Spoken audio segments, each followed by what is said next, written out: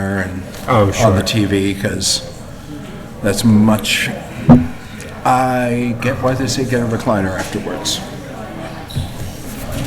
Oh, that's right. Oh, You yeah. one-armed. You got a real nice one, didn't you? What's that? You one-armed. Yeah. You Yep. got, yeah?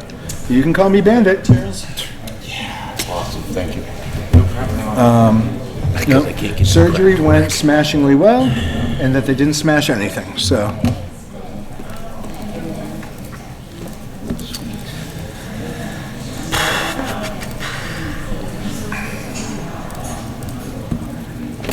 No, I just have to do it my own each time.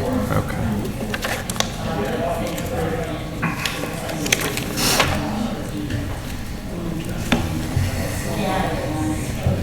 Mr. Ellison, we'll do it during the meeting after we open, but would you like to lead us in the pledge tonight? Sure. Okay.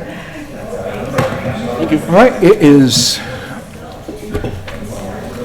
6:01. I don't see any reason we can't get going, correct? Everyone Seems up here? good to me. Ms. Reed, before we start, could we just get a hey-yo or something from you to make sure we have your audio? I'm here. Can you hear me? Love it. Thank you. All right. Likewise with Richard. Have we already? Oh, we've already heard from Richard. Yep, Richard. So, otherwise, yes. All right. So, good evening, everybody, and welcome to the August 26th, 2024 meeting of the Lunenburg Planning Board. We are meeting here at the wonderful top floor meeting room at Town Hall, and you can either, if you want to join the meeting, you can be here with us. You can attend by Zoom. That info is on the agenda posted on the town website, or you can view it, I think, Facebook Live and stuff. It's on public access. As a reminder, this meeting is being recorded, and I think that's everything we have to say for the start of a meeting. So we can open up then with a pledge. I pledge allegiance To the flag of the United States of America and to the republic for which it stands, one nation, under God, indivisible, with liberty and justice for all. All right. We have a crowd here tonight. Again, you can always log on to Zoom or come down to Town Hall if you want to join in. I'm betting most people are here for some of the board discussions that are a little bit later on our agenda, but we do have a few public hearings and a decision we have to get through first. And we'll run things as quick as reasonable. Great. Before we start, any public comment? See, oh, Just a question, yes. Chair. Uh, Can we comment now on the discussion later, or should we hold our comments for the discussion later? I would like it if we could hold our comments for the discussion later till then, because that will keep everything together. Thank you. All right, seeing no requests for other public comment, again, I think you all know, but the point of the board discussion with things like the Water Supply Protection District is actually not a board discussion, but a broad public discussion. So you will not be denied an opportunity by any means. All right, let's dive in. First thing on our agenda then is, or next thing, would be public hearing, continued stormwater public hearing for 255 Sunny Hill Road.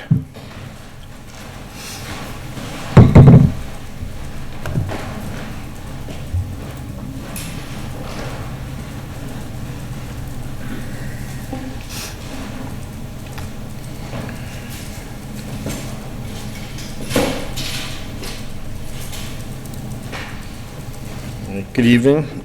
Brian Marchetti, McCarty Engineering, here on behalf of Stephen McSweeney. You recall, we started the filing for this project last September. We went through the A&R process, subdivided the property into 5 lots. We've basically were okay with the lots up on Sunny Hill, the first 4, and then down off of Leominster Road, we had to file with conservation to get through the permitting process and a notice of intent for that one particular lot.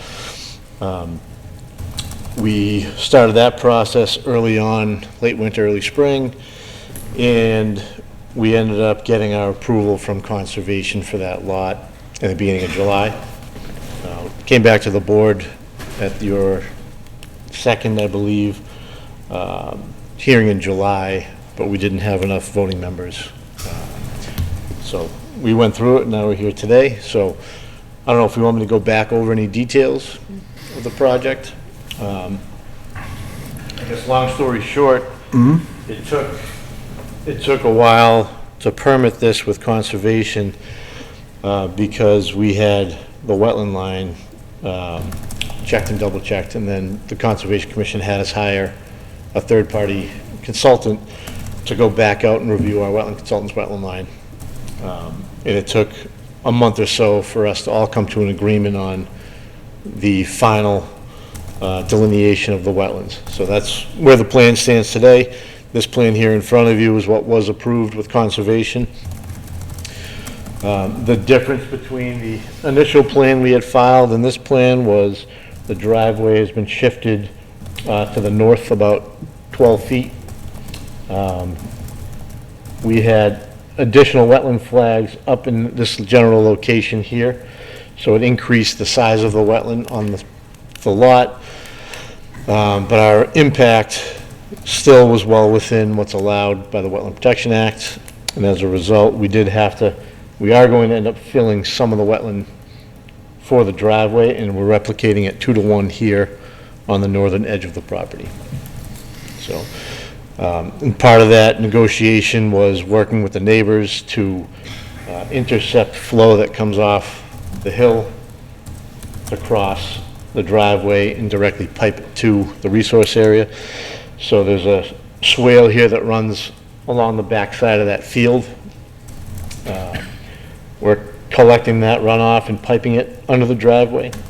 And there's an additional couple of pipes on this side of the driveway that we're extending across our driveway that come from the neighbor's property. So plans were approved, as I said, we received our order of conditions, and now we're here for our final approval with planning board for our stormwater permit. Thank you. And just to double check, for the sake of clarification, I viewed the last meeting that I was not present for, and I've done my Mullen Forum. And I was going to say, Mr. Allison, it looks like you are in the same boat. Is that correct? Yeah, we don't need it for this one. What's that? We don't need that for this one. Oh, is that for, oh. Okay, I was wrong about which one it is. All right, ignore me. Great. Okay, so, all right, thank you. And I will turn to the board. I know that there were 3 members present the last time this was looked at. And just looking for thoughts, questions, anything else, and then we'll go for public comment as well.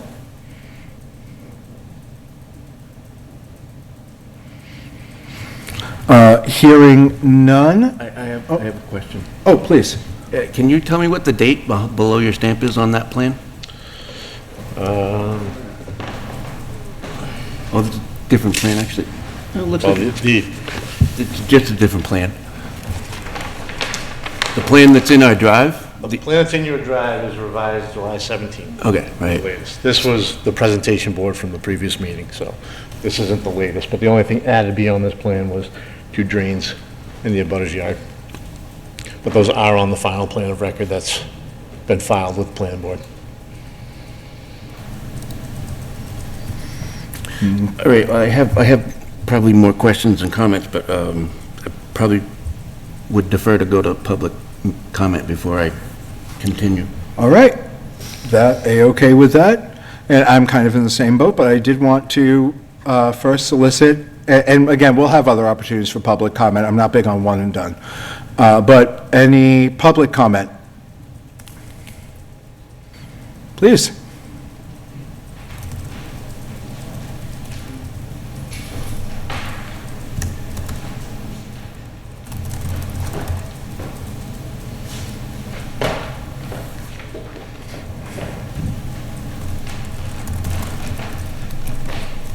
Ken Patton, 290 Leominster Road. I'm in a butter. I'm on the south side of the property. The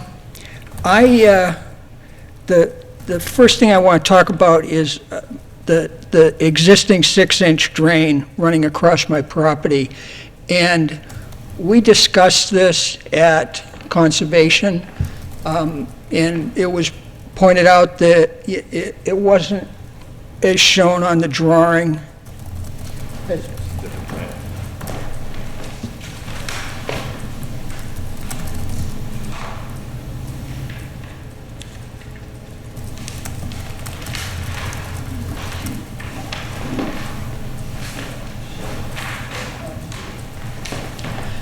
So at any rate, I pointed out where I knew the drain discharged, and Mary Wilson concurred with what I was saying. There was some misunderstanding because there's a spring on my property, or it's actually right on the property line. I don't know if it's at all on my property, but it's right on the property line. And so the designer had thought that my drain discharged there. So that's where it's shown.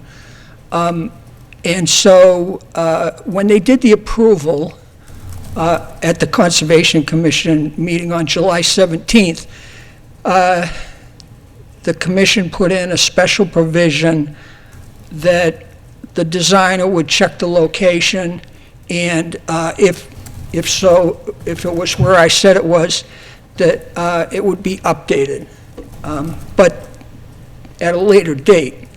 And so I want to talk about this drain, but more I want to talk about the structure that's shown at what's really the spring.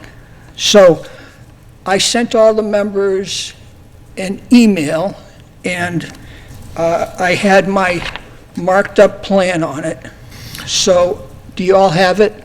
That is in the drive. We have both the marked up plan from Mr. Patton, as well as, I assume the photo was from you. The photo was from you as well, correct? Yes. Yep, that is in the drive for tonight. Okay, so if you can look at that and see where I marked on existing 6-inch SDR 35 drainage pipe, and I show the existing catch basin, and I show the discharge.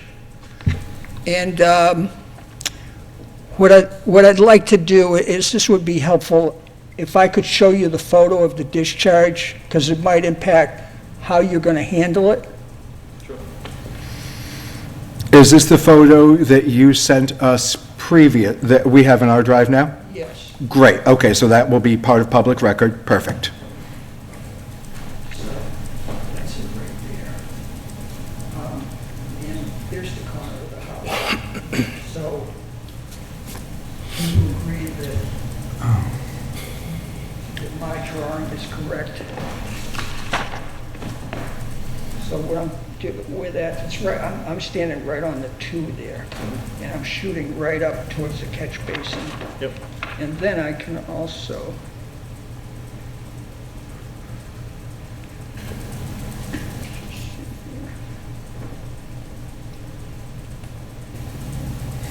here's the catch basin, and as you can see, it goes right down.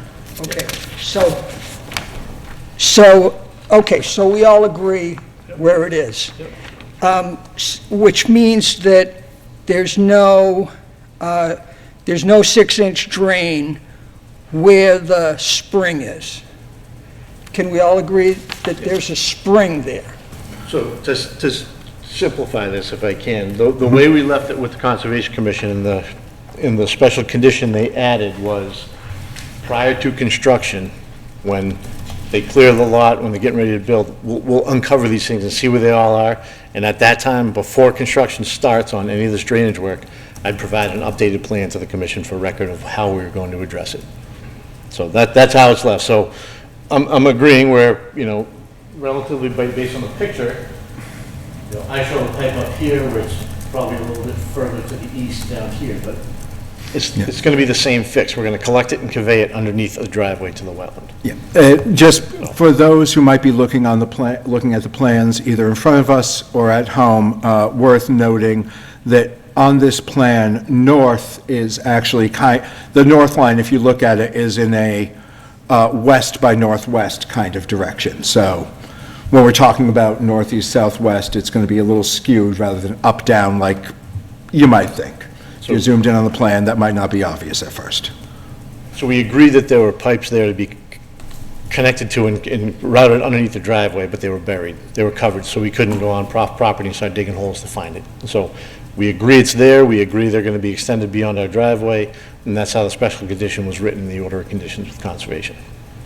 So I'd expect the same thing for, our approval of planning. Okay, Okay, and that's good. good. Good with that. So, what I wanted to just, well, for one thing, what I want to just clarify is that structure that's in my lawn is gone. Like, I can't agree to it now. If it's not in the field, we don't need it. We won't put it there. Okay, no, there's nothing there, so, okay. I was just, there's the spring, which really comes up right on the property line and trickles into Lot 5. Yeah. Okay. And Okay. The other point to make was the commission had us include a provision that there would be a maintenance agreement with the deed for this lot, that, Mr. Patton's drainage pipes from his house, from his yard, his foundation drain, cross onto that property. So Okay, we understand it's there. We'd never be able to prevent him from fixing it if it ever clogged or broke. So there would be a maintenance agreement in the new deed that allowed the owner of Mr. Patton's property to maintain that pipe. great. Thank you. Okay, we're doing good here. Now, just, I'd really like to know, and I have an idea what's in your mind for a catch basin, say either on my property or probably just on my property right here. Now I'm thinking that's what you're thinking, but this went in 1988, 36 years ago. I have never had any problems with it ever. It's never clogged. It's just been clean as a whistle for 36 years. I think, and it would probably be the cheapest thing to do, is just extend this 6-inch pipe by 20 feet and not have a catch basin. So if there's a low point that's going to collect water in pond, we would put the same, not a full concrete catch basin, a yard drain like you have. It's a plastic 8-inch grate. They're small grates. So that's what we're showing here. I think we call it even a drainage basin, PVC drainage basin. So it's not going to be a giant concrete structure. If when they're grading this out, there's a low point there, then they're going to put a basin. They're going to put the same grate you see over here on this side. And it necessarily doesn't have to be on your property. It's somewhere in here to collect that water wherever the low point is. So we'll provide an updated plan once we have it figured out, once they start clearing things. Like I said, when we finished this, we didn't dig up the pipes. They were all buried. So now that, when we start construction, we can. And I saw in the pictures, so it looks like you've gone out there and you've started digging them up. Well, it was one, I knew right where it was, so I just a grub hoe and I pulled one pole and I had it exposed. So, okay, I think, the elevation right here is 472, and I think the elevations between this pipe and here, kind of similar to the elevation change my foundation drain, which you're going to just run under the driveway. And I don't have a problem with the drainage basin. I'm okay with that. But in lieu of doing something like pretty significant, can you just like do the same thing that you're going to do? We can, but the point that we're trying to make is we have to protect our driveway. So all this runoff is coming from off-site, the neighbor's property. So if there's a significant amount of water that's gonna be running down there, we're gonna collect it instead of just letting it flow across the driveway. The winter freezing conditions and all that. So we'll collect it in the same type of plastic basin like you have over here. We'll put the same thing on that side of the driveway. Okay, that makes sense. Yep. And sometimes this catch basin gets, just can't meet the capacity, and there might be 400 GPM going down the 6-inch pipe and another 400 GPM going across my lawn. That probably happens 3 times a year, which you know. But, so, I guess when that happens, and is it possible that water's going to blow out this catch basin down here? I mean, I haven't seen that condition, so I don't know if that's what happens, but if the capacity of the pipe is greater than what the pipe can handle, there's a chance it might happen. And until we put the pipe in and grade the site and see how it looks, it might not be a basin that we have to put in on this pipe. If the low point is somewhere else, we could just do it uphill of it and convey it straight underneath that driveway and not even put it on your pipe to affect the way your pipe functions. I would just appreciate it if you'd tell me what you're gonna do. Yeah, I agree, that's fine. The McSweeney's are more than willing to work with you. They have through this whole process. So when this is built, you're gonna be right there, and we'll certainly talk with you about it and show you what we're doing. We have to file a plan with conservation for record, and we'll do the same with planning board. Okay, sounds good.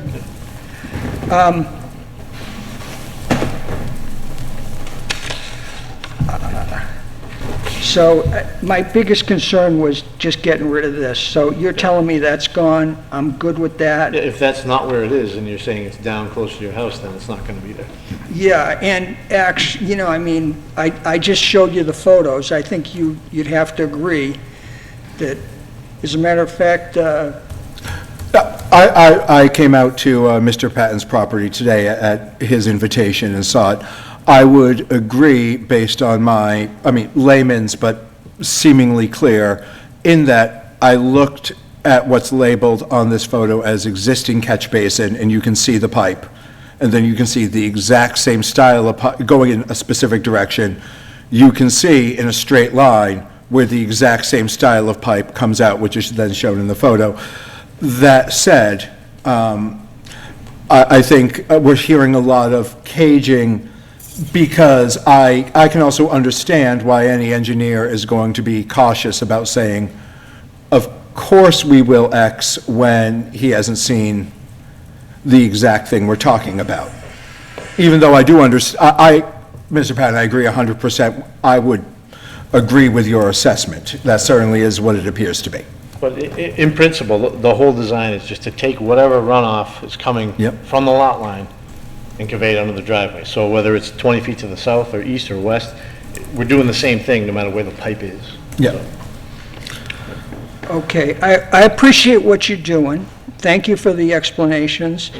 I'd just like to say that I really emphatically don't want any work done on my property without my written permission. Maybe you'd normally get written, and, now you're speaking for the contractor, but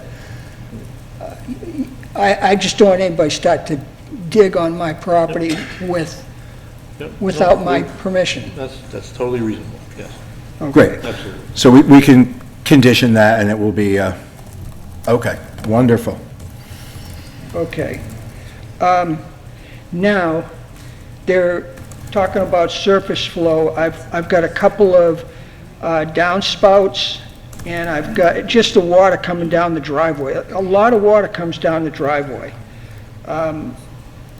You know, I don't even think it's coming off the street. I think it's just collecting on the driveway and flowing over that swale. So, once it goes over the swale, what happens? Does that water go over the top of the driveway?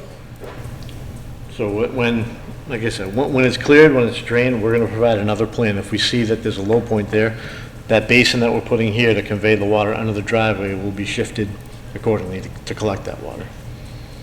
So, we don't wanna have runoff in the middle of winter in freezing conditions flowing across the driveway. Okay, and You know, to an And I can extent. see you've got the space to put something in, so, okay, it's just nothing shown, and I know exactly where it goes right where that 4-inch drain is, where the swale is, everything goes right over there, so you can plan on it. I've been there for a long time. Okay, so, the plan here shows that my driveway has an elevation. The low point that I see is 473, and then I see the road down here, the driveway has an elevation of 470, which would indicate a 3-foot elevation change going from my driveway down to this new driveway, which I am happy with. Can I bank on that there's going to be 3 feet? Yeah, I mean, the grades here are what's approved. They have to build it per plan. This is how it was designed, yep. Thank you. Yep. And I think we're all set as far as the maintenance easement on the deed. You just said that. Okay, I'm done. Great, thank you very much. Great, some of that last minute, making sure everyone's, the abutters and everyone's property is protected. Okay, I will, if there's other public comment, I would take it. Seeing none, and just let me know, of course, if they pop up in Zoom. And friends on Zoom, if you do want to make public comment, go ahead and use that hand raise feature when we're soliciting public comment. You can use it other times as well, but we'll be more explicitly looking for it when we solicit public comment, but use that hand raise feature if you have something. Mr. Allison, did you have? Oh, yeah. Do you have anything? No?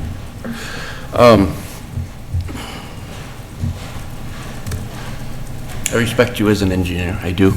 But I certainly don't want to set any kind of a precedent in these stormwater permits that already really are useless and don't really protect the neighbors or the neighborhoods or the roads or any of that.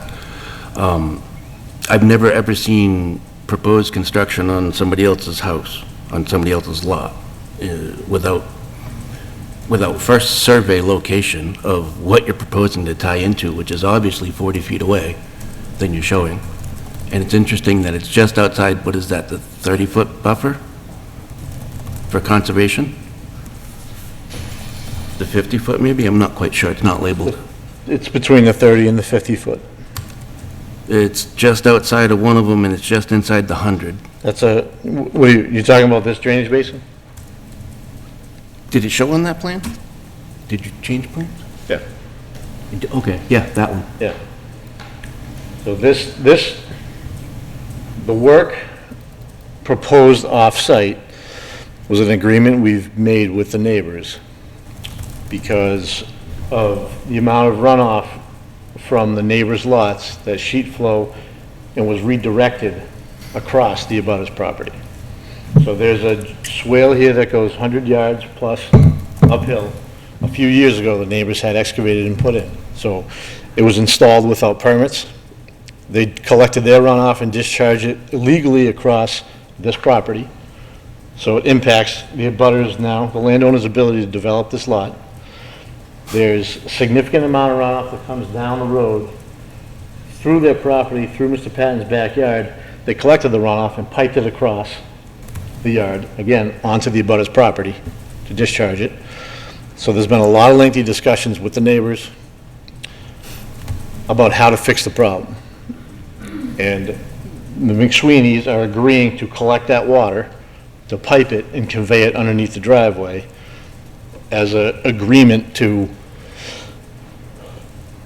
help fix the runoff problem that's happening out there without going through other means of getting rid of it and disconnecting it.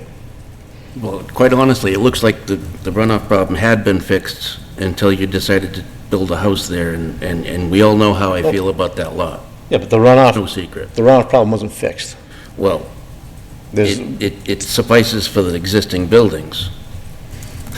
so they took their problem and piped it So into anyways, McSweeney's problem, to make it his problem. So the plan you Done without presented to permits us, as well. the plan you presented to us last February, initially, you said that all the runoff was taken care of. And now we've got new structures, and we've got new issues to fix what was already taken care of? Is that, I don't understand your statement. you wanted us to approve this stormwater permit back in February. And Back in that October. structure was not there. No, There was no indication of any structures on the neighbor's lot. because these were things that we discovered in working with the abutters and the Conservation Commission in the last several months. So we've added them now to the plan to fix a problem that is being conveyed onto the McSweeney's property wasn't their problem. So none of that shows up, none of this discovered flow is showed up in your drainage calculations, your HydroCAD, your previously submitted. Yeah, it's off-site flow. It's not flow caused by us. It's not flow caused by our development. Our calculations show the impacts as required by Massachusetts DEP standards of our development. We're not responsible for analyzing all the neighborhoods up the street, down the street. We're mitigating the impacts for our development on our property. No, you're not. You're showing mitigation on somebody else's property. We're not mitigating his property. We're correcting their problem. We're conveying their water across our driveway so it doesn't wash out our driveway. There's no mitigation that's being proposed as part of that structure. I understand it, I understand your veiled threat here is if it doesn't get passed, then it's gonna be a lawsuit. I'm not threatening anybody. I'm just Well, I mean, saying, this is here in order for us to develop this lot and put our driveway in without their runoff washing out our driveway, causing erosion. Okay. I'm not gonna vote to approve this as it is. So, But why? you've got inaccurate information shown, and you've got proposals that aren't on the land that you're developing, and it looks to me like you're showing that existing pipe that's in the wrong location going to the property line. But Because it does, it goes across onto this property. then address it at that point, not on the neighbor's property. You didn't buy his property. That's my contention. You're proposing development on an abutting property, and that's my contention. So I don't want to get into an argument about it. It doesn't seem right, and I don't want to have my name associated with approving that. That's all. All right. I actually would like to turn to Mr. Harris for a moment, because I have a couple questions procedurally, at least, in that I don't recall, and I may have seen this and don't remember, I don't recall a stormwater permit where we've approved it knowing that conditions on the ground are likely different, or could strongly be different, and thus with the understanding that there's going to be a modification afterwards. Is that common? Is that problematic? Is that totally fine? I would just like to hear from the planner perspective.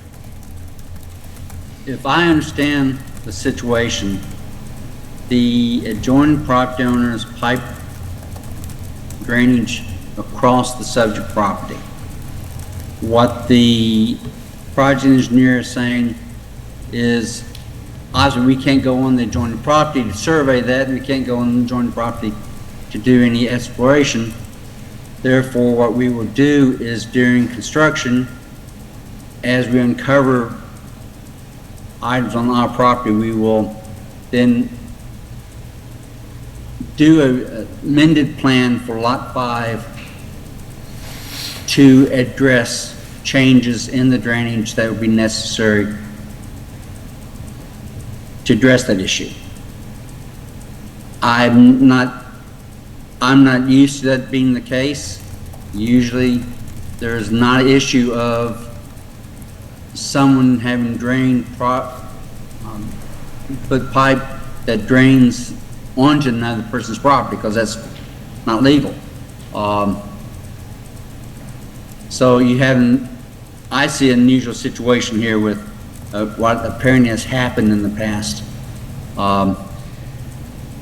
Conservation Commission has apparently been satisfied with that approach.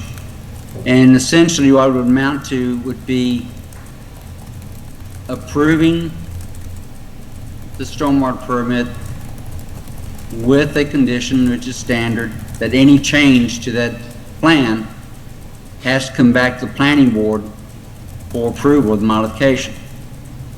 And that would be limited to Lot 5 in this instance. There could be a situation that on the other lots, something occurs that they didn't expect that would require change as well. So it's not unusual to have a change coming back to a board. Usually don't anticipate those up front occurring though. Okay, thank you, sir. That helps me understand the lay of the land for how this is working, how approval may work if the board elects to vote that way. All right, thank you. Other members of the board, or Mr. Allison, again, if you have more questions, but first I do want to turn to others, just Ms. Reed, again, you're on, just unmute and interrupt if you want to say something, because I know that's hard when you're remote. Or the others, do we have other questions or thoughts, or?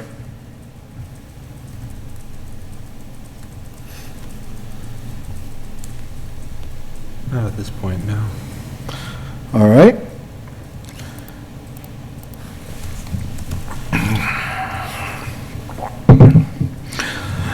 So,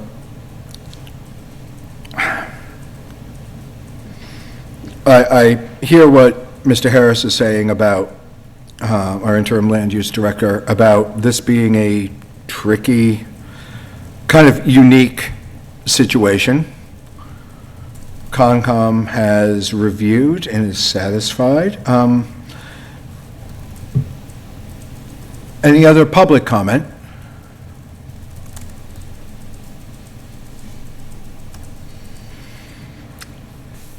Any other comment from? Nope. All right. Hearing a whole lot of no desire for more information, which is fine. I've got a little bit more input. Oh, please. I was also on site on Saturday, and I saw this plan with the patents, and I concur that what he has shown as a catch basin that goes off-site is there, and it outfalls on the adjacent property, and it clearly is on the adjacent property. There is no reason that it could not have been survey located and properly identified. And it certainly is not where you're showing a drainage structure, which is, and it also says existing drain, and I don't know, I didn't see any drain pipe there. There was no pipe where you're showing that. The pipe that was there was... This existing drain pipe that's shown grade back, there's no structure there. The structure is what was shown as proposed. That drain pipe here was put on the plan based on discussions with the owner. Well, the owner here is telling you that he's submitted another plan that shows where the pipe is. Okay, he dug it up a week ago, and this plan was approved over a month ago. So I didn't have that information. Mr. Patton has not called me and talked to me about the updates. I didn't know he was meeting with you guys out on the site either. So I didn't have that information. So we did the best with what we had at the time. We know there's a drain pipe that comes across. So we just showed us connecting to that pipe. If that means it's not here and it's down here, then that's where we're gonna connect to it. So the point of this plan is, we're gonna pick up that pipe wherever it is and convey it under our driveway. So if it's further to the east by 20 feet, 30 feet, that's where it's gonna go. We're gonna connect it wherever it is and extend it through. Okay, so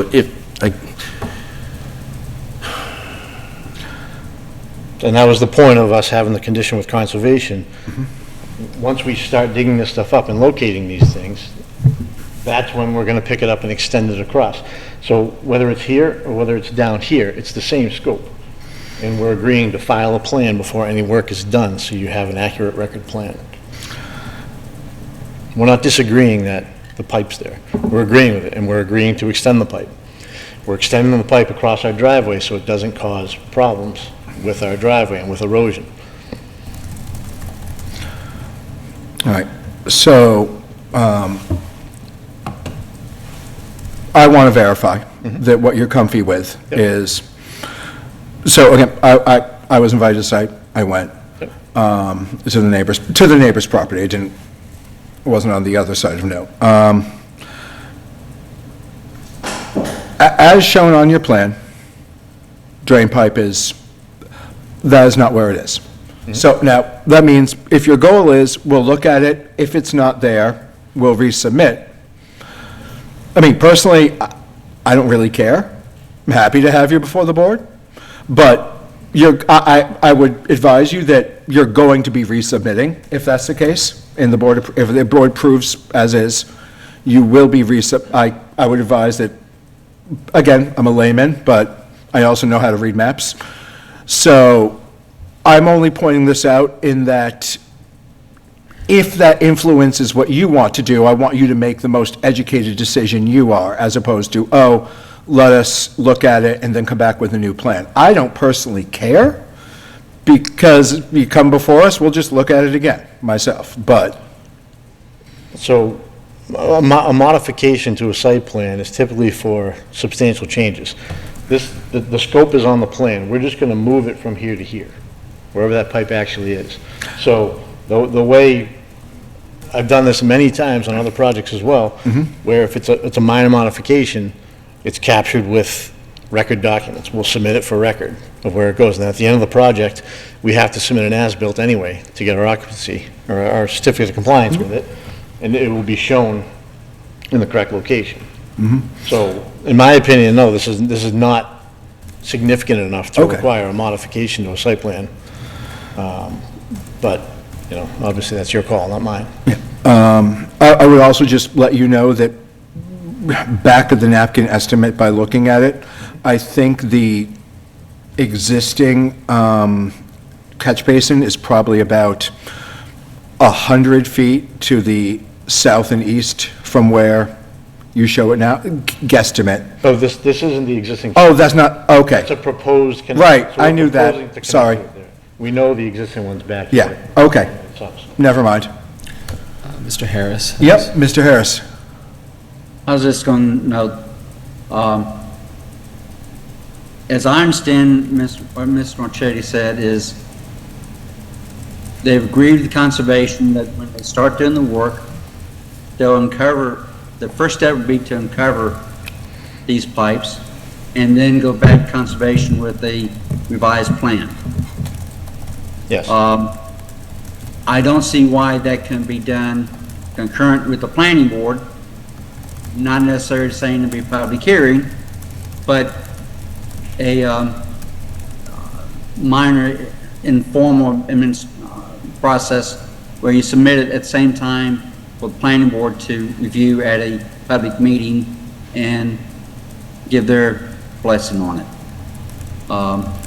I think, I understand the circumstances, and I've seen a highway project where similar type situations where they didn't know where everything was located, and they dug up stuff and had to make adjustments in the field. I had a DPW superintendent who'd love to do that and not notify anybody of doing it. But, yes, I think that'd be a reasonable approach to take, is just a concurrent submission that doesn't require a public hearing, but just planning board review of that modification, concurrent with conservation. Thank you. All right. Any more questions from the board before we move on to deliberation?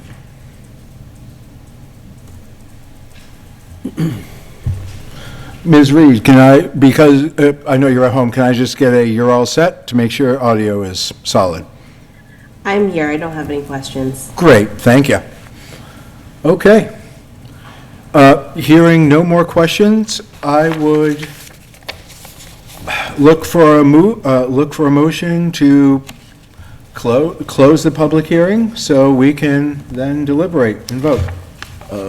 Might you want to ask for any further public comment after that I'm discussion? fine with that. That's wise. Or not? No, we can ask. I'd like, any other public comment on this before we move on? Seeing none? All right. Good call, sir. Thank you. Thank you. Again, I would look for a motion to likely close the public hearing Motion to close public hearing and for start 255 Sunny Hill. for 255 Sunny Hill Road. Great. Second.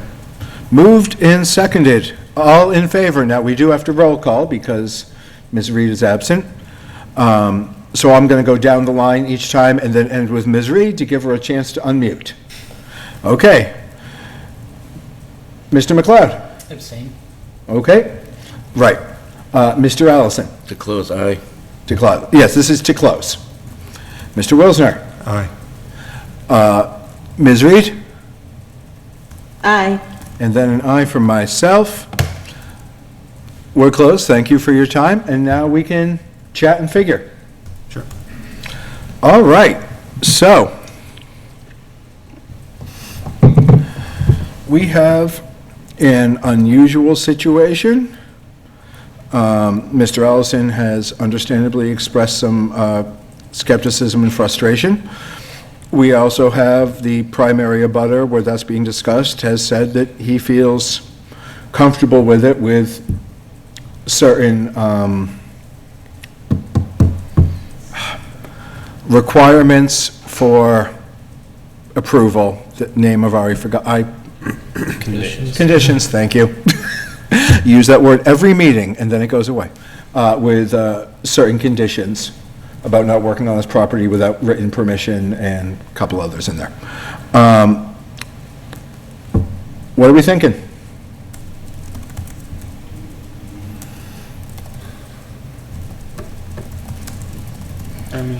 So obviously, one of the conditions is going to be the concurrent review of the resubmitted plans through conservation? Or- I would like that, yes. I would personally like that condition.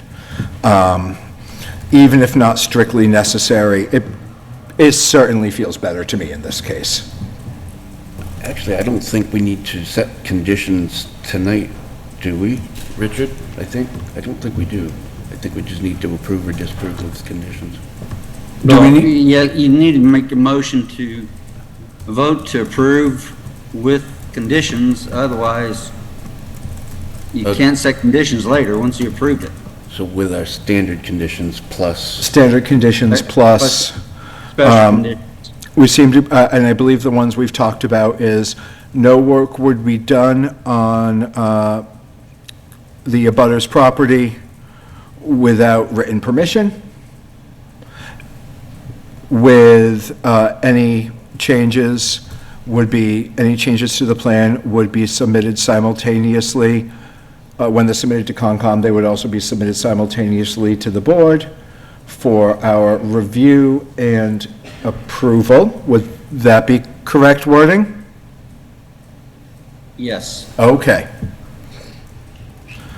I think of the ones we've talked about.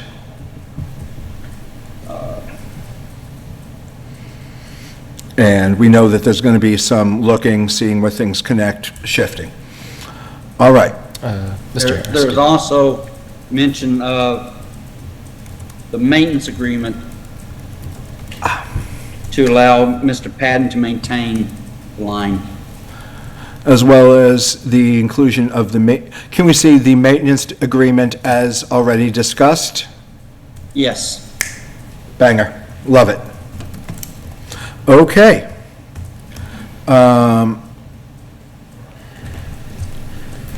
So, what do we think about that? We seem to have a butter who is satisfied, we have a builder who is satisfied. I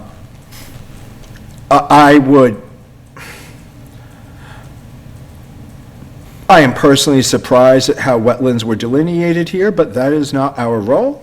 That is Concom, and they are the board that makes those decisions, and they hire the experts, so I don't get it, but I trust their decision because they're the ones who make that call. And, yeah.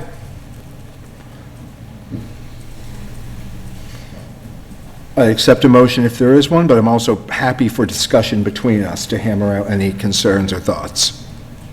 There's a general, the thing that frustrates me here is, the thing it's been the whole time is, I don't, sorry, I don't necessarily trust that the specifications that we have for stormwater are sufficient to the task that we're putting them up to.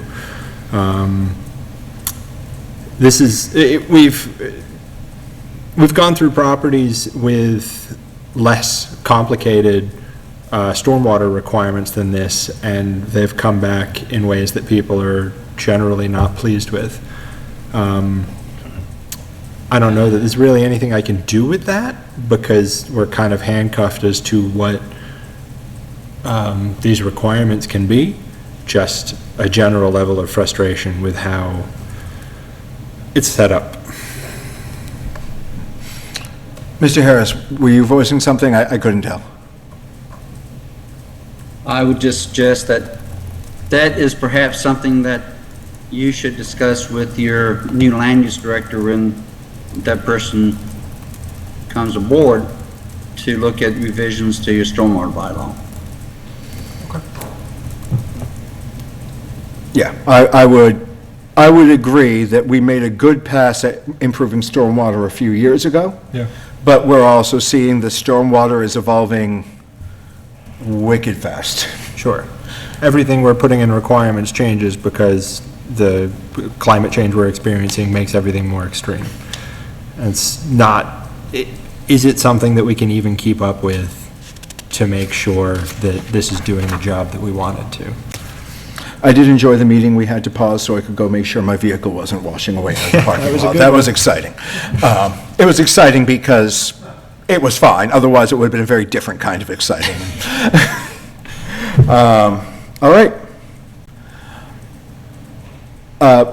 Not hearing anything. Mr. Allison, do you wish to try to sway us for why this I mean, you said you intend to vote against.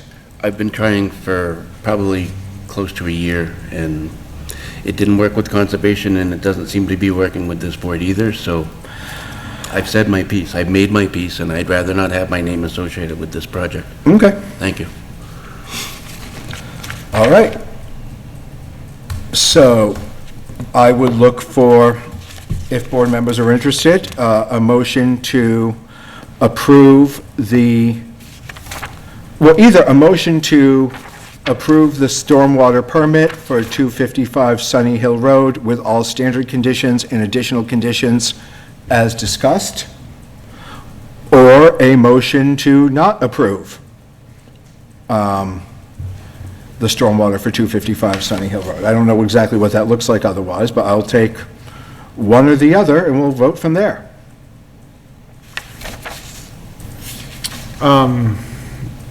Motion to close discussion on, I don't think we need, do we need a closed discussion? We don't need a closed discussion. We're don't going need to close the closed discussion. hearing. And that's why we're not soliciting more opinions, because the hearing's closed, and now we're just kind of discussing the knowledge we have. okay. So now we just need to vote. Motion to approve Sunny Hill 255 stormwater with the conditions previously discussed. Is that And- sufficient, or do I have to relist the? Is that good enough, Mr. Harris? I would suggest with the standard conditions and with the 3 conditions that Mr. Brenner previously outlined. With the standard conditions and the 3 conditions that have already been discussed. Okay. So moved. Do we have a second? I'll second. Okay, moved and seconded. I will be doing a roll call vote. Yep. So with a roll call vote, do we just say it and the person votes yea, nay, or abstain? Is that, I think so. Yes. okay, great. And That's one- Mr. McLeod can't participate in this vote. Yeah, so, Mr. McLeod, I'll call on you for the sake of roll call. You'll abstain because you can't. Great. Mr. McLeod?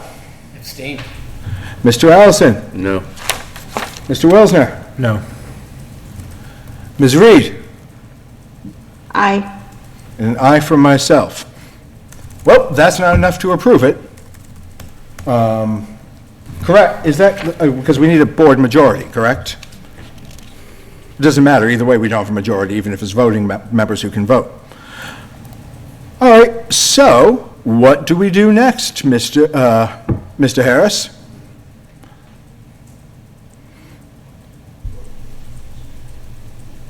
What's the process from here? I've never had this on stormwater permit. Usually it's yes or no.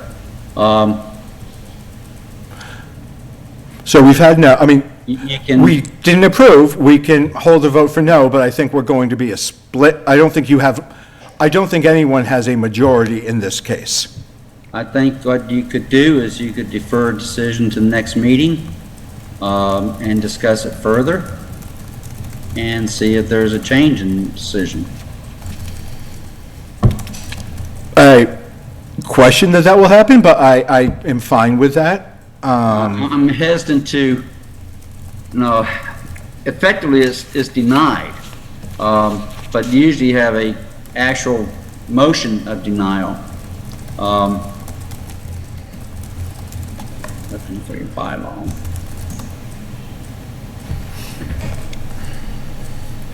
Yeah, so we have, so for those playing along with our home game, you can see that we have 4 members of the board who can vote, 2 have voted in favor, 2 against, and that means that you're not going to get a majority either way, because our 5th member, this hearing began before he was a member of the board, so he cannot vote on this.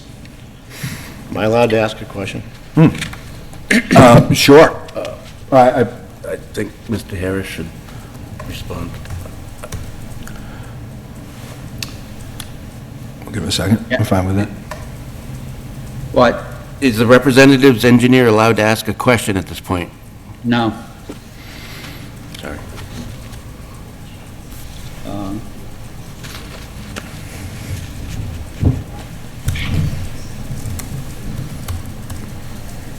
All right, thank you for the clarification. All right. So, I mean,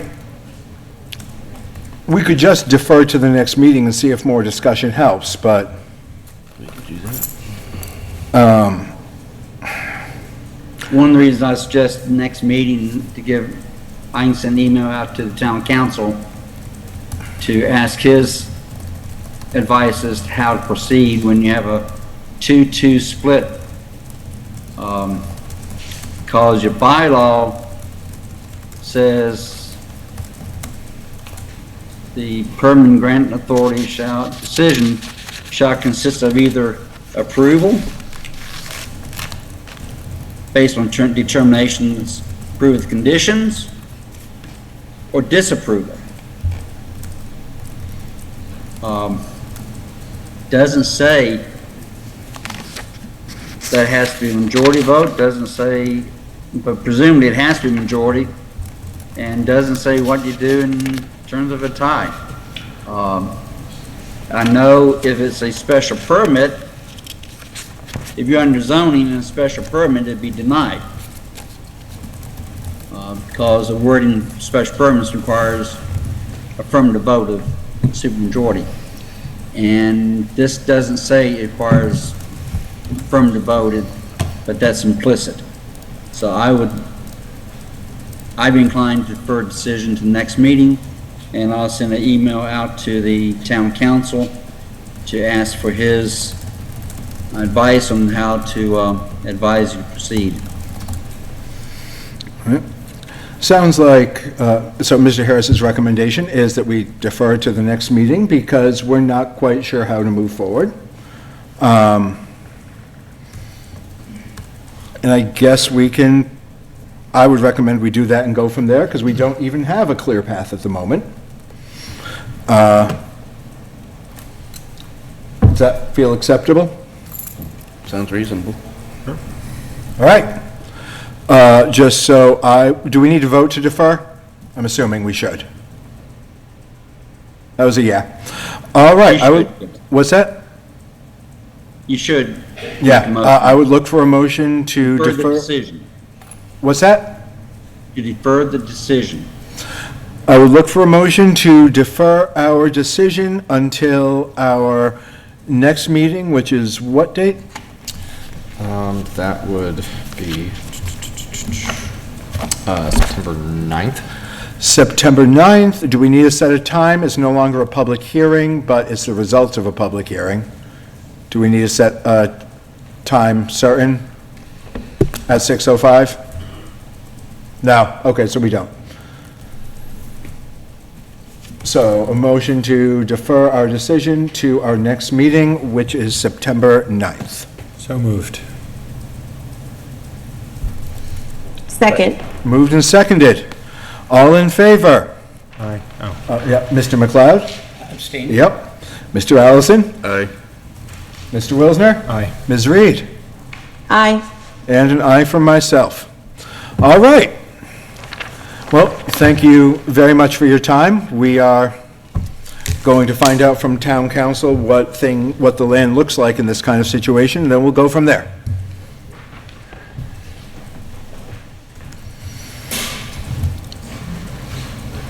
All right, I'm going to call up our agenda. 3 Lancaster, about a sign approval. Yep, we have 3 Lancaster Ave, a special permit for Village District freestanding sign. And correct me if I'm wrong, is this a public hearing? Yes. This is the very first time we've. Yep, so we're going to need to Add- open. The notice should be in there. Yep. Public hearing? Amanda, do you want someone else to read it, or do you want to read? I think I can manage. Okay, one of us can read too, but that's fine, go ahead. Okay. The Lunenburg Planning Board will hold a public hearing on Monday, August 12th, 2024 at 6:05 PM. I believe that's incorrect. Should I restate that, Richard? Do we need to change the date? Because the date changed? No? Okay. All right, Monday, August 12th, 2024 at 6:05 PM, Town Hall, 17 Main Street in Lunenburg, Mass. to hear and review an application for a special permit pursuant to 250-4.17H3J of the Code of the Town of Lunenburg as amended at the May 2015 Annual Town Meeting by Stephen Borodaka, Alpha Graphics, for a freestanding sign. The subject property information is, the location is 3 Lancaster Avenue, Assessor's Map Parcel Number 071-0001-00. Owner is Art Calvillo at 3 Lancaster Avenue, Lunenburg, Mass. 01462. Materials are viewable at the planning office at 960 Mass Avenue in Lunenburg. Great, thank you. And I'd ask the applicant to share your name and address with us and give us the lay of the land. Yes, Sanford Leavenworth of 50 Island Road in Groton, representing Alpha Graphics for the sign permit for 3 Lancaster Ave across the street. Great. Sign was originally approved and then denied. Then it was modified and brought into compliance with the requirements of the bylaws of the town. And then it was discovered that it's in a specific zone, so it has to go to a special permit hearing. And that's, I guess, why I'm here. It's taken a long time to get here, but I'm here. I was here 2 weeks ago. Well, not really, but. So anyway, we're just looking for approval on this sign. The sign itself has been approved. It's because where it is, I guess, has to get. Am I able to give any context on that? Go ahead, Logan, please. Yeah, just to give some context on the process of it. It was originally issued in error and then rescinded when the building commissioner found that the subject property was in the in the village district, and the bylaw there treats signs differently, requires a special permit from the planning board rather than just a straight sign permit. All right, great. Could you explain so these signs have already been approved by the building commissioner? They were originally, and that approval was issued in error, so that was rescinded. It's now going through the proper channel, which is here. Okay. What is the difference? So besides being a special permit, you may know, Mr. Harris would know as well, what is the besides being a special permit, meaning the board needs to vote on it, and it needs to be a public hearing, is there anything else different about the requirements for the Village Center District in terms of size or anything, and are those requirements being met? To my knowledge, they're being met, otherwise the building commissioner might have approved it. He rescinded because it requires special permit in the, because of its location. So as far as I know, the only change is that you need a supermajority of the planning board to vote approval. All right. And again, in our folders, you can see images of the signs as proposed. Those were part of the original submission before it was made clear to the applicant and all parties that proper plans had to be prepared for it through an engineering firm. But I still thought it would be good to include those. No, I appreciate it. And we do have the plans as well. I see those.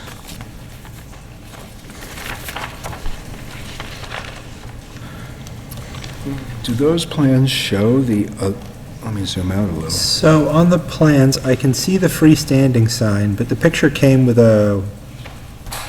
this one. Yeah, I don't see that one on the plans. They said they didn't need that. Oh, okay. Okay. I was Just doing what I was told. No, No, I think it's only if it's freestanding Attached to sign. the I think building, I believe, is different. it's attached to the building. Yeah. Okay. Okay. The village district thing is purely for freestanding signs. Yes. I would love someday if we could look at our sign by law, but if you think water is contentious in this town, and that's not, sign bylaws are notoriously difficult for businesses to navigate and difficult for towns to craft ones that aren't difficult for businesses to navigate. Gosh knows we'd like to. Oh, I'd like to, I won't speak for others. All right, I haven't had a chance to do a deep dive on some of these, so I'm making sure I understood everything yet. All right, I would look for questions from the board, and then we'll go to public comment. Questions, comments from the board? No questions. Did we get any input from the building commissioner? Relating to this specifically, no, but from what I've gathered, it seems to really have been mostly a clerical hang-up. Oh, sure. No, I mean, in this example, Richard would be the overseeing person anyway, so I was just curious if he did in fact. You did say that they were modified after they were approved? There was an original submission before the original approval where, like, I think the sign was the opposite way, so it was out of conforming with the bylaws dimensions. So they redid the sign and then submitted it, and then that's when he approved it. Okay. And then they said, oh, wait a minute, we can't approve it. It's got to go to this thing, So so. there's been no change since it was previously No, approved? no, this was the design that was approved by them originally. I'm fine with that, then. Yeah, all right. I would look for, seeing other questions or comment from the board, but feel free to yell. Looking for a public comment. This is a public hearing. Seeing none, again, if you're on Zoom and this is what you're here for and you want to say something, go ahead and raise that hand. But see none in the room. None that I'm seeing on Zoom. All right. If there's no questions from the board at this point, we can close the public hearing, but Motion to close public hearing Second. on 3 Lancaster sign approval. Yep. Second. Moved and seconded. All in favor? Mr. McLeod? Aye. Mr. Allison? Aye. Mr. Wilsner? Aye. Ms. Reed? Aye. And an aye from myself. Great. Well, thank you very much. You're welcome to take a seat because we can't ask you more right now. And we discuss. So is this as straightforward as it looks to me? Like, In my opinion, yeah. yeah. The sign, I mean, I get there's a special permit. No one from the public has come out and said that they really don't want a sign there. Seems to match appropriately with the character and also give information that's actively useful.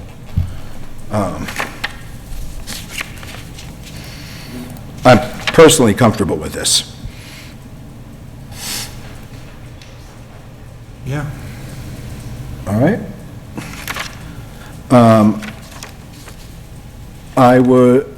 Hearing nothing else from the board, I would look for a motion. If it was to approve, the motion would probably be to approve the special permit for signage at 3 Lancaster Ave.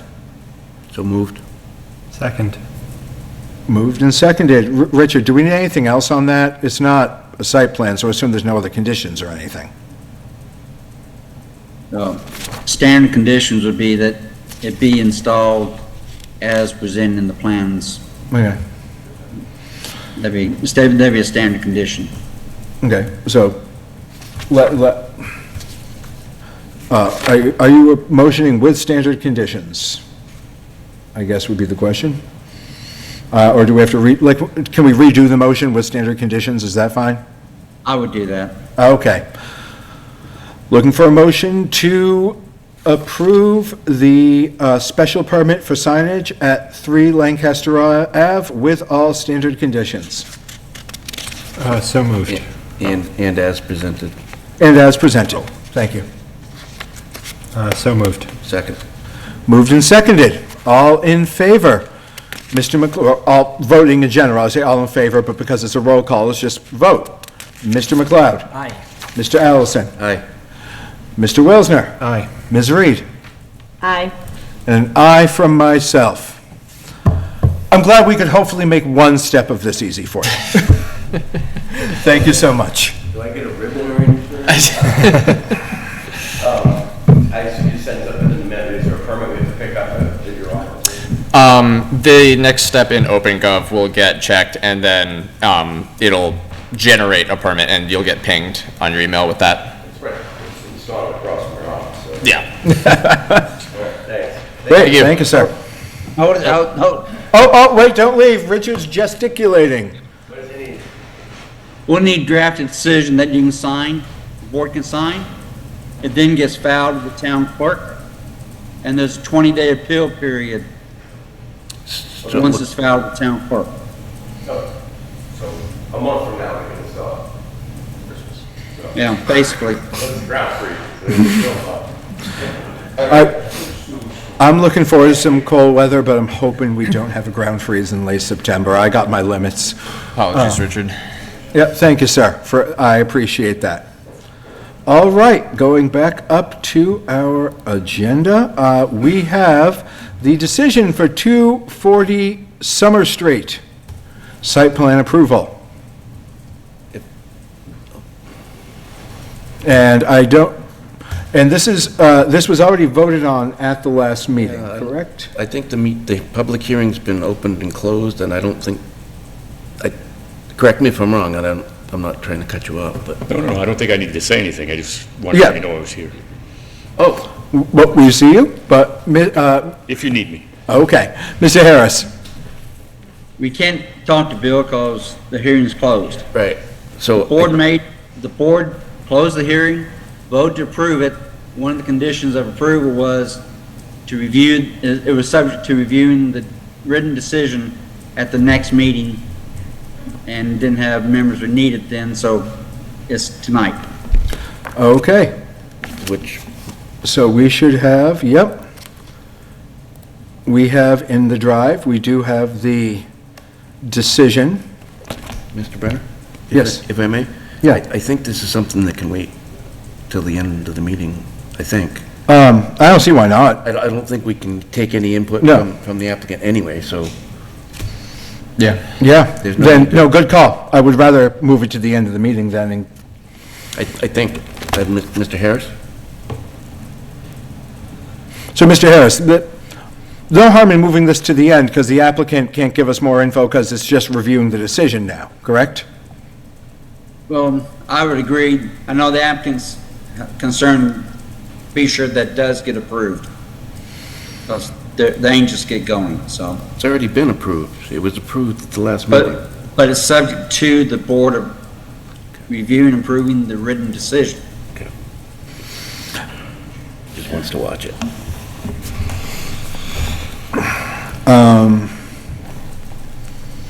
Yeah. Again. I mean, so, subject to the, so what happens if the board doesn't approve the written this is just to make sure, this is the usual crossing our Ts, dotting our lowercase j's? Right. Okay. So yes, you could delay this into the meeting.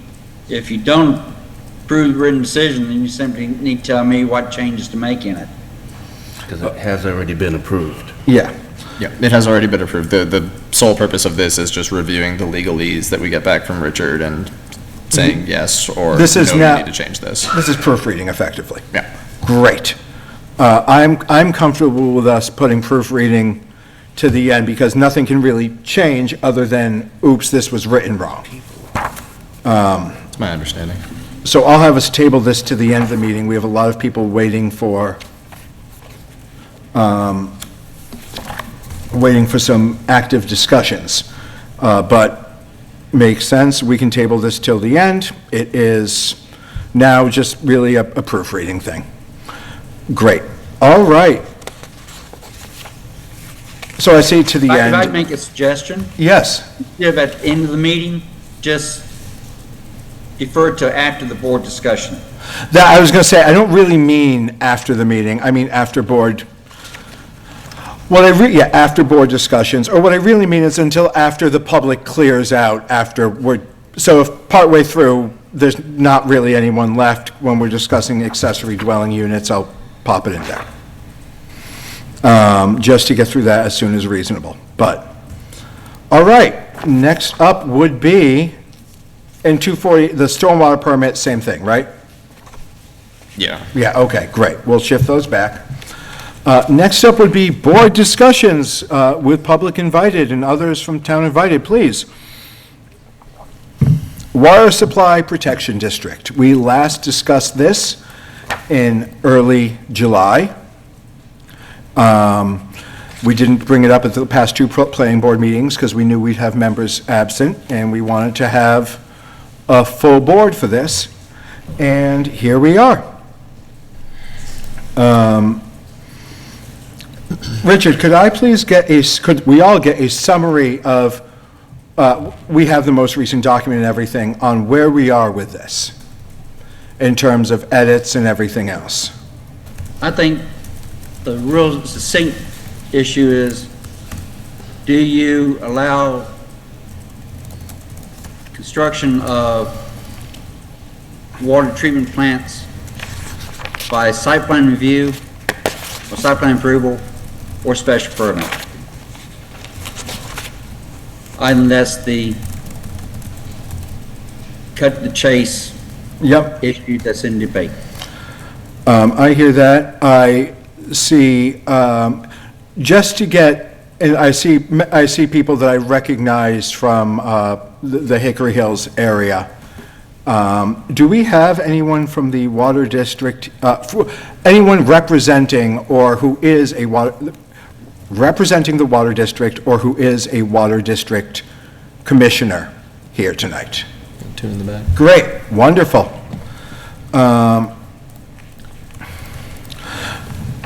Welcome, thank you for joining us. So, I want to just start by saying, I really hope we can find something that can work for everyone here. Because a lot of people have put a lot of time in here. And, I mean, that doesn't matter. A lot of people can put a lot of time into something that's crap and then it's still crap, right? Like that, just saying a lot of people put in time is not an excuse to push something through. But I think there's been a lot of good, sincere debate and discussion within these walls, and I hope that continues. And I will, as I have in the past, I encourage public comment, and I encourage comment across the board. I will be moderating it as necessary to make sure that we are both productive in that discussion and to keep emotions in check for something that I understand is a hot button issue across the board for understandable reasons. For the public, would it be helpful if I screen share the copy of the revisions with the joint edits that we're all going to be? I think that would not be bad at all for them to see at home. And again, any documents we're talking about are public record, and the public can get those too, correct? Yeah. Yeah. But it is being screen shared for your convenience as well.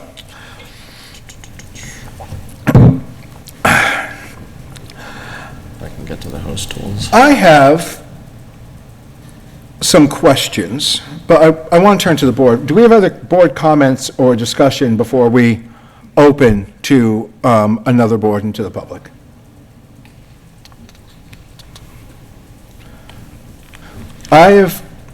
I feel like, well, I'll open. Actually, I have a question for our friends from the Water District, if I may, which is, I feel like I've heard it said by your members, paraphrasing, that the law as currently written will not be passed by EPA and would be flat out denied.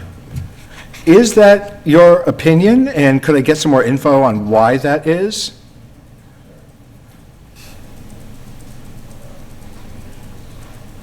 Just because that's a question, that is a statement I've heard said that I don't feel we've drilled down on, and that I think that's a very valuable piece of information. Frank McManus, Superintendent of the Water District. They wouldn't deny it. It would go through, unless there was some legal things, because you have to go through the Attorney General, so that's the only thing that would take place. I mean, they have concerns. It was on mostly to, allowing us to be able to treat the waters as we need to. But I don't think there's anything they can do that would stop this. Okay. All right. Thank you. I would look for, let's get some info from the public on this. Y'all are here. We want to hear from you.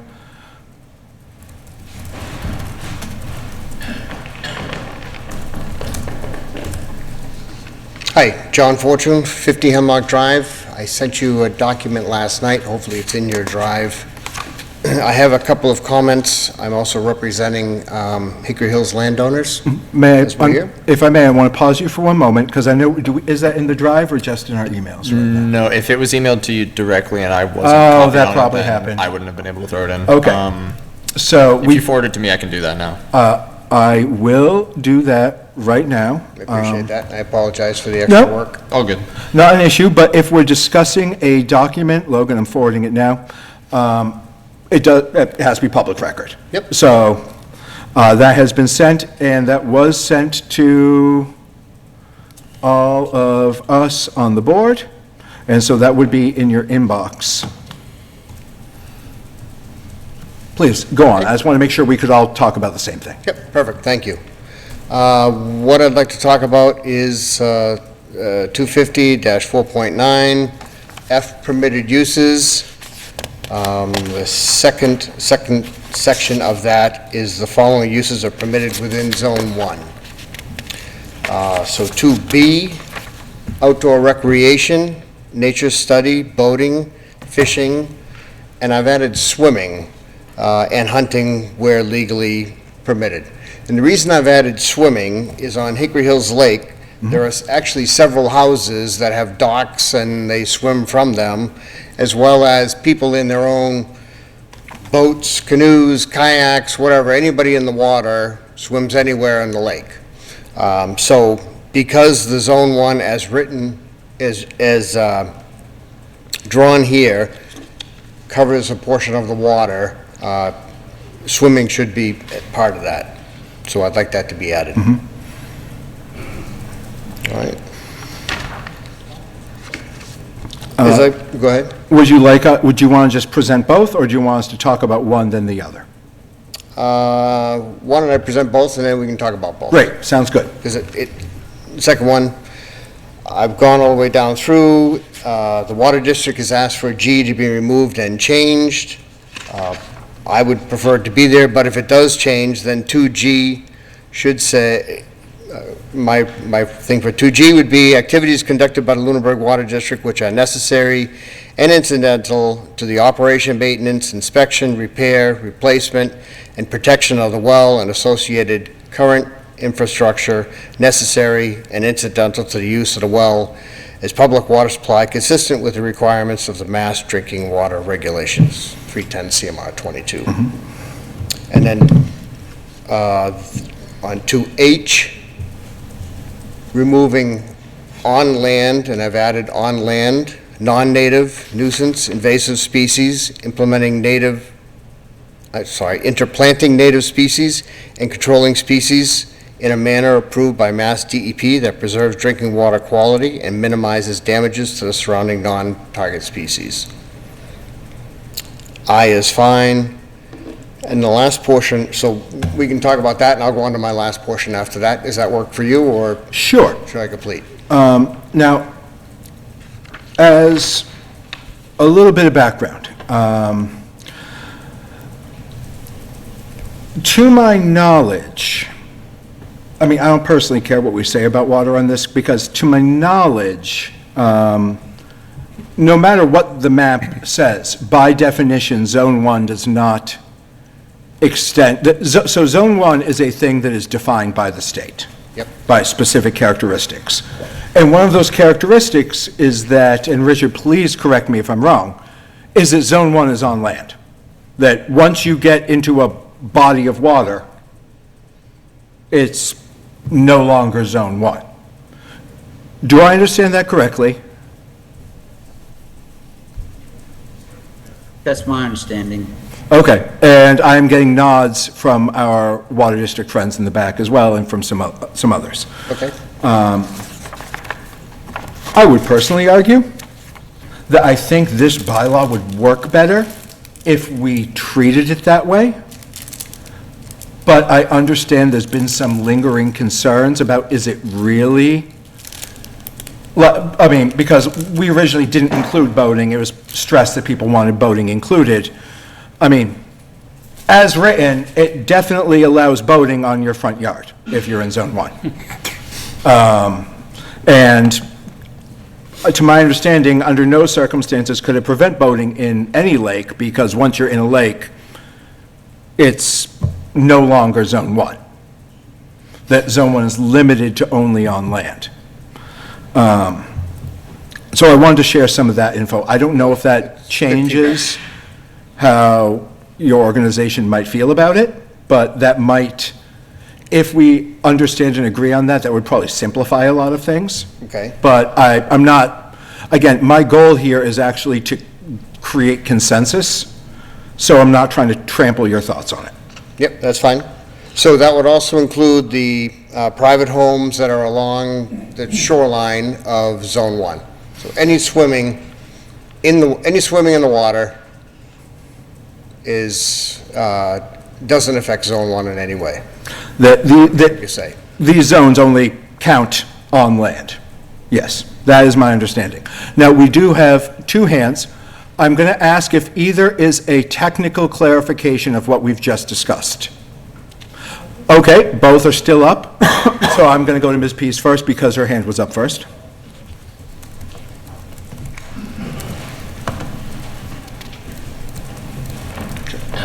Joan Pease, 11 Winter Green Court. If we're doing a technical clarification, if boating is in there, then swimming should be in there. Or boating should be taken out and swimming should be taken out. I don't think you're going to get far with boating taken out. I think that since swimming is allowed anyway, just put it in. That would be my opinion. I think otherwise there's a disconnect. We're talking about something in the water and not everything in the water. I will be completely transparent. My goal was to lead us to a point we could get rid of boating, not because I don't want people boating, but unless you're playing Minecraft, you're probably not rowing a boat on your lawn. I get that this is not really a Minecraft crowd, but I have kids. That's my excuse, and I'm sticking to it. Digress. But I also do happen to agree, personally, I can't speak for the board, agree with Ms. Pease. And for Jiminy Cricket's sake, board, please, as I moderate this discussion, jump it. Don't, I encourage that. This is a board discussion. We want public input, and I will share things to try to move it along, but I would like board input. I don't feel the need to be the only one speaking. Please.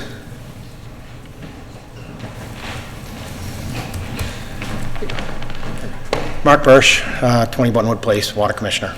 Let's just exactly jump right over this. Boating, I agree, boating needs to be left in there. Swimming, if you want to put swimming in, you can, but by definition, swimming is an outdoor recreation.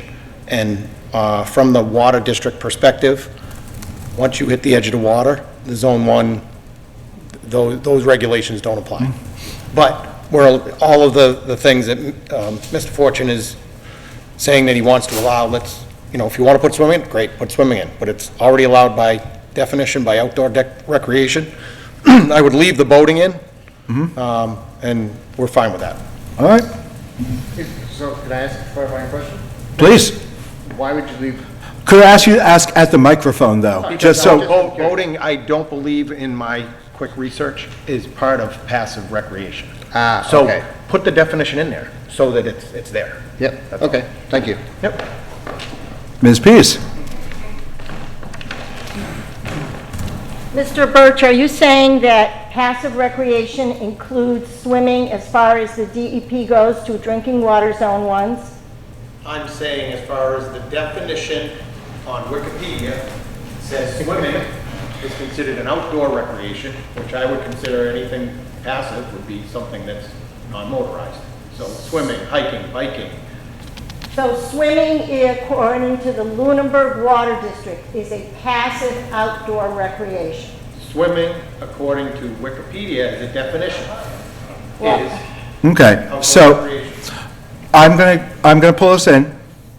What I'm hearing is I'm not hearing anyone saying we shouldn't have swimming, other than those who have turned to me and said, really, we don't need to have any of this. I agree with them. However,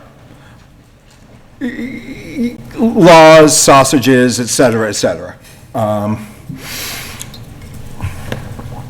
Okay.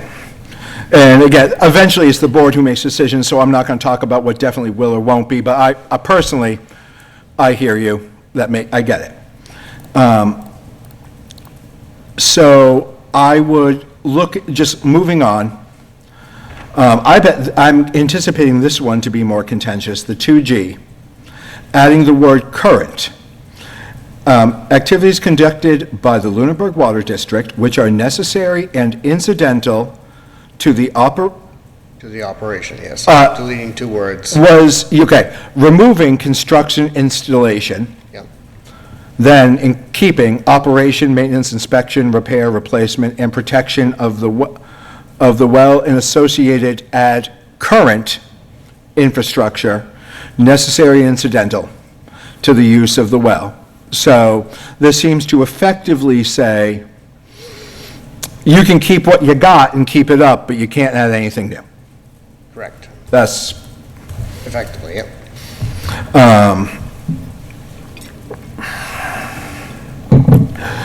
and this would apply to, this is a, I do not believe this came up in our discussion at the last meeting because we seem more focused on the special permit versus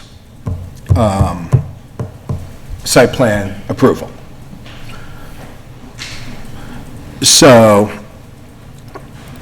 I would turn to our friends from the Water District. I think, I expect I know the answer, but I would like to hear a little more, including of your thoughts on this. And if you do not agree, I'd like to hear a little bit of the why. 100% do not agree. Yeah. Every source in Lunenburg needs a treatment plant, and to have this as part of the restrictions that you cannot build the treatment plant in Zone 1, which is where they go, you're talking a huge financial impact to every resident in Lunenburg. So and I think my board totally opposed to any of that for discussion. Okay. Yeah, Please. I would agree. We discussed this thoroughly with our board. It would be a significant financial impact and an undue burden on the citizens of Lunenburg for us to progress along with the water system. And my I'm going to be super high-level paraphrase here. My understanding is effectively, in part, because on Zone 1 you can build and do things, otherwise you'd have to buy other properties and then pipe to that property unless it's directly next door. Again, I'm doing a very high level. Anything further away from the source increases the cost. Yeah. Okay. All right. If I can just add a please. clarifying point with that, the distance is 400 feet, right, from the well. So that's what we're talking about. Yeah. We're not talking about buying acreages of land or anything like that. We're trying to protect the area where the water actually comes from, right? So that's my when we talked about Section H requiring a special permit or whatever, the drawing I have in there, or the information in there, is all about the water source. Where does the water come from? It comes from this 400-foot radius around the well. And every time you put something in, on, around, you make the surface of that non-pervious, all of that makes it worse for one, pulling the water out of the ground, but it also, whenever you do this, I mean, think about a treatment plant, it's going to have spent media, it's going to have chemicals go in it because you're going to treat it, all of that within a few feet of the water table. So it's just a terrible thing to do. I think this is something we do. I am open to being corrected if what I say next is technically wrong. And I would like to be corrected if that's the case. Zone 1 and Zone 2 are the same in the way that both are direct recharge areas for the aquifer. Those are, that is where the water goes and seeps into the aquifer.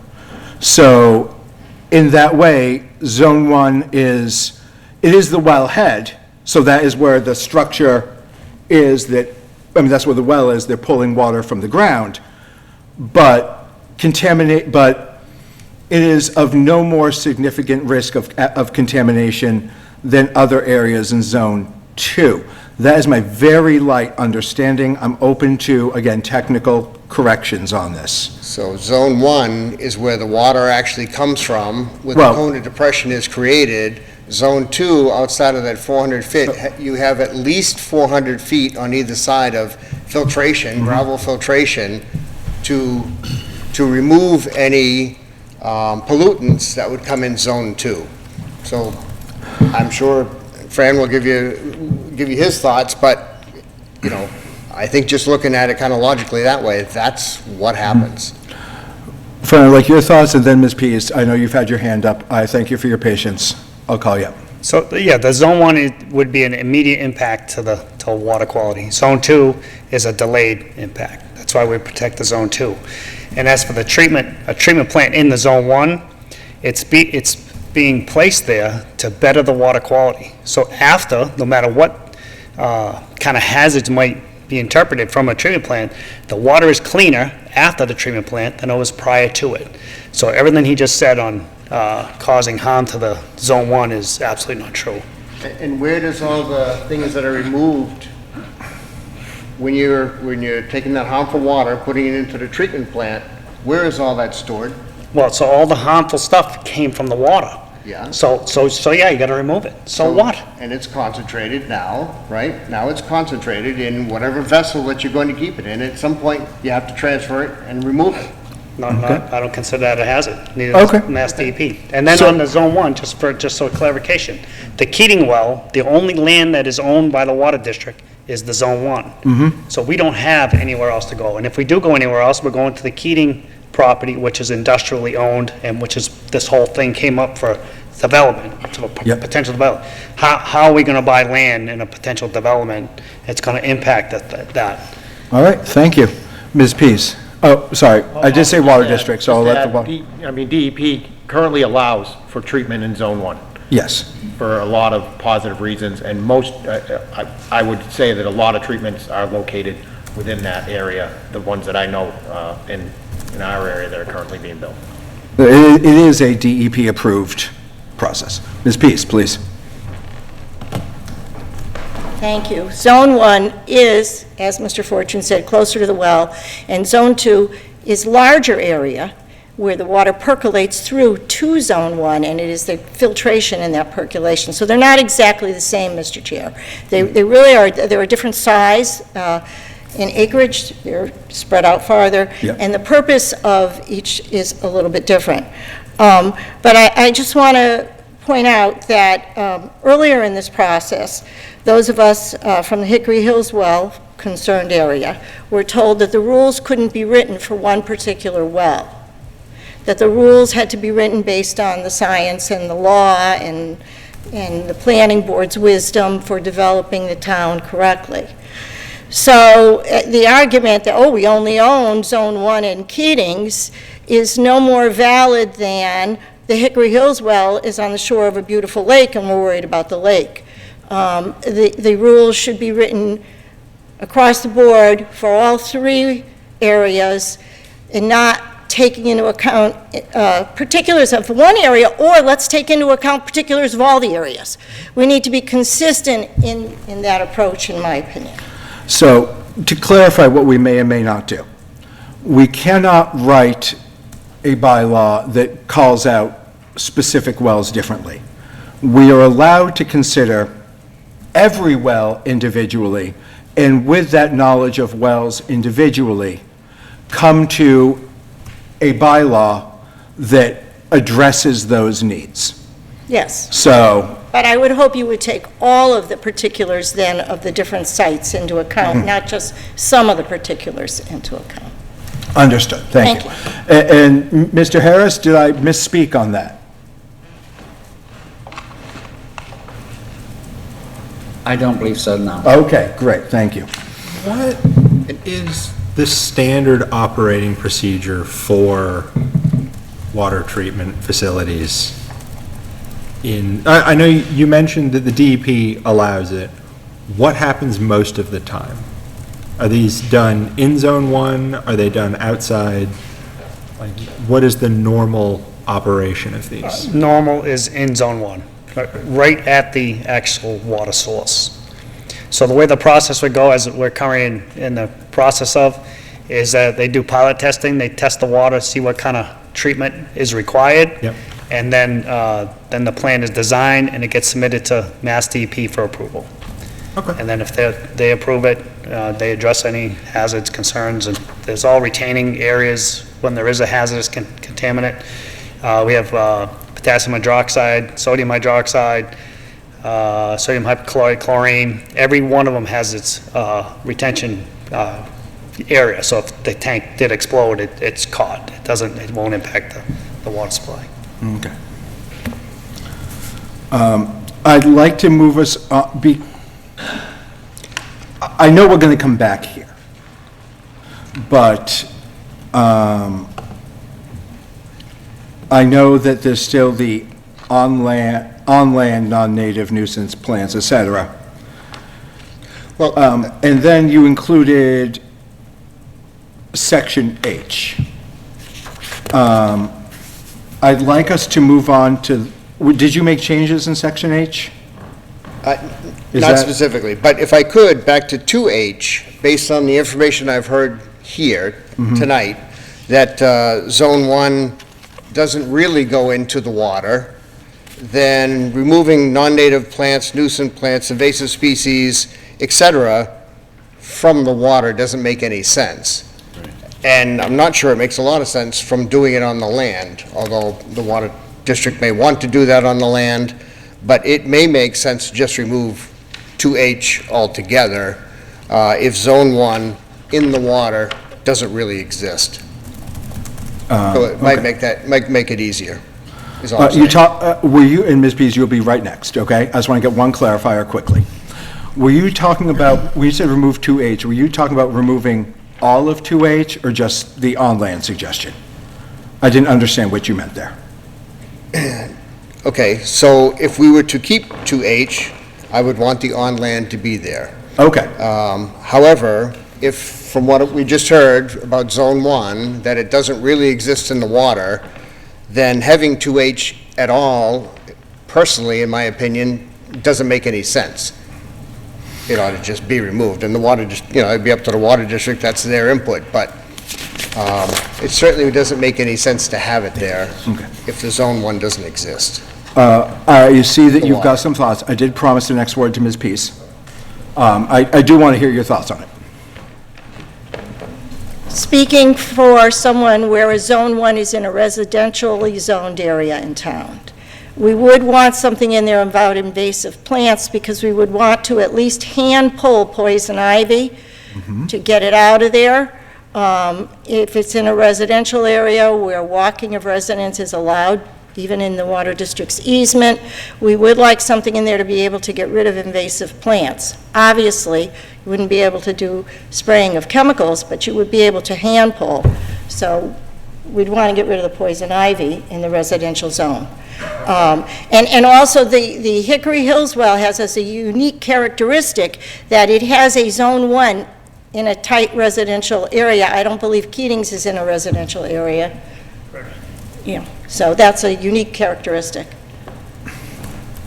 I think not poison ivy counts as a nuisance plant, so I think that would be covered. Again, Mr. Harris, if you know differently, jump in and correct me, but to my layman's, what's that? I would just say there's no reason to restrict the removal of non-native nuisance or invasive species when it's been approved by Mass DEP. Yep. And this section is, okay, yeah.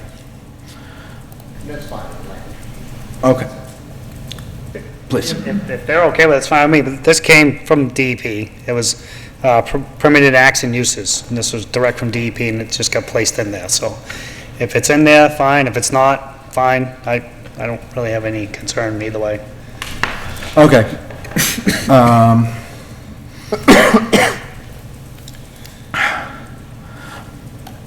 I have to so a permitted use is removing so without your edit of on land, a permitted use would be removing non-native nuisance or invasive species, interplanting native species, and controlling species in a manner approved by Mass DEP that preserves drinking water quality and minimizes damage to surrounding non-target species. Okay. And hand pulling poison ivy would certainly, to my understanding, qualify there, very much so. I don't understand why on land needs to be added to that. I'm looking for the logic there a little bit, because it's saying right now, you're allowed to remove non-nascent, nuisive, et cetera.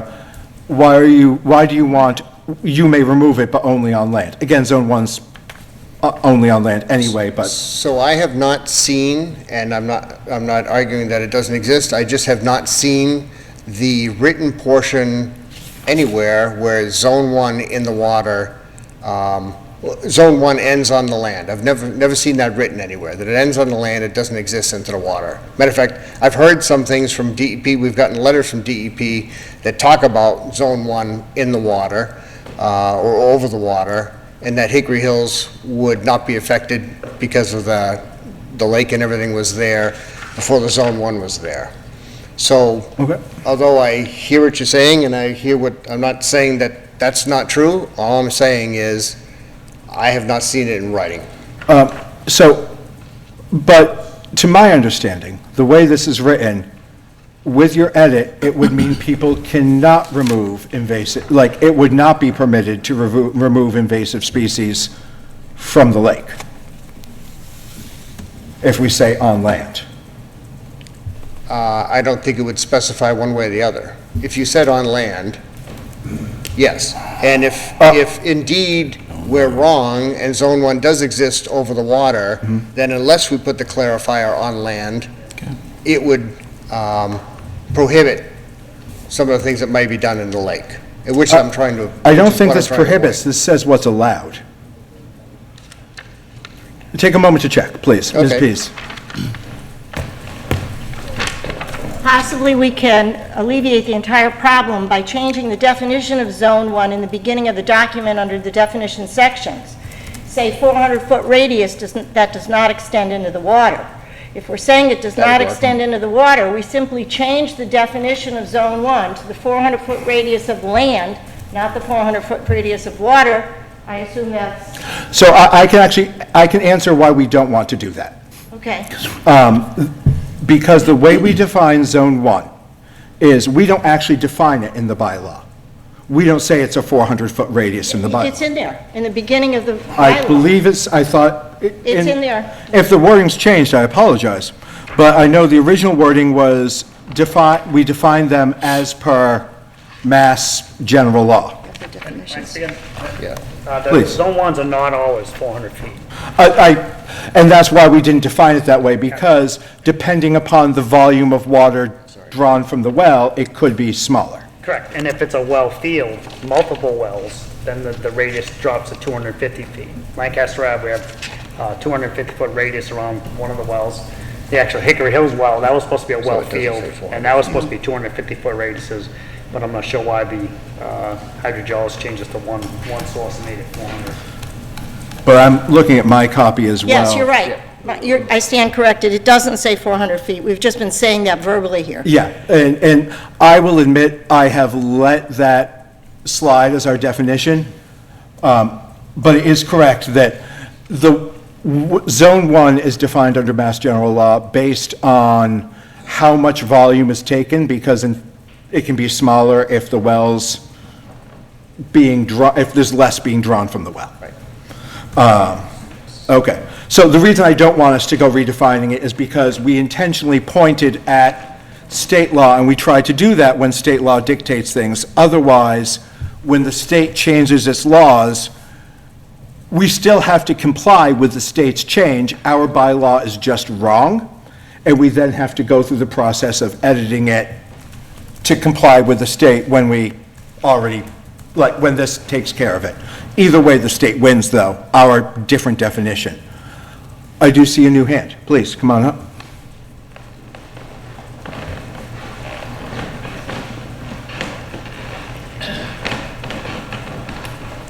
Debbie Ritchie, 98 Royal Fern Drive, Lunenburg. I just have a clarification. You keep saying state law. Isn't it regulations we're talking about, not laws? You know, I don't know that off the top. I may easily be corrected on that. Mr. Harris. Mr. Harris, I was going to say, Mr. Harris, please.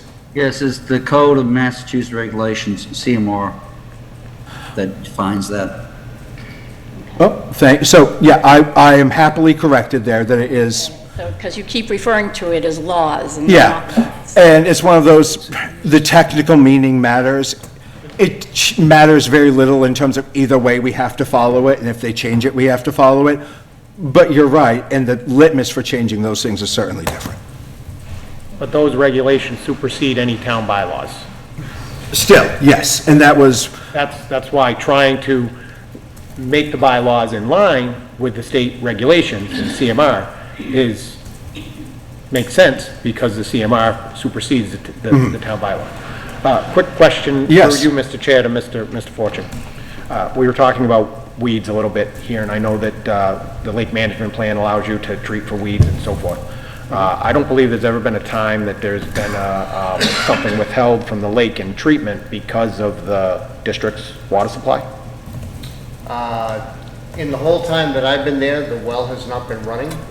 Okay. So I'm not aware if the well is running, if that might change or not, so. But you do have, there are still people and residents on the lake with private drinking supplies? Yes, there are. So I would think, I mean, normally it goes through DEP, so they would Yeah, normally everything regulate that we do that. goes through conservation, which goes through DEP. Yep. That is correct. Okay. And I would think the same regulations would apply because of the public drinking water supply as it would for the private supplies around the lake. I did not research that, I don't know that for sure. okay. Thank you. Ms. I Pease? just wish to go back to Mr. Birch's statement about state regulations superseding local. That's not exactly correct under my understanding. The more restrictive regulation applies. So, the state can have a regulation that says you can build a treatment plant in Zone 1, and Lunenburg could decide that they want their treatment plants in Zone 2 or farther out. I'm not saying you're going to decide that, I'm just saying that when you have two sets of regulations, the more restrictive regulation applies. The state regulation does not always supersede the local reg. That is all, that would also be correct, and Mr. Harris was nodding his head. There are a few funny things with state laws where they then pass laws that say are more restrictive isn't allowed, but that's stated in their law. And that's, again, a law, not a regulation. I don't know if regulations are allowed to do that or not, and it hasn't come up for anything we've had to work with, here included, thankfully. Okay, I'm Please. just about done. And that is, so I am okay with taking the words "on land" out of that, Okay. to H. All right, so we could kill that. That would be, all right, great. And was H something you added at the bottom, or? Yeah, so I just want to talk about H for a minute. I was trying to define what Zone What is, the 400-foot radius, what it looks like, why it's important with the cone of depression, et cetera, and putting anything, honestly, in that area is not a good idea. Construction, building things, I talked about, chemicals, construction, spent filtration, et cetera. We're going to go back and forth on that until we're all dead, so it doesn't really matter much. However, I will say that as we saw earlier tonight, a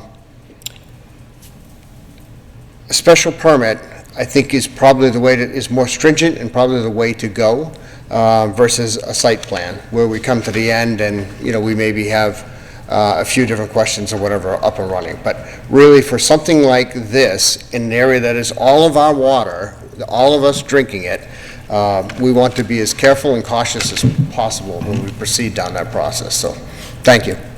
Thank you. I'm going to pause public input for a moment.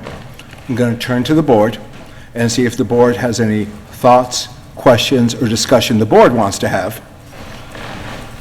And then we'll go back and we'll kind of see where it goes from there. Thank you all, as we go, for participating.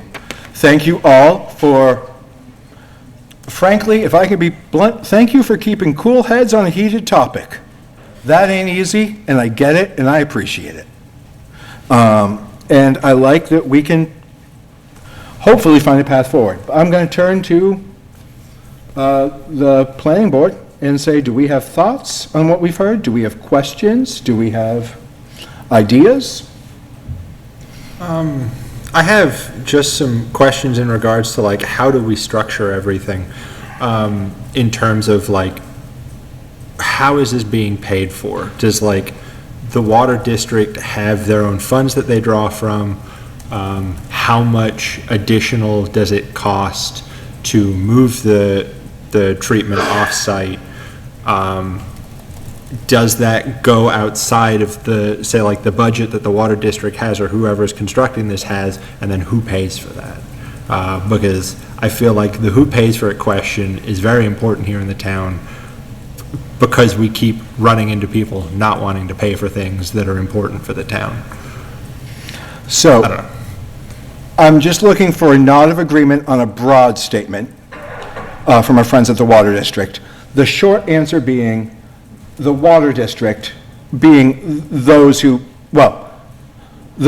have town water are the ones who are effectively paying for anything within the Water District. Sure.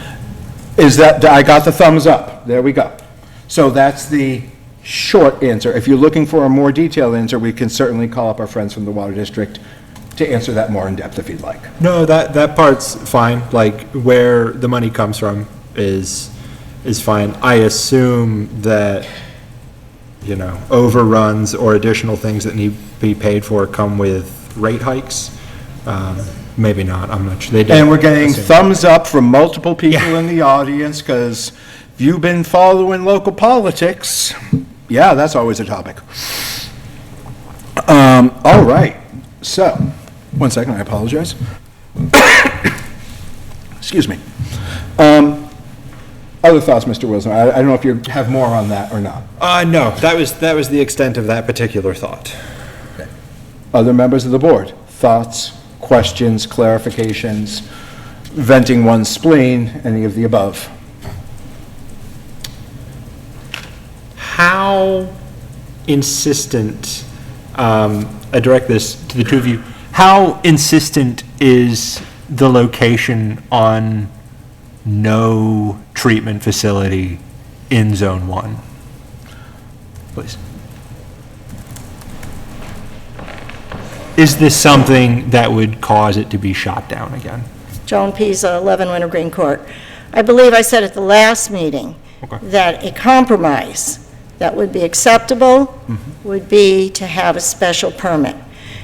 What we have now is no construction allowed, which means a variance, which is very difficult to get and requires another board beside yours to have it happen. Going to just a site plan review is going to the opposite extreme of the spectrum, where no board has any authority to say, hey, no, that's not right there. I certainly can support and can recommend that other people support a special permit. I cannot, nor can I recommend to anyone to support a site plan. I do that as a compromise. Okay, thank you. that makes a lot of sense. And for the edification of those who might be tuning in for the first time to this topic, or aren't tuned in so well that they have all the details at the tip of their tongue, the difference between site plan approval and a special permit in this circumstance is that a site plan approval, again, I'm paraphrasing, is effectively a checklist. Do you meet the requirements? We can condition on top of that to a point. But if you put in a site plan approval, you being any entity, applies for a site plan approval, and they check all the boxes correctly. Now, it's a complex list, right, because it's engineering and everything else, but if they meet the requirements, it's going to happen, generally speaking. And that is approved by a majority of the planning board, because we are required to look at the list. It's not actually a list, but effectively we have the requirements. Do they meet it? A special permit, one, does require a supermajority of the planning board. Two, it does let the planning board look at a project subjectively in addition to objectively to evaluate. Again, I think an easy one is in a junkyard, okay? Just because you're zoned commercial, I think junkyards are commercial or industrial, I don't know if they're commercial or industrial, either way. Just because you're zoned commercial or industrial doesn't mean, and junkyards are allowed there, that doesn't mean every location should be a junkyard by right. You got to look at how that's going to impact the community. Another example would be a motel. Just because it's a commercially zoned doesn't mean a motel would be appropriate there for many factors. And it lets us look holistically at the situation. It does also require a supermajority of the board. So you need the 4 out of 5. And Mr. Harris, is that an acceptable paraphrase to you? Yes, I'd describe it this way. Typically, a zoning bylaw will allow a restaurant by site plan approval, but they often require a drive-through restaurant by special permit, because the perception is a different level of impact and different impacts that you can't necessarily mitigate. The idea of site plan approval is you only deny it if the impacts are so great you can't reasonably mitigate the impacts by buffering, by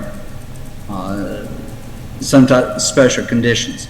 And that's a really high standard for the board to have to meet. Special permit is a pretty easy standard for the board to decide to vote no and deny. Thank you. Now, I would add to that, in my time on the board, I cannot think of, which has been 5 years? 4? I think 4 years. I cannot think of a time we have denied a special permit. Not that they're as common as site plan approval. But I just want to be, the site that has a looser standard and it is easier for us to deny, that doesn't mean they are routinely denied, but we have routinely said, hey, we got to look at this and make sure it's going to work well in this environment. Please, Mr. Harris. Another aspect to that is the fact that a use requires a special permit. It makes applicants much more willing to compromise and do things they normally wouldn't do to get board approval, because they know board could deny them, so they're much more agreeable to modifying their project if that's what is necessary to get a board to grant the special permit. All right. Thank you. May I just add that... But you have to do it at the microphone if you're going to, I'm fine with you adding, Ms. Bees, but gotta be at the microphone. Our friends at home want to hear. A special permit allows the planning board to address the different unique locations of the well in town, because it may be that a residential area would require more oversight than in a commercial area such as the Keatings. So if you're going to allow construction in Zone 1, a manner that you would still be able to address the unique differences in the wells would be to require a special permit, so that you could review the residential area versus the commercial area and make appropriate demands. Yes. Thank you. Thank you. It doesn't really matter. Keating's is zoned industrial, but the point is the exact same either way, so not an issue. Just in case people are going, wait, I thought Keating's was industrial. Yeah, it is. I would turn to our friends from the Water District. And I'd like to, well, so again, meaning the representatives of the district here, because all of us are friends from the water, I live in the Water District too, so a lot of us are from the Water District.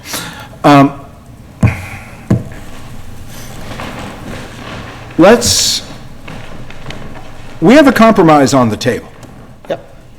I'd like to talk, in discussion with members of your board at different times, and just here, there, I don't have a clear bead on where you are on this, so I'd ask you. Again, I look to the financial ramifications of a special permit. We have to spend hundreds of thousands of dollars to get to the point where we come before your board. Mm-hmm. We have to go to the people to spend that hundreds of thousands of dollars before we come to your board. So it should be a fairly simple process to where your board can now say no, and we're out that hundreds of thousands of dollars. I'm not willing to take that gamble. So that's where I'm coming from. I challenge somebody in the community to say when the water district has not met and understood some of their needs. In our last master plan, we relocated, thank you very much, but we relocated where the treatment facility for the Hickory Hills well was going to be miles away. So we've worked together, I would say seamlessly with town boards and so forth, and we've had some discussions, but we've always come to some sort of an understanding. All right, so I'm going to pause this for a moment. And just if clarifying for those at home, when the comment was made about, super paraphrasing, never having difficult, I don't remember the exact words, I'm going to super paraphrase, you can tell me I said it wrong, not having significant problems working with other constituencies and boards. There were hands that shot up and some strong feelings in the audience. I am going to tell us point blank that I'm acknowledging that as a response. We are not diving into that history tonight unless you can make an extremely strong case. It's got to be a dang strong case as to why that has to be directly considered in writing this bylaw at the point we are right now. Okay? Because I want to keep us super focused on this bylaw.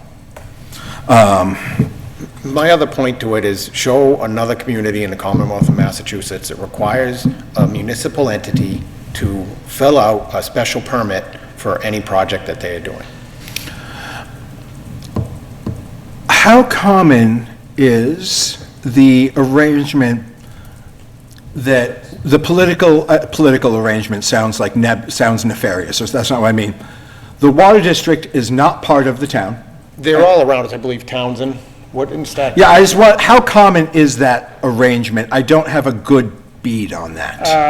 I'm not sure the actual number. I mean, there's probably 60, 70 in the state. Okay, I mean, that's a fine guesstimate, and we can work. It is not everywhere, but it is not so rare that we are an absolute outlier. For example, Shirley, Groton, Yep. Acton.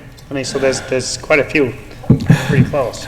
And that reflects my knowledge, my experience talking to people from other towns where some of them go, of course water's separate, and others are like, what are you talking about? This is just part of the town. But that would explain some of that. Okay. All right, I'm going to turn to the board. And just to Mr. Wilsber's comment about financial impact to the water takers, the town is also a substantial water taker. Yes. Schools, DPW, fire, this building. So the financial impacts go beyond your general residents and them as water takers. It affects every taxpayer. That is an excellent point. I hadn't thought about that connection as well. And that's a fair point, that the town is also a water customer. Is this about, I have some hands up, so I'm going to really be thoughtful. Is this about previous interactions that have gone south, in one's opinion, with the water district? I just need a yes or a no, because I'm going to admit I'm nervous. No. Sir, I'm about to call on you, so instead of getting mad at me. I'm not getting mad, sir. Okay. It's a long process. Yeah, so that's fine, but I'm going to call on you, but I'm going to be clear. I've seen a lot of passion. Passion's great. I love passion. I've seen interactions at multiple meetings from multiple individuals from multiple sides, not just on this topic, okay? So I want to be clear. There's a very contentious atmosphere in town, and I will have exactly none of it here. All right? We're going to be polite. We are going to be appropriate. And I'm not saying that for you in particular. I see the passions bubbling. So this is meant as a broad base. It's not personal. But I see that shift happening. I'm not dealing with that because that's not helpful to any of us to coming to understandings. Please, sir, come on up. I'd love to hear what you have to say.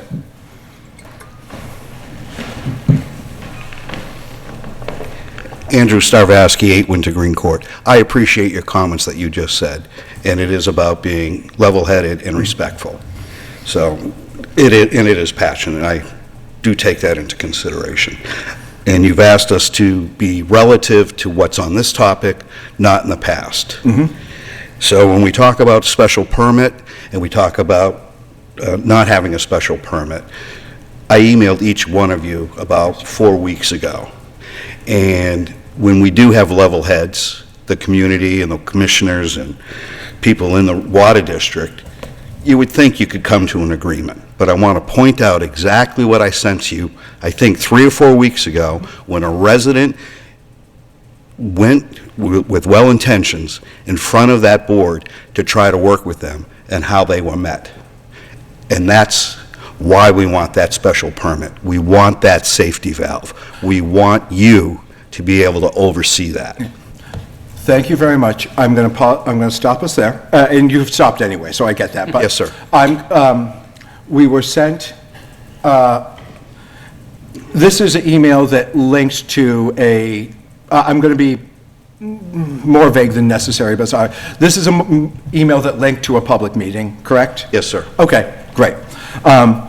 There was in the email in question was linking to a meeting of the Water District where you were not the only one who called it to my attention in particular, I can't say overall, where there were residents who felt that that members of the Water District Commission did not respond to them in a way they felt was appropriate or professional. Is that what I'm talking about, or no? I believe we're talking about the same thing. Okay. And I wanted for you to see for your own eyes what that interaction is. I will tell you, I did watch the video in question. Thank you. I only watched it recently with the surgery, so I hadn't gotten back to you yet. But thank you for that. I'm happy to acknowledge that there's a concern there. And whether or not people find, I'm going to break out some of the old logic language from college, whether or not people find that sound, whether or not they find the premises correct, it's valid in that, like, the argument is there, it's understood.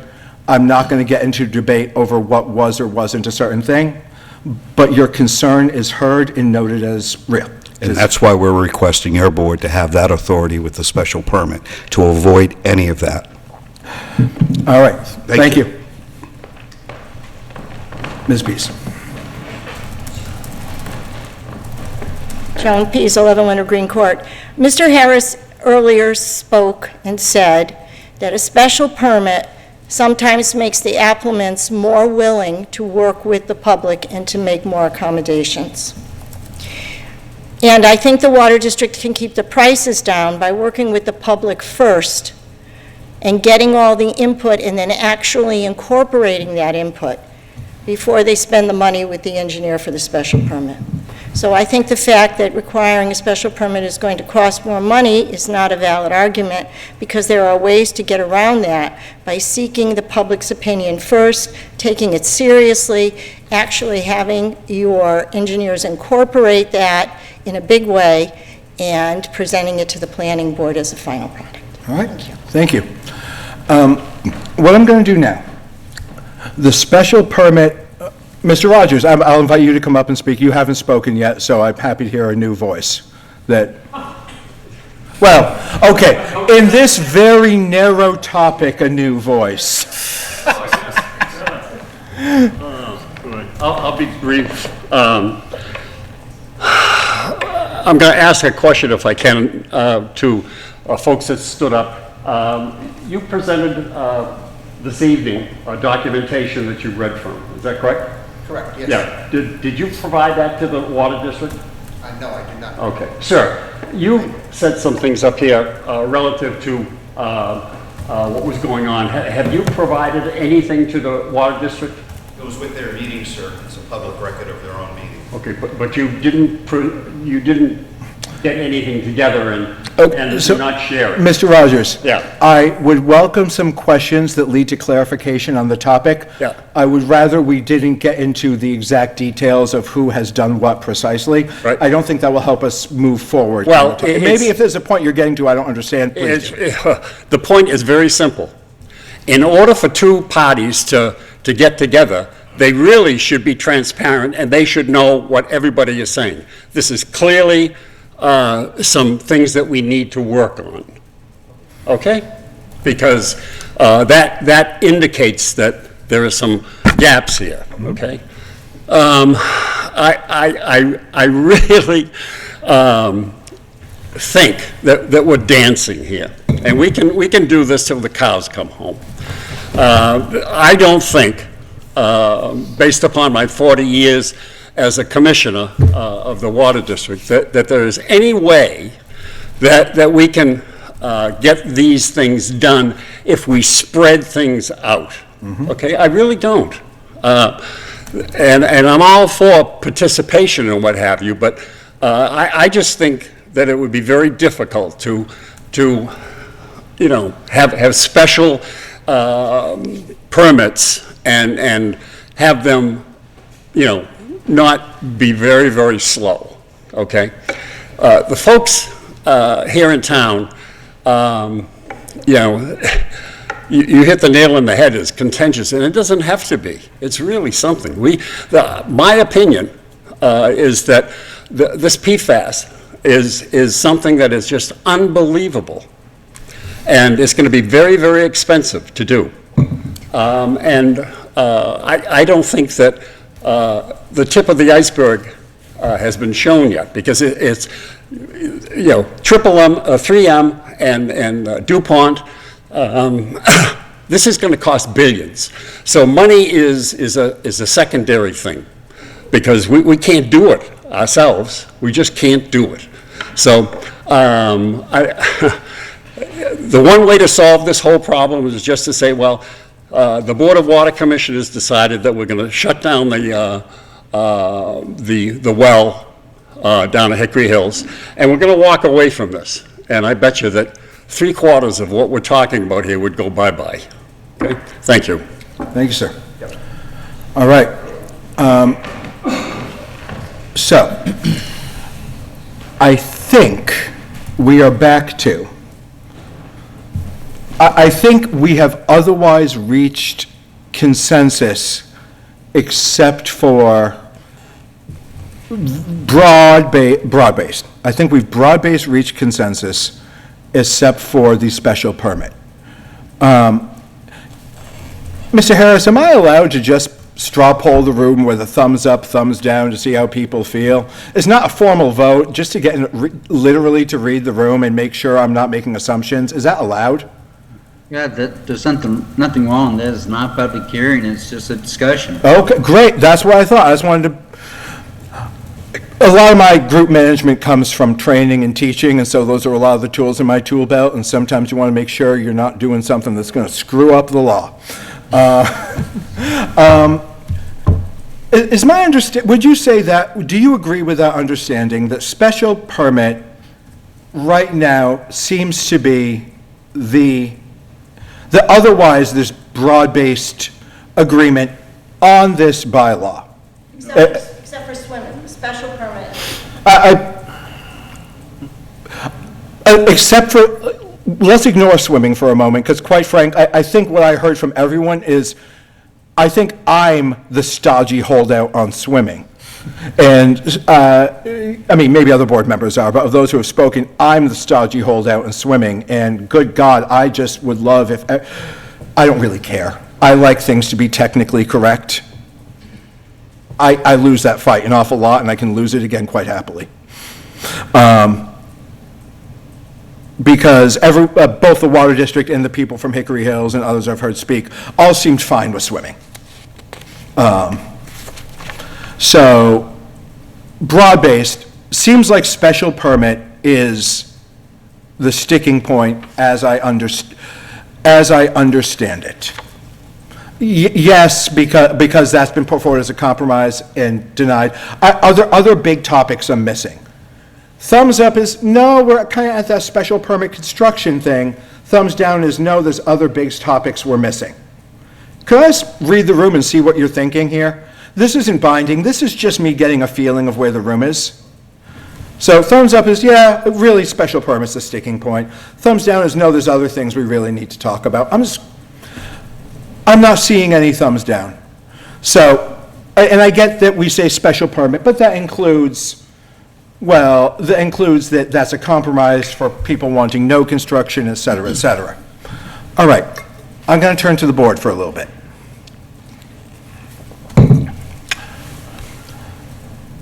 We're back to the dang special permit. I get it, personally. Like, I have my thoughts, because I get both sides 100% in those feelings. I'm going to ask the board what you think, though. Glenn, please. So ironically, I feel like we're exactly where we were at that previous meeting, a couple meetings ago. So the discussion tonight, again, about prohibiting the construction on Zone 1 seemed a little bit repetitive, but I wasn't sure if that was from my faulty memory or from watching various town meetings, meetings in town. So I'm glad we're back to this point, because going back, and when Ms. Pease came up and reiterated their concession, if you will, to the special permit, I realized that maybe it wasn't my faulty memory, that it was in fact that case, because I appreciated it then and I appreciated it tonight. And I started this whole process simply not knowing, which one was better. And initially started leaning towards site plan review, because a lot of times I feel like less government is better. However, I have found even tonight's discussions very helpful, and I had watched the multiple water district meetings, and I did watch the one prior to even receiving the email from the gentleman who, I apologize, I don't remember his name. But I think my response to him did include that I appreciated him reaching out, because it did help me, because I made certain, that meeting made certain impressions on me as well. So as a side note, I think it is always important for citizens to email people to let them know what they're thinking, because I did find it impactful and helpful in my process of assessing this, which will continue even beyond tonight. I do feel, getting back to government, I do think it's, the fundamental role of government is to protect the people. It's the fundamental role. And that even includes if it's a minority or a smaller portion of the community. The government is important that they protect those people. Even if it was a situation where, and I do not feel as though that's the case here. In fact, until Mr. Rogers came up, I didn't think anybody had spoken about supporting a site plan review. So clearly the word from our constituents, if you will, the very important citizens of Lunenburg, is that they want the special permit. And they don't feel as though the government would protect them without that special permit. And they've made pretty impressive claims, or, supporting their role. So I do think one of the inherent values of the special permit is that we can essentially, whether it's a developer or the town, we can demand respect from them under a special permit. Under site plan review, we'd have to ask them and try to convince them to do the right thing. And in this scenario, if we were, working on a actual special permit in a Zone 1, seeing the contention we have here, I think it would be very important for us to have that authority. And, this is a unique situation too, where it's really government against, two factions of government. And it is unique where the, water district is, maybe not a subset of Lunenburg, but also a government entity within Lunenburg. So at this point, I certainly would be leaning towards special permit. Thank you. You're a very eloquent speaker, by the way. There's more to say. Other thoughts for the board? I'm going to have a question or two for Mr. Harris eventually, but I'd love to get some of our thoughts out there if we have ones we want to share.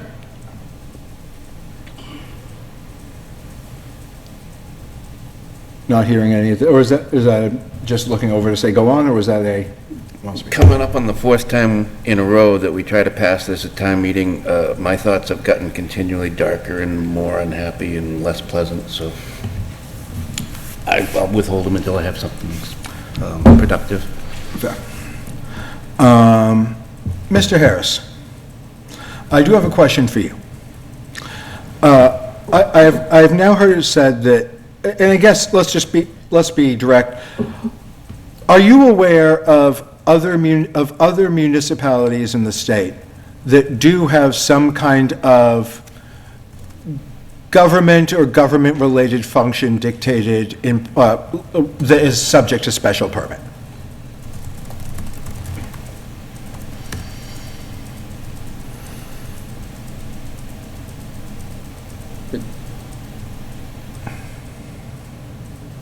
Off the top of my head, I can't think of any. I'm sure there are some that might be in the area of a parking garage, for instance, or of a solar field, possibly. But I'm not personally familiar with any that has required a special permit for what's considered to be a basic governmental function. That's not saying that it doesn't exist. I'm just not familiar with it. In instance, I live in South Hadley. We have 2 fire districts that have water departments. One of them has a well field, but they own the 400 feet area, and we don't have any issues with them at all. But we have not required them to put go through a special permit for any expansions. That has not been a topic of discussion in the past. I guess I'm just trying to wrap my mind around the details here, because I know government is weird sometimes in how it gets to do things. In Lunenburg, if the government wanted to do something with a use that is by special permit in town, would the government would town government still have to apply for the special permit? Yes. Okay. That was one of the things I wanted to know. And let me also add this caveat to mine earlier comment. Zoning by its nature, except for those uses that the state has decided are exempt, is a local issue. Zoning should be designed to meet the local objectives and the local concerns. And therefore, what's done in one community may not be the right thing in another community because of the local nature of concerns, goals, and values. Thank you. If I can make a quick comment? Oh, please. What Mr. Harris just said is so important and relevant to certainly everything we do. It's very important for people to realize that the state is actively taking away the community's rightes as it relates to zoning. Our next agenda topic, too. That is on our next agenda, but his comments were spot on in terms of how important zoning is for the local legislature, the town meeting, to make these determinations. But the state, and you need to watch, and it is coming up. One of the issues is coming up on our agenda, but the state is actively taking that power over. We'll get to, I'm assuming you're talking about accessory dwelling units, and we'll get there shortly. I'll have some good news for you there, though, I think. Maybe not, depends what your feeling is. But I think, you know what, we have a new voice, please.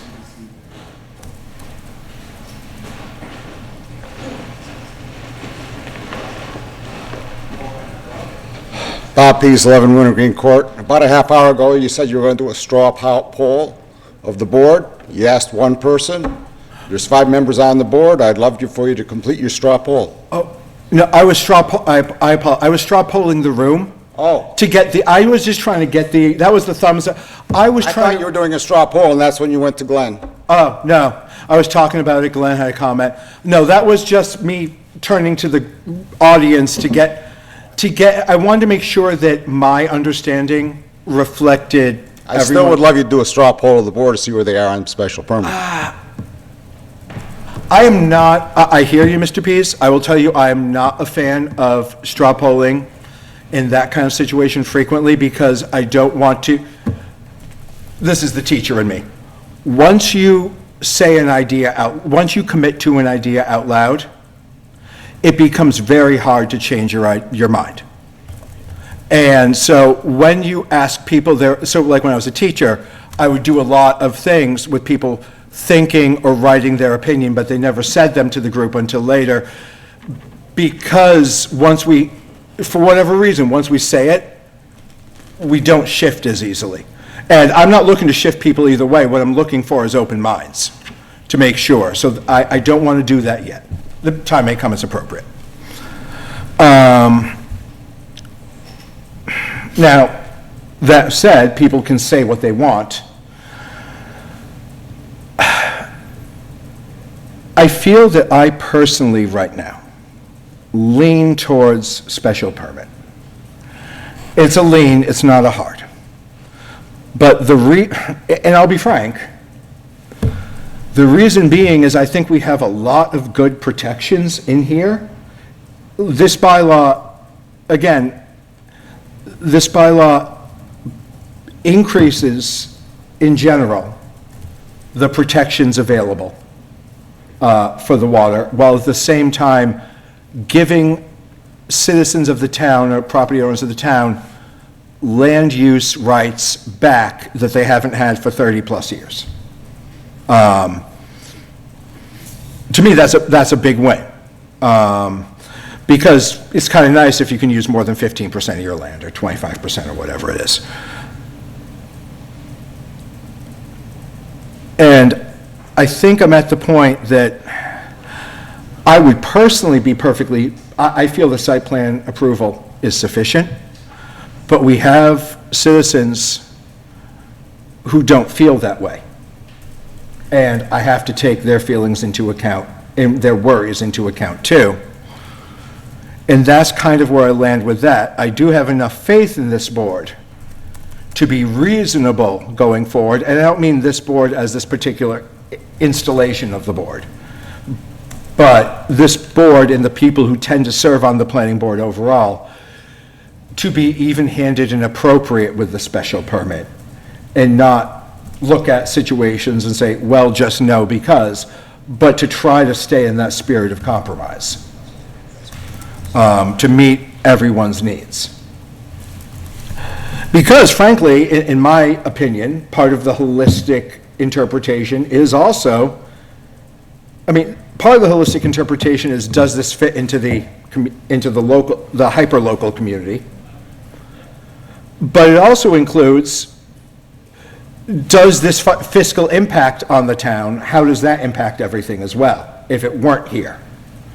So I think when the board is doing its job, which this board, in my opinion, has for a good while, it is there to take both sides into account and address that effectively. So I personally feel that site plan approval would be fine and sufficient protection because we can put conditions on there, but knowing there's those who worry about it, I don't feel that I feel that it would not create a significant fiscal burden. But yeah, there's more risk. There is more risk. I can't pretend there's not. I don't want to downplay things.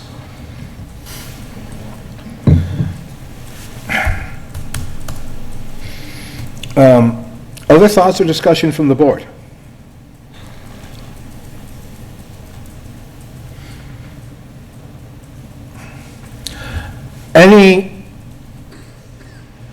new topics from the public. And it can be tangentially new, but if it's a restatement of what we've said, it's been heard and noted.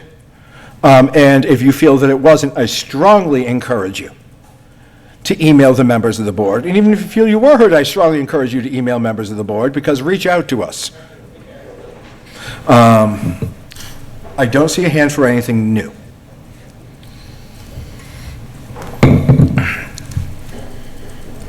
All right. We're going to get to the point that, and I believe, I'm just going to peek at our agenda for 1 second.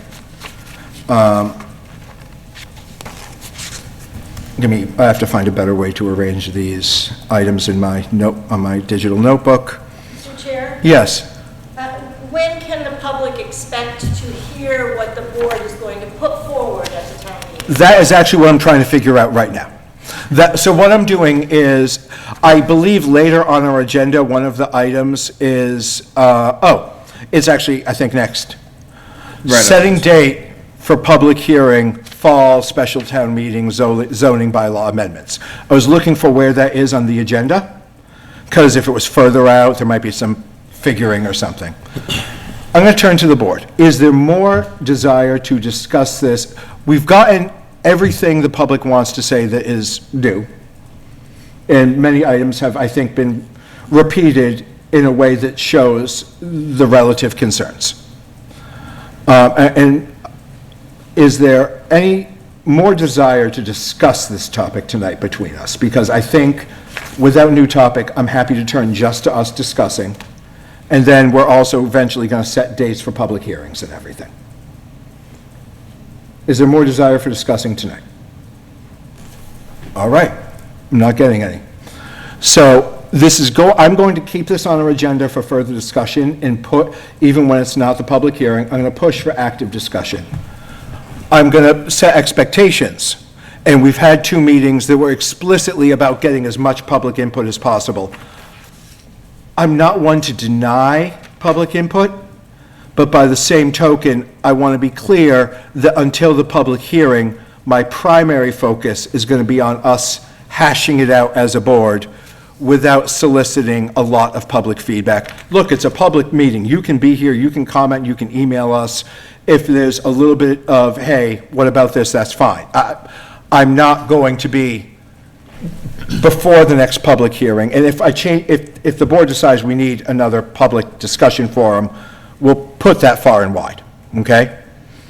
But at this point, I'm not looking for us to have another big public input, because I think we need to do some weighing.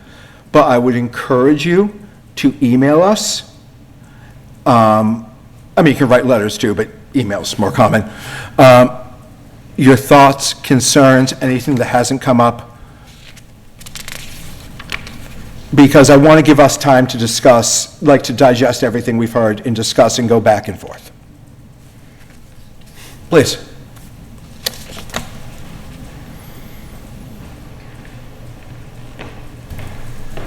Good evening. Bill Hannigan with Hannigan Engineering. I just wanted to kind of do some housekeeping items for clarification. Yes. We've talked a lot about different things. So under permitted uses F, I believe that the direction is that we're going to be adding the word swimming to part 2B. The board has not made formal decisions. So that has been brought up as a topic. Okay. I have personally expressed I'm fine with it.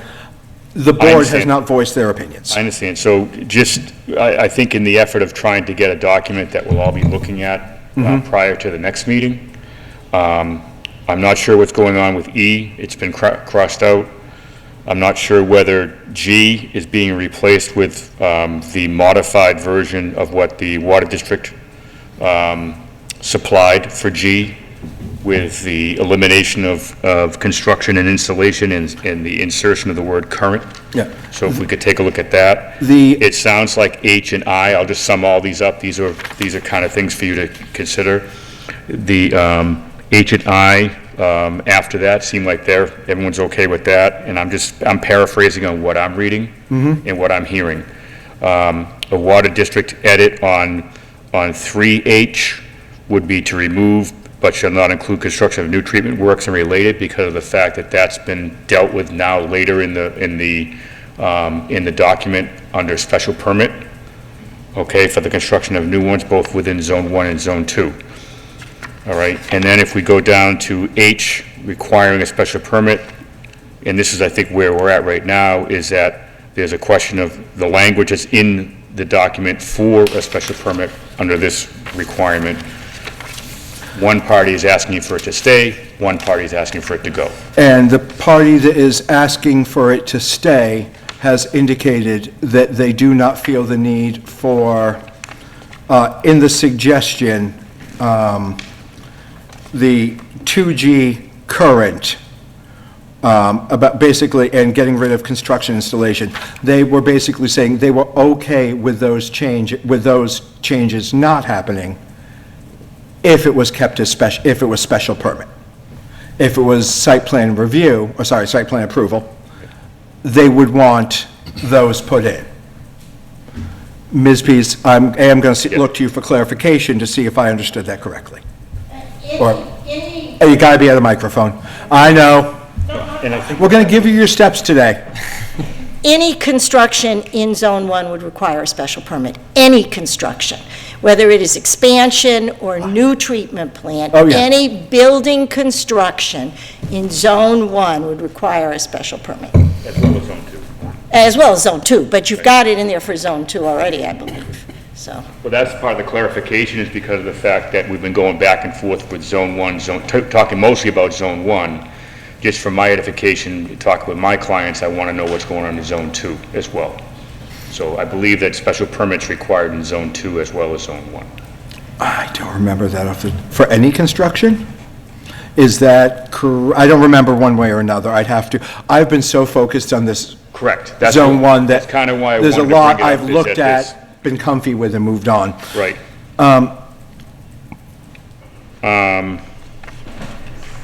Mr. Harris, can we just get a clarification that all construction within Zone 2? Yeah, in Zone Yes. 2, item 2, under H, 2, G, E, and F, and G. H2, which is Zone 2. D, E, F, and H. Actually, D, E, F, and G. Under the current, where under the draft, everyone, the most recent draft. I'm just trying to pull all this together. If I can interrupt Please. you just a second. What you have is a working draft that includes the comments that were made as a proposed compromise from Ms. Peace at the last meeting, as well as the Water District's most recent comments. Okay? So, what the board needs to do before you can set and advertise a hearing is the board needs to make a determination what it wants the bylaw to say.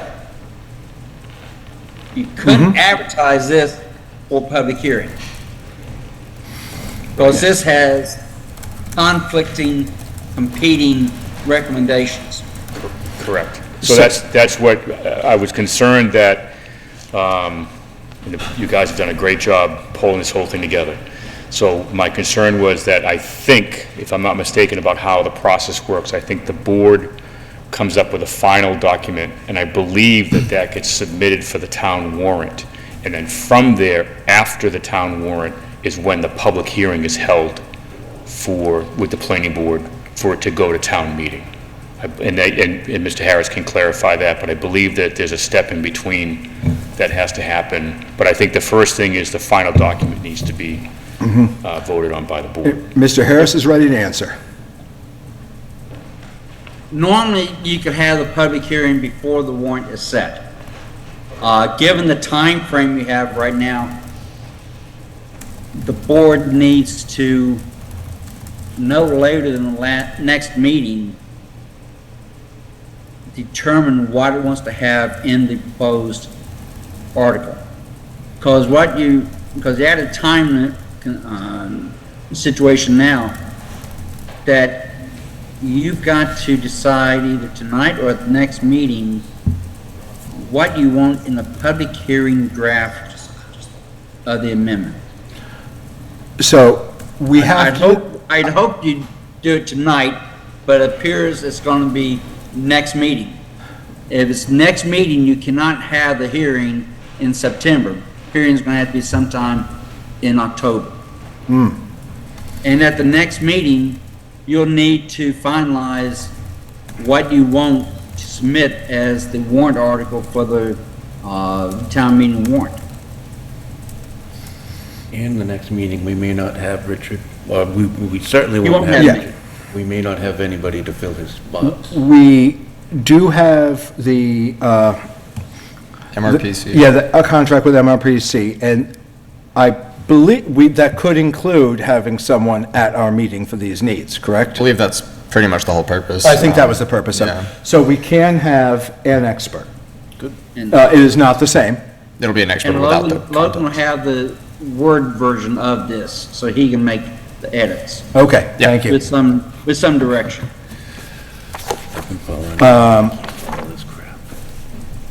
All right. So how much worse is it if we don't decide till the next meeting? Do we really need to clamp down on what we feel about this tonight? Well, the longer you wait, the longer you have to delay the hearing. Yeah. And you need to look at the public hearing, your scheduled meeting dates in October. If I remember correctly, in October, you have the 14th and 28th, and the 14th is a holiday, I believe. So you would probably need to schedule a special meeting so you don't go to the end of the month with the hearing. I wouldn't recommend, if you got a town meeting in early November, I wouldn't recommend having your hearing on October 28th. All right. I'm going to turn to the board on this one. I'd like our opinion. It sounds like, to meet all the rigmarole of timing and everything, we either need to decide on wording for the public hearing tonight, or we need to kind of suck it up and have a replacement meeting for the one that we lose to a holiday. Man, do I love it when we lose meetings to holidays, but an advantage of your board meeting on Monday nights. But we'll probably have to schedule a replacement meeting in order to still have the public hearing in a timely way if we put this off, our decision off, to have time to digest and fully discuss and finish wordsmithing at the next meeting and decide if we do want to do this. Because, again, the board has the ability. I personally want to see this happen. I want to find a way to make it work for everybody. You're hearing from one guy an awful lot and 4 other people some. They're each going to have their own opinion. The decision of the board may be, well, I can't pretend I'm slapping my hands together. And saying, no, we wash our hands of it, we're not dealing with this bylaw. That's a decision the board can make. What do we want to do?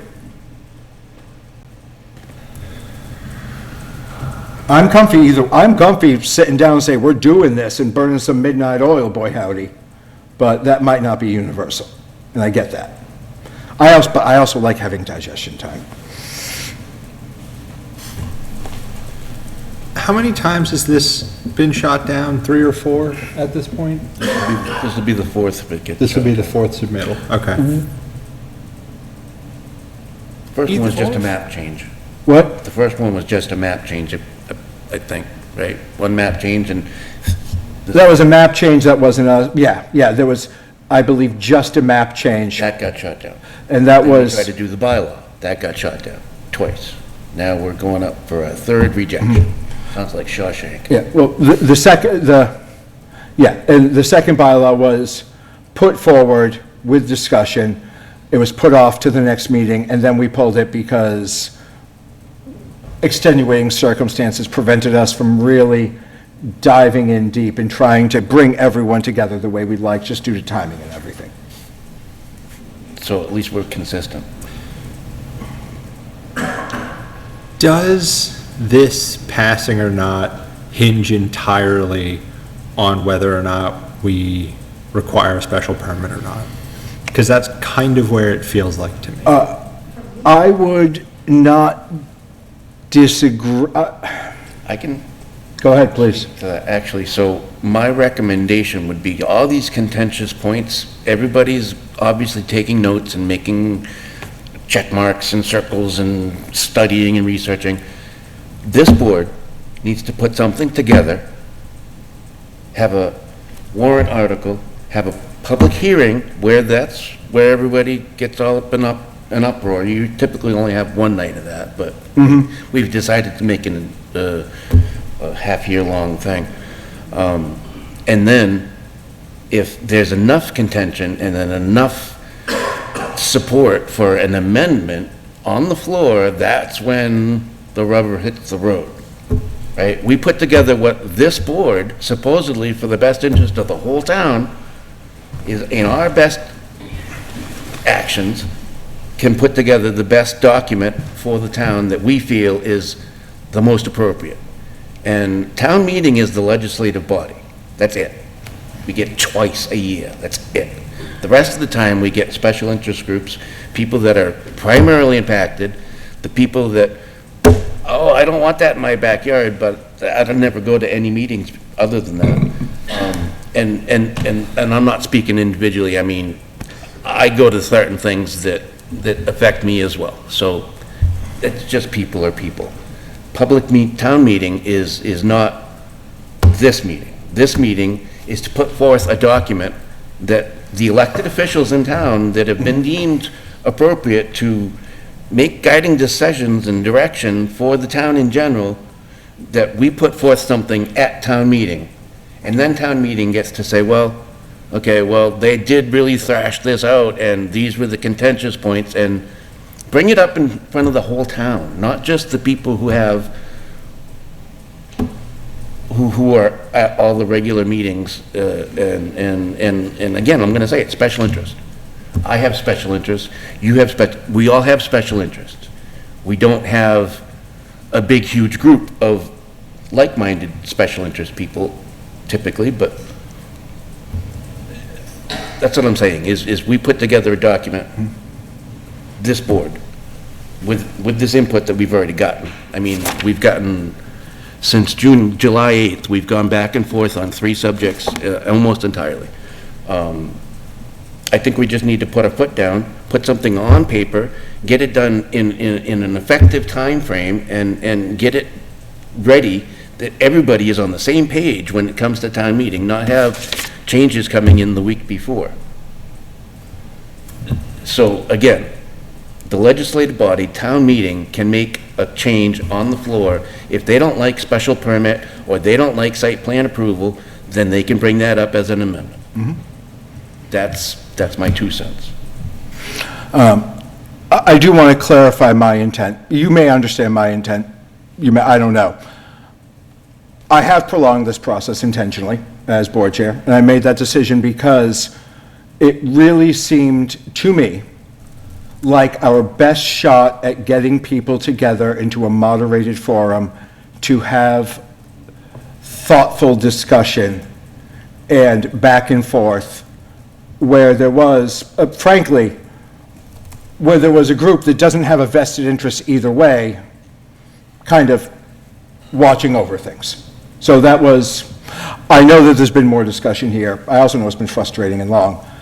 My goal was to hope that we got something better out of that. I personally feel we did, because right now I feel like we're debating on the disagreements on one topic, not on 15 topics. And to me, that feels nice, like we've kind of gotten to the point otherwise. And I think that helps the public in all forms make a decision if they know the contention point is X. That's my style. But, dude, I hear you, it's long. Mr. Harris has a... Please. It would be my suggestion that tonight you simply direct that the public hearing draft be revised to either for a special permit or site plan approval in zone 1, 2, 3, whatever. Put that out as a public hearing draft, hold the hearing September 23rd, schedule a special meeting to replace the meeting you're going to lose, so that September 23rd public hearing, if you need to, you can continue that to another night, finalize it at that time, so you can finalize it a month before town meeting. But I would not recommend deferring the hearing until October if there's any way to avoid it, because I think that just gets, if you defer it, begin the public hearing until October, that puts you too close to town meeting. And at the public hearing, we can still make, at the public hearing, would that be in time to get things changed for the warrant, or no? No. Okay. But it would allow you to develop recommendation for floor amendment, as Mr. Allison mentioned, to amend the warrant article. All right. Hopefully have a very succinct amendment, because you basically have one issue: special permit or site plan approval. Anything else discussed is really minutia. That's the real issue. Does that sound acceptable to the board? That time frame? I'm comfy with it. But that means we're solidifying wording tonight, knowing that the public hearing is going to have more thoughts. And we might end up with a amendment, but we kind of know what the contentious point is. And amending a contentious point is easier.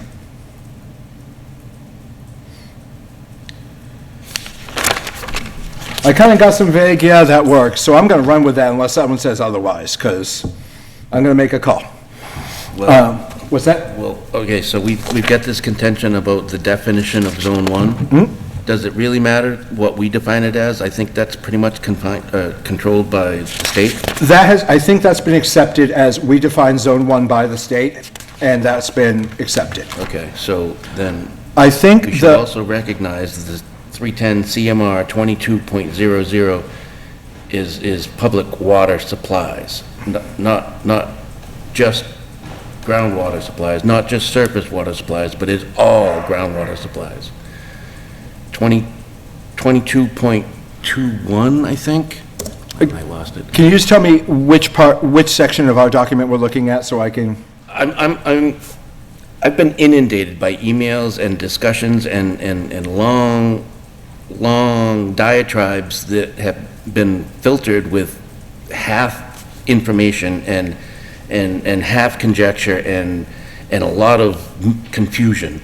So this is a well. These are wellheads that we're talking about. Zone 1 is only on the land, doesn't include the water. We shouldn't have to be that specific after we've said this numerous times.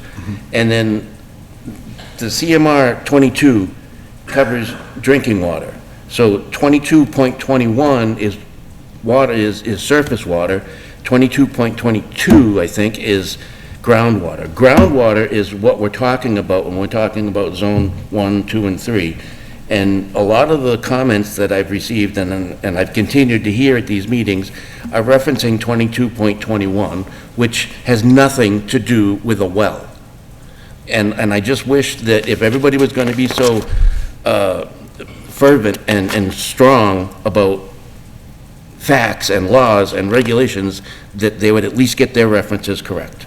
That's all on that. And I think there's more than just special permit or site plan.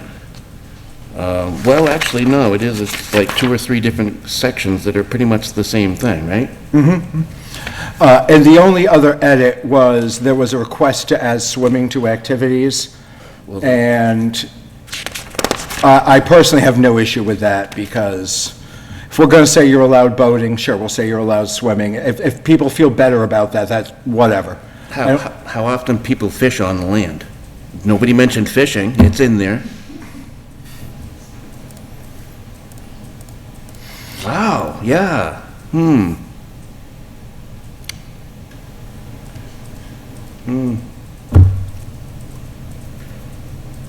fish from the store.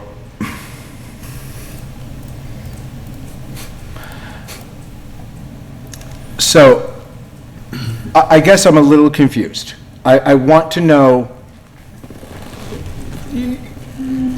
I understand the frustrations you're expressing. I share, at the very least, many of them. What I'm asking now is, looking at the draft, if we're going to put this forward and have a public hearing about the wording, what wording do we want that is different from the draft as it is? I'm looking at the 8/21/2024, that's actually in our files, it's 2024-08-21 draft of, et cetera. Based on that, I would recommend we add swimming because no one's against that change in the public or the water district, so that just seems easy.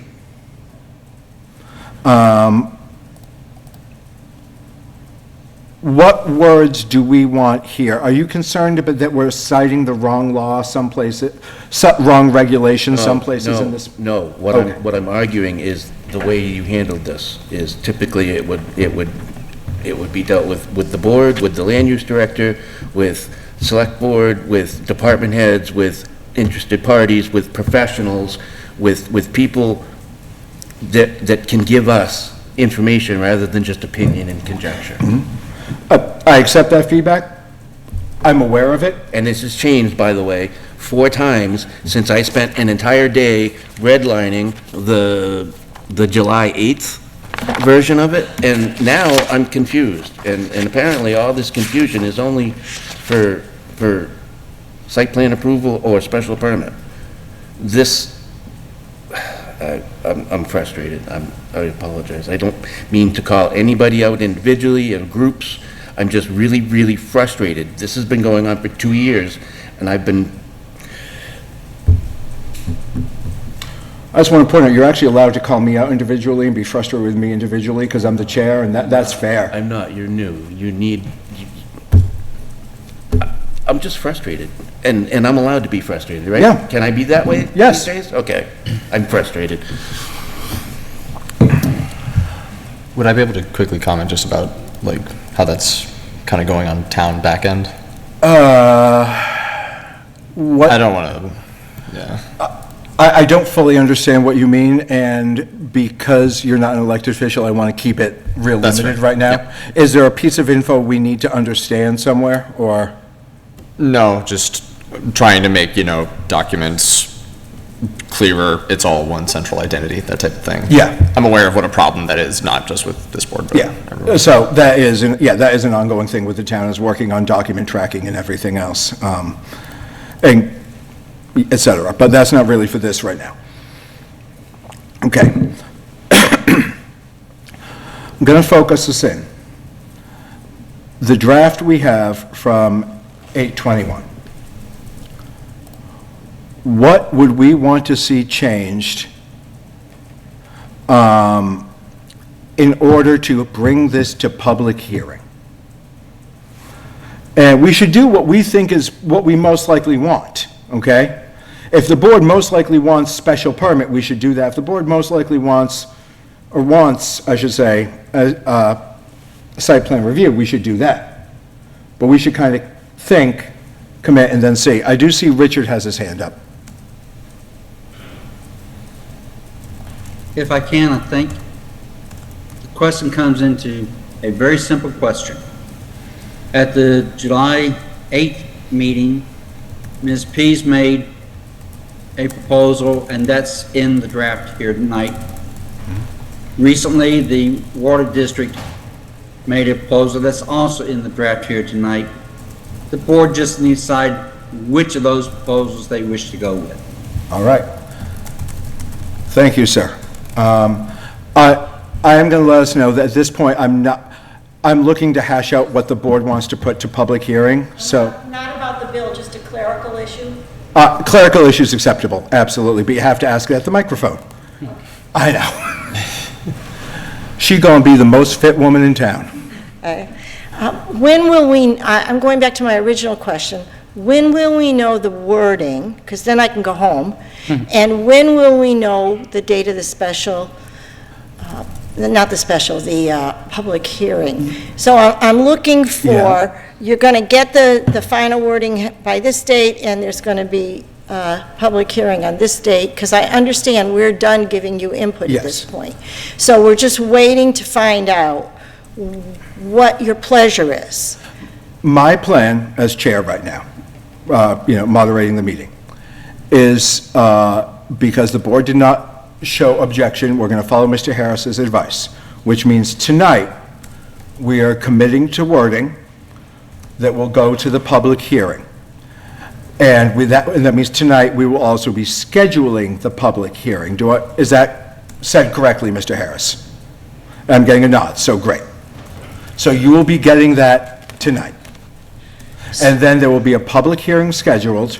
So if I go home now, how will I get your final wording? How will it be available to the public? It will certainly be published for the public hearing. If you drop any of us an email, I think we'll be happy to send it to you. Richard's got his hand up. It's my intention is if you determine the wording tonight, tomorrow I'll make the revision and I'll send it out to the folks who have expressed the most comment at the meetings, which have been Ms. Pease, Mr. Hannigan, and the Water District.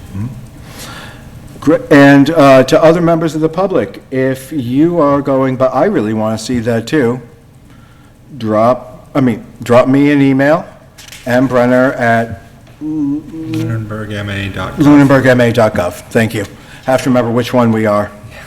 The email address has changed at one point. I don't forget our town, unless it's really early in the morning. And I just want to say thank you to the members of the planning board. I understand that it's frustrating. I understand that it is time-consuming. But we are your constituents. And we do appreciate being given an opportunity to have a voice. And I know that takes a lot of your time and mental energy going back and forth. I get it, mine too. But I do appreciate, and I know others appreciate, having the opportunity to have our voices heard. So thank you for that. Thank you. All right. And again, to be overt, there's no more public input on this tonight. You are welcome to be here. I love having an audience at Planning Board. You're also welcome to go home and have the rest of your life.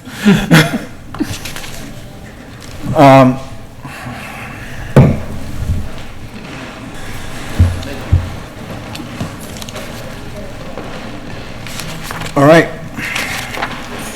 I'm going to be frank. I don't...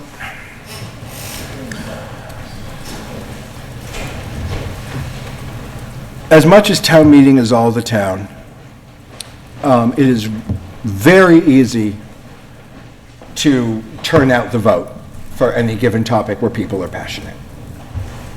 To that end, despite the fact I think site plan approval is sufficient protections, I don't think this goes through, I don't think there is a way this goes through without it being special permit. I am comfortable with special permit because I have a lot of faith in those who sign up for planning boards, because this isn't not using professional phrasing, this is not like a sexy fun board, right? People are like, ooh, the select board runs the town, and oh, conservation's great because you're passionate about that. This is land use. It is what it is. This isn't a thing people are flocking to. I wish they did. And so, but that leads me to having faith in future iterations of the board to take all constituencies into account, including the water district, including those who live near different wellheads, those who are, the many things that could come up. Those living near where the water district wants to put in future wellheads. Not that this limits the production of, the creation of wellheads, but we talked about that at 1.2. I'm comfy with special permit because I think it will, I sincerely believe it will be manageable. But if you disagree, if you agree, I'd love to hear it, but if you disagree, I'd really love to hear it.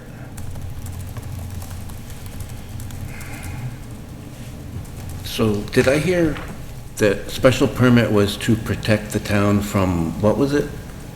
I think the language used was that the special permit allows the board a little more kind of flexibility and leverage, if you will, to have the applicant make concessions that they otherwise might wouldn't. What, okay, I mean, we've got a water district that's regulated by DEP. They're overseen by public health. How likely is it that they're going to ask the planning board to do something that the planning board is going to really have much information to be saying that's detrimental? I think we remain so I think you raise a good point. There's a lot there that we're not going to have input on. And there's a lot there that is, I mean, DEP is going to take care of a lot of these details. That's actually one of the reasons I'm also comfy with special permit in a roundabout way. The majority, almost everything in Zone 1 is going to be taken care of by DEP. Correct. I agree with you 100%. The area I think the special permit becomes relevant is in making sure that the hyperlocal needs are met. So by hyperlocal, I mean those surrounding that particular, where that water treatment plant's gonna go, right? Are we talking about all the wells in town, or are we just talking about the one that's been focused on? Well, I think by law, it'd be any of them. Okay. But, so it protects those those basically gonna come and say, they want to put a water treatment plant here, but it's going to X. Now, X could be any number of things, okay? I am not an expert in water treatment plants. I will be honest. I am not one bit concerned, personally, about if the water treatment plant is going to contaminate the well water. Because their whole point, they are built and engineered to not do that. I get that. And the technology exists. One of the reasons we have this bill is our old bill's over 30, maybe over 30 years old. Tech has changed. That's doable. But I get that we could end up in a scenario where people are saying, yeah, but I don't want trucks. I don't want big vehicles transporting X coming by my house at basically, I don't want big loud trucks coming by my house, like at a certain hour or something. I don't want, and I'm being super hypothetical here, I'm trying to be very honest, I don't know the ins and outs of a water treatment plant. But like anywhere else, there's certain activities that we don't want at certain times. There's certain noise level, or frankly, just visual buffers. And it gives us more ability to say, hey, we understand that a water treatment plant goes here, and as part of our consideration, there's a fiscal impact to the town to putting it somewhere else. But it gives us a lot of leverage to say, okay, but let's make sure we do it in a way that meets the needs of those who are next door. Literally next door and more metaphorically next door. So that this treatment plant is not interrupting their daily life. I want to be frank. I think the actual implementation here is going to end up being not nearly as contentious. But I also think one of the reasons it won't be as contentious is because we're the middle people. And that means that it's not other group, it is not a group with an interest one way or another making the decisions. It's the planning board making a decision about land use, which is what we're supposed to do, while taking the needs of divergent needs into account. My apologies, that was longer than I meant it to be.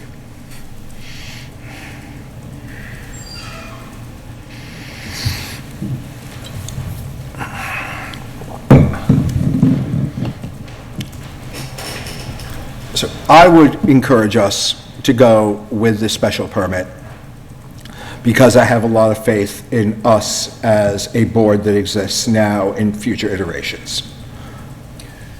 So, I don't think it'd be accurate to say, but I don't think it'd be, like, zone ones for wellheads, they're not all in wetlands, but I would think that, I don't know, I mean, I know that some of them down on Reservoir are in wetlands, and I'm not sure that they all need to be in wetlands, but I would assume they'd also have to go through conservation, right? I mean, if there's wetlands, I assume there's conservation. I am not aware, and I apologize, I could turn to you, I'm looking at our friends from the Water District. I could turn to you for an answer right now, and I know that. But I'm trying not to, even though it's a simple factual question, because the last thing I want is for any perception of favoritism after some people have left. But I am not personally aware of why a wellhead would have to be in a wetland. I don't think it has to be. I don't think I think some of them happen to be and some of them happen not to be. Yes. So, of all the wellheads that we have, let's say that 25% of them, so we're not singling any well out. And I think it's more than that, by the way. Would they have to apply to Concom? Second of all, would they have to submit an RDA? Or would they have to full-blown notice of intent? And not knowing 1, 2, or 3,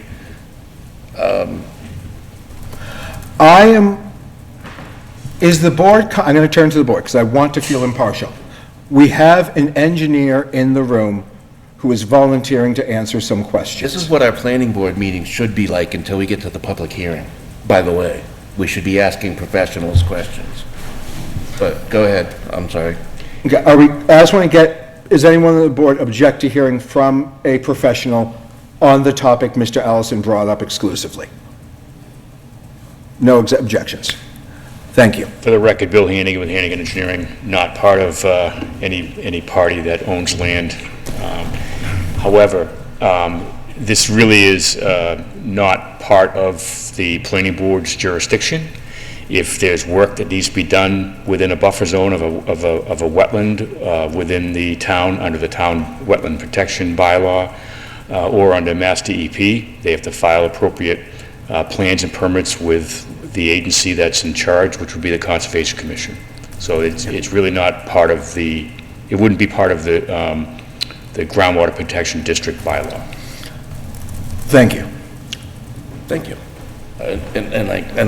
I'm glad you did. I'm glad you did answer because, yeah, there's going to be a whole lot more permits. There's going to be a whole lot longer time frame. There's going to be a whole lot more lag time, and I think that they've already lost some grant ability because of overtaxed town government and lag time. You expect a special permit to be notably longer than a site plan review, is that what you're saying? Or, Given the outpour here for this bylaw, yes, I do. Now, we as a board, and the chair of the board in particular, has the ability to limit public comment. I can only speak to my philosophy as a chair. I have tried to be very generous in not limiting public comment because I wanted us to get as much information from the public and those who are interested as possible.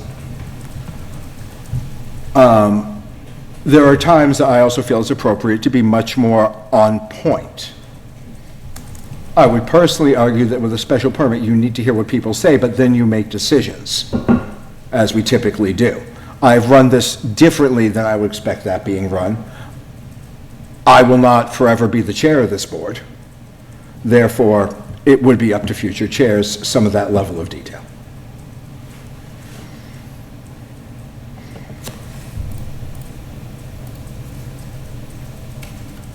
Other thoughts from the board? I know Mr. McLeod has voiced his support in favor of shortly ago, of special permit. may I ask if that's where you still are? I'm not looking to put you Yes. on the spot, Yep. but it seemed like an easy ask. Yep. I mean, I would agree, it's, very similar with your position. I mean, I'm not, staunchly on that, but I would fall that way. And a lot of it does go to considering the tangible tension between, this is just a specific group. I realize it goes to all the Zone 1s, but it does give me concern of how a dispute would go in the future if it was just a site plan review. And I also, make these comments from a position of being naive. Like, obviously, Mr. Allison has a much better understanding of the issues at hand, but I'm just looking at it, like I said, in a global view of, in this role, we're voting as just simple advisory to the town meeting of what to vote on. So, I mean, it's not like we're choosing to assign a special permit to this process. We're simply recommending that the town meeting, in fact, adopt that level. And, part of it is their impassioned pleas and the tangible tension that is rampant, that I just would feel more comfortable at this stage recommending the special permit. And I think everything else, like, I was glad that on land went away. I didn't, as with you, I just simply didn't understand that. So it's good that that's gone. And I would also fall on the side of, I don't think they need the boat or the swimming in it, but certainly would not die on that hill. So for me, and I am confused, I had trouble finding the most recent draft, but like I said earlier, I really felt we were very close 2 meetings ago, whenever it was, when Ms. Pease came up and said that they're willing to, concede. So that was kind of going back an impactful moment for me. And it is, again, the constituency, and, I think considering their positions, nothing they have said, I mean, it got a little sketchy here and there, but in terms of the core, I think they were pretty strong in their argument for their position, specific to that. So I actually want to point something out, because there is a third option. I said it as if there's 2, and that is flat out wrong. An opinion can be, dude, we're not putting this to town meeting, we're done. That's fair. The board can, I feel this is worthwhile. The board can say, no, it is not. We are not putting anything forward to town meeting. And I'll be realistic. If the board doesn't want to put this to town meeting, that's fine. You're not going to hear from me about it again, because at some point I have other things in my life and dead horses, etc. But that is a choice. We can say, yeah, we don't want to deal with this. I don't agree with that, but it's certainly a choice, and it's a valid one. So that actually does bring up a question I did have, was where did this originate from? Okay, I'm going to give you the quick version, okay? A change was put forward, I think by the Water District, I'm not 100% sure, to update the map, okay? To take our map of the zones 1, 2, and 3, and update it to match what the DEP says. Because what happens is the DEP has hydrogeologists, and they look at things, and they gain a better understanding, and they go, oh, these recharge areas have changed. This has changed, so update the map. That failed. My opinion, my understanding as to why, is because there were many people in town who were concerned that some of those changes on the map would impact them negatively for any number of reasons. And I want to be corrected if I misspeak here, okay? When that didn't go through, Adam Burney, the previous land use director, looked at it and said, well, with some bylaw changes, maybe we can get everyone on board. he scrapped what we had and wrote this all brand new. Yes, that is correct. Well, I would say it was a heavy reorganization. I don't know if I'd agree with a full scrapping, but that's going to be in the eye of the beholder. It was certainly a heavy reorganization and edit. And that was in part because our old bylaw is 30 years old and engineering standards have changed. So it would let us effectively give some land use rights back because there's other ways of dealing with infiltration and everything, water infiltration and everything, and making sure water gets into the ground like it's supposed to, that at least weren't common if they existed at all 30 plus years ago. There was back and forth on that. Oh God, this all bleeds together a little. That eventually we put forward, and I believe that was voted down. I don't know if that was voted down or not, or if that's the one that was that the one that was voted down, or that was the one that was tabled, actually. That then was tabled to the next, to the fall, that was like for a fall town meeting, special town meeting. That was tabled to effectively this last spring. Now, Adam Burney left the town at that time to go become a land use director in another municipality. Mr. Harris has helped us with some of the rewriting and everything. But the one as kind of written by Adam was brought to town meeting, and it was tabled to the spring to look at it better. The board could not develop consensus between disparate parts of the town. And couldn't get people close, really. And for a variety of reasons, and some of that was, to be frank, I had some health issues that stopped me from being able to moderate meetings as tightly and frequently as I would like, and be on top of things. But it wasn't ready for spring. We kind of put it forward, didn't like what it was in the end, the board pulled it. This is now the redo of that. Mr. Harris made some edits that he felt were appropriate. And now we have, I, as the chair, encouraged us to solicit a lot of public feedback to try to make it so by the time we get to the public hearing, people have already been heard and we're not getting 11th hour surprises. The issue was before, there was a lot of 11th hour edits of what about this, what about that. So I wanted us to get that out now so that things like, I won't vote for it unless you have swimming, and people go, okay, fine. That doesn't need to be, that doesn't have to be an amendment, because amendments are completely doable, but a little bit of a pain in the butt as well, especially if there's several small ones. So trying to deal with a lot of those things. I think it's possible, no matter what, there's going to be a floor motion for an amendment if we put this forward either way. Okay? Yeah. I expect that. I could be wrong. But that's kind of how we got here, was it's an iteration on an iteration.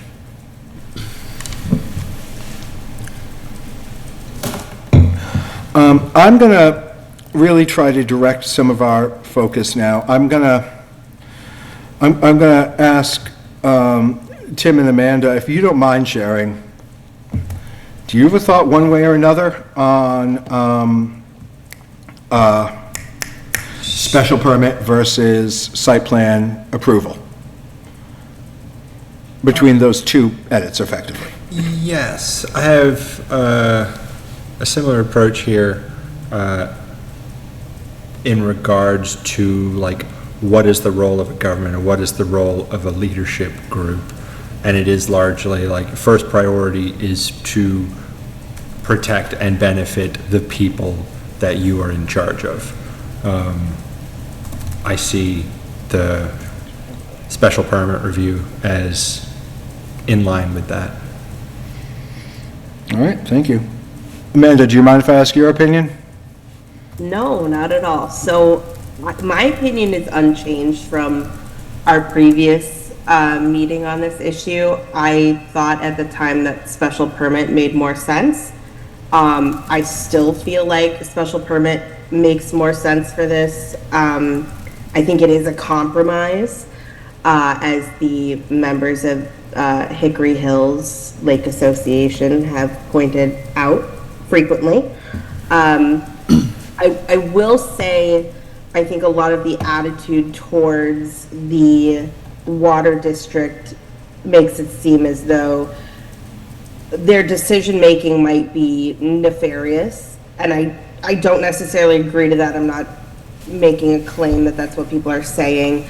I just think that from our last meeting, when they were speaking about how much money it would cost to do these projects and how much planning is involved in it, in my mind, if you're doing so much and spending so much money to get a project done, I don't think a special permit is going to really add a lot more to your plate. Yes, it's a little bit more involved, but I think it does help give the residents another layer of protection. Again, this special permit is just for construction of water treatment facilities, either construction of them or changing of them in some way. So, you know, it really doesn't have any effect on the water other than if construction were to have an effect on the water. So I think a special permit makes sense. That's just my thoughts on it. It hasn't really changed. Great, thank you. All right.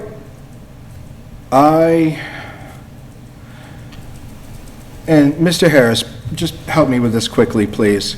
Is any construction of any type in Zone 2 subject to special permit, or is it just water treatment? No. Well, and other things that would require special permit otherwise. If you look at, let's see, Section H would list the items that would require a special permit in Zone 2. Okay. Enlargement of existing uses that do not conform to the water supply protection district, activities that involve handling of toxic or hazardous materials, rendering them impervious any lot or part on 15% or 2,500 square feet. Those are the items that in Zone 2 would require a special permit. If you included the proposed amendment, it would include construction, new treatment works, etc. Okay, so the proposed change to the previous version is effectively that water treatment things would need special permit. It is not requiring all, okay, great. I just wanted to make, I felt like I was hearing that it might be all construction, and that was gonna kind of be worrisome for me, but yeah, this makes sense to me. All right, I'm hearing a lot of support from the board for a special permit. Let's call it unanimous and be done with it. What's that? Let's call it unanimous and be done with it. Okay, either way, I mean, we'll have a vote momentarily. Can I ask if we're comfy adding swimming, just so that doesn't become a contention? Can we be comfy adding the swimming, so it just... If we're going to put land boating, we might as well put land swimming. That was my thought. Is there any objection to us putting swimming in addition? So I did see up here, we do specifically at one point call out conservation of the water as a permitted use. Like, we have actually referenced to, I can't find it again here, the use of the water as part of this. And I don't know if that means anything in terms of how it connects to the rest of it. I'm going to be frank. It's worked so far, no one's I'm fine to deep dive and find that wording and figure if we want. I'm of the opinion that that has not been a contentious point. Sure. So it must not be a contentious point, because people have read the heck over this, and I read it over more in the past, and I can only store so much at once. I'll just note, that was put in there because residents wanted back in there. So, Okay.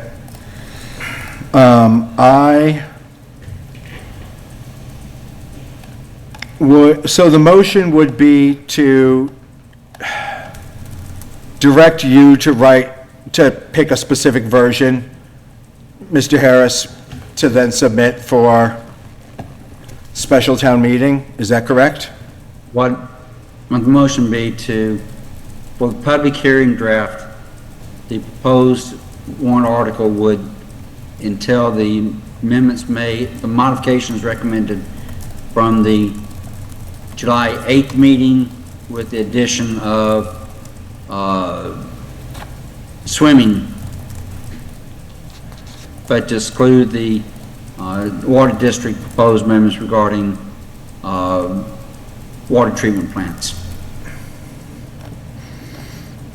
All right. Is that something we can use a so moved on? Yes. All right. So moved. Second. Moved and seconded. Well, nope, vote. Can't say all in favor because it's a roll call. Roll call vote. Mr. McLeod. Aye. Mr. Allison. Aye. Mr. Wilsner. Aye. Ms. Reed. Aye. And an aye from myself.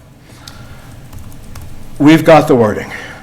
You know, I have to mention, I find it very interesting that we had to make a vote on those two things, but we didn't have to vote on any of these other changes at any, well, they were just provided to us. I'm just commenting, I'm not complaining at all, but I think it was odd that we had to make a roll call vote on what we had just talked about. Anyways. I actually, all right.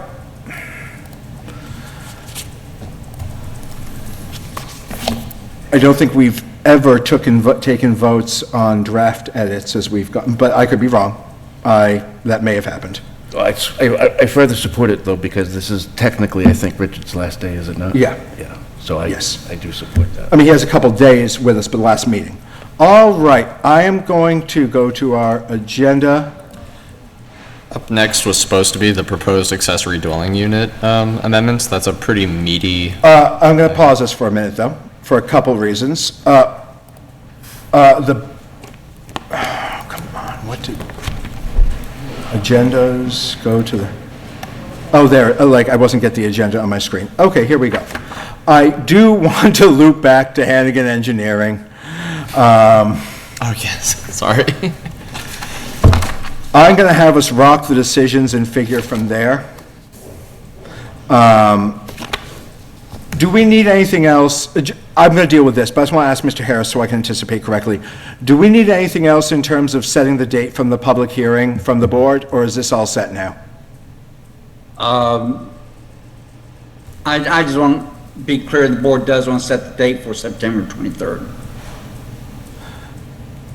You said that you want to be clear, the board does want to set the date for September 20th? Yeah, I believe we did all this so that we could do that. Okay. Just so that's in the minutes, that's all we need. Okay. So moved? Do we need that as a motion? Because we can. You don't need it, but you can if you want to. If we don't need it, I'm not going to bother. I'm going to move us on time-wise, unless there's an objection. Let's get this done. Decisions, 240 Summer Street, site plan approval, stormwater permit. And this is, again, we have these in our drive. I have watched that, but I wasn't here for it. And I think the answer is I just don't vote on it. That would be, I don't even need to vote. This is just checking the wording. But that should be y'all who were there.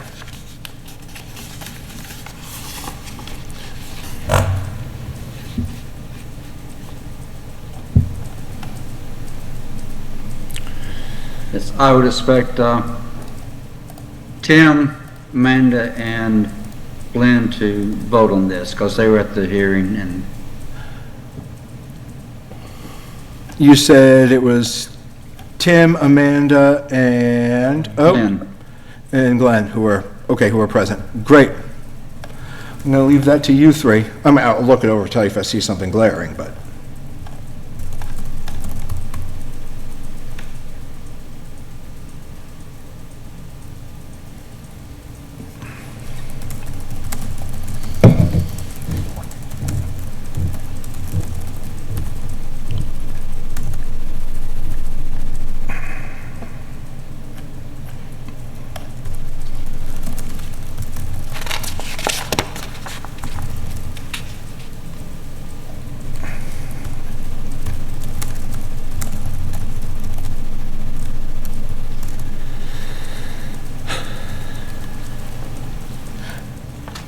And do I see correctly, there were no special conditions, it was just standard conditions?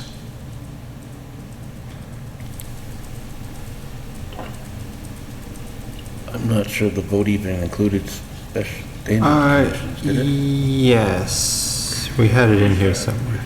Oh, there are 3 special conditions? Were those the waivers? Oh, fine. 3-0 to approve with conditions, although I don't have the conditions. I see, never mind, I'm not very smart. That's our answer. It is 9:45, my coffee was a long time ago, and my ibuprofen was a long time ago, so you are officially getting okay, Matt. Unless you normally dislike me, then just scale back from your own opinion appropriately to something worse. When people are ready, I would take the motion. I am not looking to rush you.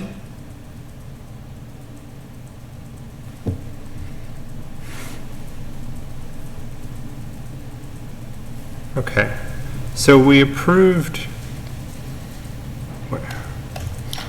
sorry, I always get a bit lost in this. What exactly are we voting on? Honestly, do we even need a vote, or is this, Richard, just everyone looking and saying, yeah, this looks right? What you're voting on is to approve the decision as written. So you've already approved Site it? plan approval, you already approved the site plan approval, you already approved stormwater, but it was conditioned upon reviewing and approval of the written decision at the next meeting. So that meeting? All you need to do is make a motion to approve the site plan approval decision as written, and then approve the stormwater decision as written. So you already approved it at that meeting you chaired? Yeah. And now And now it's just, this wording is what we thought it was. Okay, great. If Amanda and Glenn are ready, then I'll motion to approve the decision for the site plan approval for 240 Summer Street. I'll second. Can they combine the stormwater with that? Sure. Okay. And the stormwater management plan, also for 240 Summer Street. I will second. We've moved and seconded. Does anyone need more time? All right. Again, I will take a roll call vote. Mr. Allison and I were not present, but I'll call on us anyway. Mr. McLeod? Aye. Mr. Allison? Abstain. Mr. Wilsner? Aye. Ms. Reed? Aye. And an abstention from myself. There we go. All set. Thank you for your patience. Okay. Back to our agenda. Was the comment here that the proposed accessory dwelling unit is a handful? Yeah. So some of it's been, there's draft language in the drive already from Richard, I believe, correct me if I'm wrong. But, yeah, based on the memo we got back from town council, there's just a lot of work that he had to do. Okay. Well, if I can just very quickly go over it. The building commission, I talked about what needed to be done, and what this proposal does is bring the bylaw into conformity with the new state law regarding accessory apartments that takes effect February 2nd of 2025. We believe it establishes reasonable rules and regulations for accessory apartments that are otherwise exempt from zoning, and at the same time provides a mechanism that if somebody wants to do an accessory apartment that would not be exempt from zoning, they could apply for a special permit. And it would be similar to what the conditions are presently. Under the new state law, the big things are, for those accessory apartments that meet the state definition, which basically is not more than 50% of the primary unit or 900 square feet, whichever is smaller, allowed by right. You can't require a special permit. You can't require a owner occupancy of either of them, and it can be either attached or part of the primary structure or a second independent structure on the property. You can have no more than one of those on a given lot. If you want more, you have to apply for a special permit.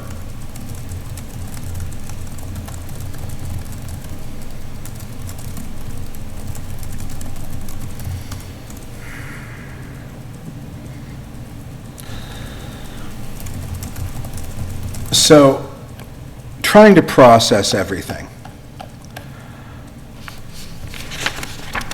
My understanding, very high level, and it's our job to get details, I get that, is that what you and the building commissioner put forward is some surgical work to take our current bylaw and bring it up to date, up to be compatible with the new state bylaw.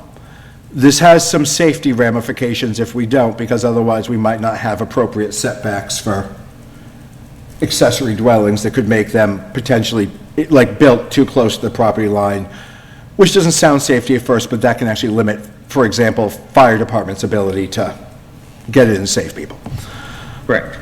Now, what has town council said to us? I've got this big letter that I've been trying to parse through. And we have the letter from him. Is that saying there's something wrong with what you've put forward, or that? No.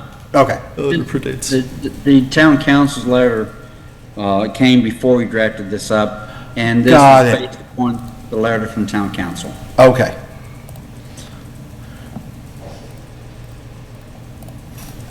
As well as discussion Brian and I had among ourselves, how what need be done. So, as a little bit of education for those at home, and for those on the board who may not know, by and large, we already, Lunenburg already has a very permissive set of requirements compared to many municipalities for accessory dwelling units. We don't require it to be an in-law, where you could only have family living with you or something. We've already allowed it by right in the gross majority of cases. So this, to my understanding, isn't doing a lot of, there's some technical changes, but it isn't doing a lot to change what we already allow. But there's some nuance, because otherwise what we have doesn't work for the state. Richard, would you say that's correct, or would you say it's different? That's pretty much correct. I said the major changes were that you couldn't require a owner to live in one. Right. And it could be attached or detached. That's their choice. And as long as it meets the state definition. I thought we already allowed attached or detached. I didn't think we had a requirement on that. I think there's some limitations that you have on it. The other thing it does is it provides more spacing between property lines for the accessory unit, so that you do have fire emergency access. Okay.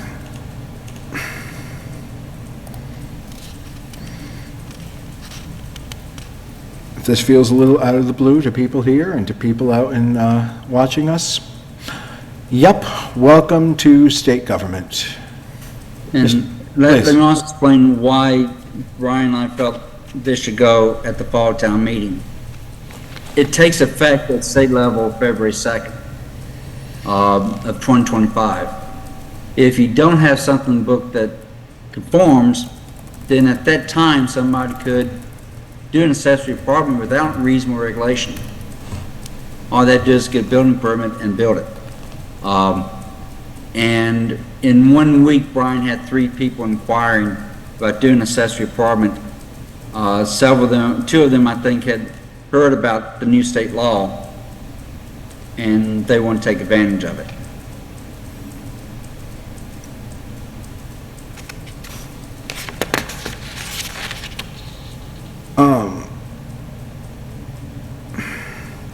I do see a change that I think ends up limiting the size. I'm looking at H1F, bottom of the first page. Yeah, the replacement.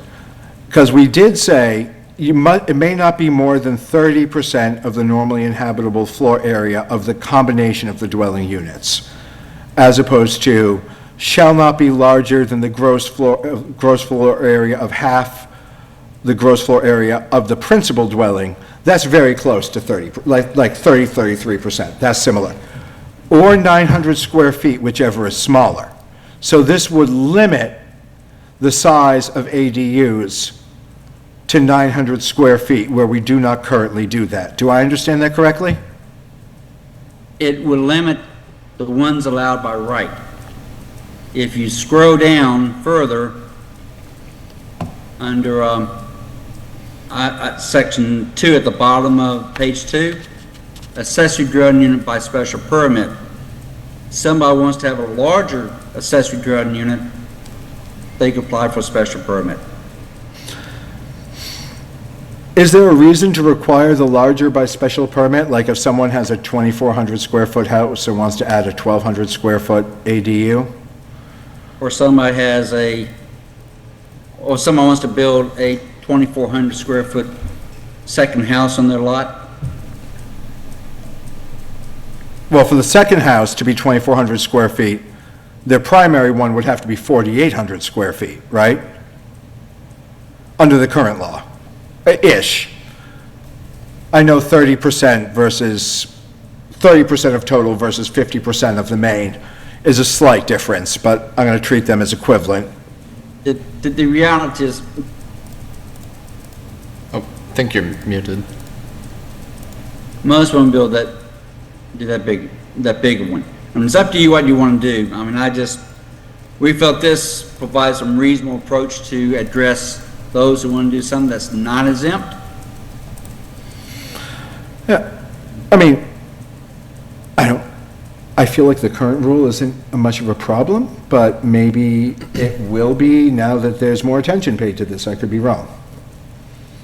Then again, I don't think special permits are that big a hassle. They are a hassle, but they're not end of the world. I don't think I care much either way, but as I think it through, but I want to make sure we're aware that is a change.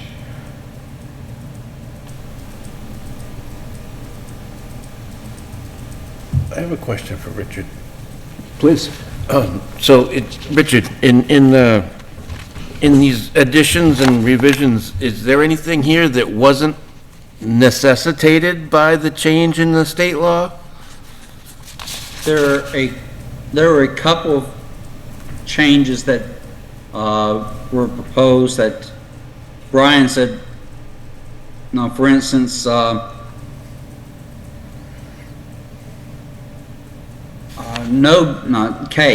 no permit for accessory housing grant hereunder shall take effect sooner than 1 year after occupancy of the primary dwelling, nor until the owner petitioner records.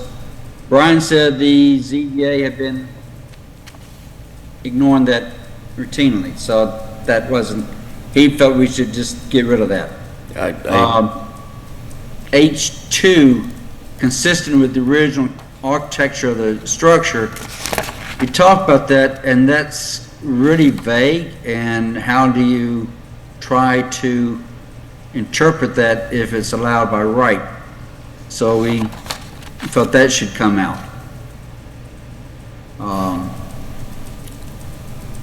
Those are a couple of items that were deleted from the existing regulations based on discussion that Brian and I had. So the second one is because it's kind of vague and potentially not enforceable, or at least not super useful. Right. And the change in K basically means you can buy a house and get to work on an ADU right away rather than waiting a year. Correct. Well, personally, I like that change because. So there currently is a ZBA application to do that within less than a year, I believe. Oh. I think it's been advertised. I think I saw that in the ledger. But And So every- Brian said they've been routinely approving those, so it does make a lot of sense to require that. So, but everything else here for changes is mandated by the state? Well, let me go back to my copy, I can. Except for what? I'm going back to my copy. Okay. That.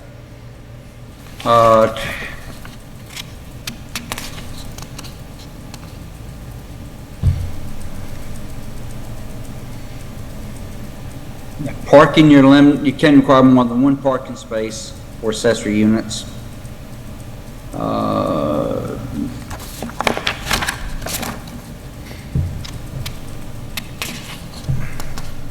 State law says you can have, will say that you can have one accessory apartment unit that's exempt per lot. A special permit may be required for more than one. Which one is this? E.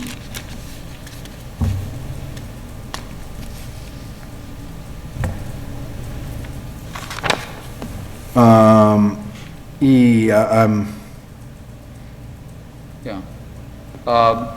E, that's in yellow. No more than one accessory dwelling unit shall be provided on a single lot. Can you just tell me the page number and roughly where on the page? Page 1. Page 1. Section H, 1E. E. H1 subsection E. Notice floor area. Okay. Except as may be allowed by the issuance of a special permit. Okay, I thought you mentioned a parking something. The parking is, where is that? C. C, thank you. The state law says you cannot require more than one parking space per accessory dwelling unit. Oh, okay, so that brings us in line with, got it, okay. And, in here, Oh, okay, got it.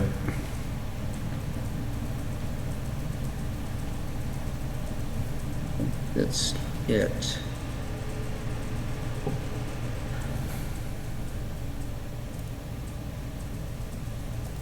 Okay, so one per dwelling unit, not one space per dwelling unit, not one per bedroom effectively. Got it.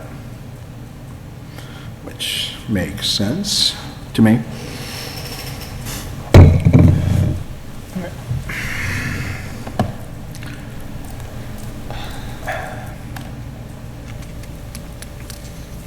And are we trying to get this on for the warrant in the fall or in? That's what Mr. Harris is suggesting, because otherwise, if we do not, then there is a period between February and the new law passing and then being approved by the AG, where people can kind of go willy-nilly and bill, a lot of provisions of our law, of our current bylaw, become moot without fixes. And again, that could allow something like building the accessory dwelling unit real close to the lot line and preventing where we normally have a setback for safety purposes.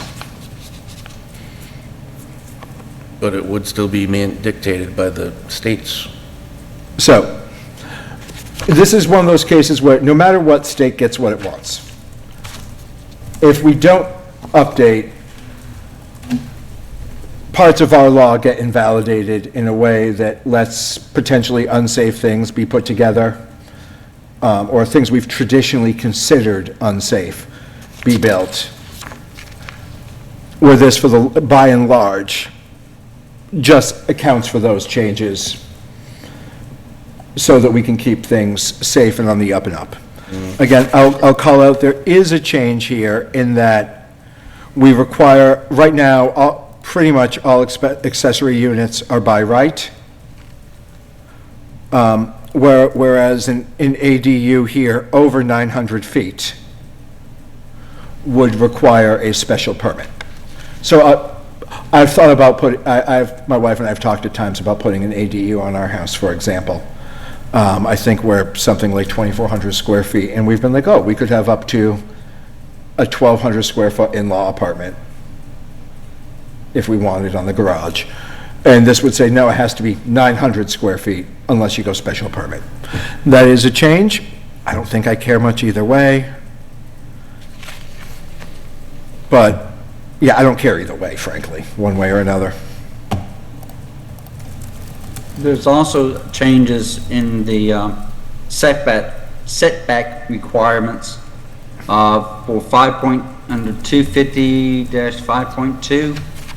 And these were done based upon discussion with the building commissioner to ensure that there's adequate safety for, in terms of fire code and access cause. He felt that was necessary. And I would note, the new state law treats those accessory dwellings that qualify under the state definition the same as agricultural uses are exempt, same as churches and education. They're subject to reasonable regulation, and this is an attempt to provide reasonable regulations so that if somebody wants to use the state law, they'd still have to comply with these. It's also worth noting that while inquiries about these have traditionally been rare, they have spiked in the building department since the state law passed. Again, we've kind of allowed this the whole time anyway, but now that it's in the public eye as a way to help deal with our housing shortage, a lot more people are looking at them. So while we may or may not see a large influx, I don't think it would be unreasonable to anticipate an increase in the applications or in the building of ADUs.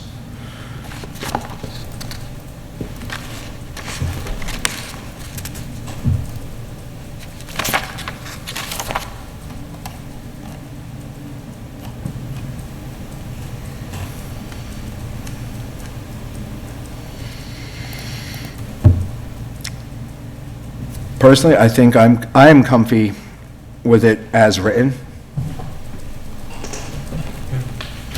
I don't think this is a hard sell to the town. I could see potential pushback on the, maybe potential pushback on the special permit, but I can also see people wanting the special permit if ADUs are going to be more common. Again, as an extra layer of protection.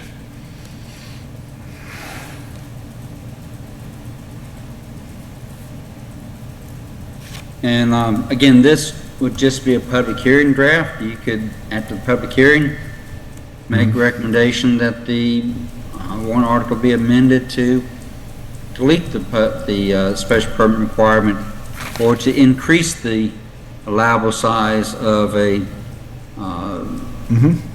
accessory dwelling unit by right.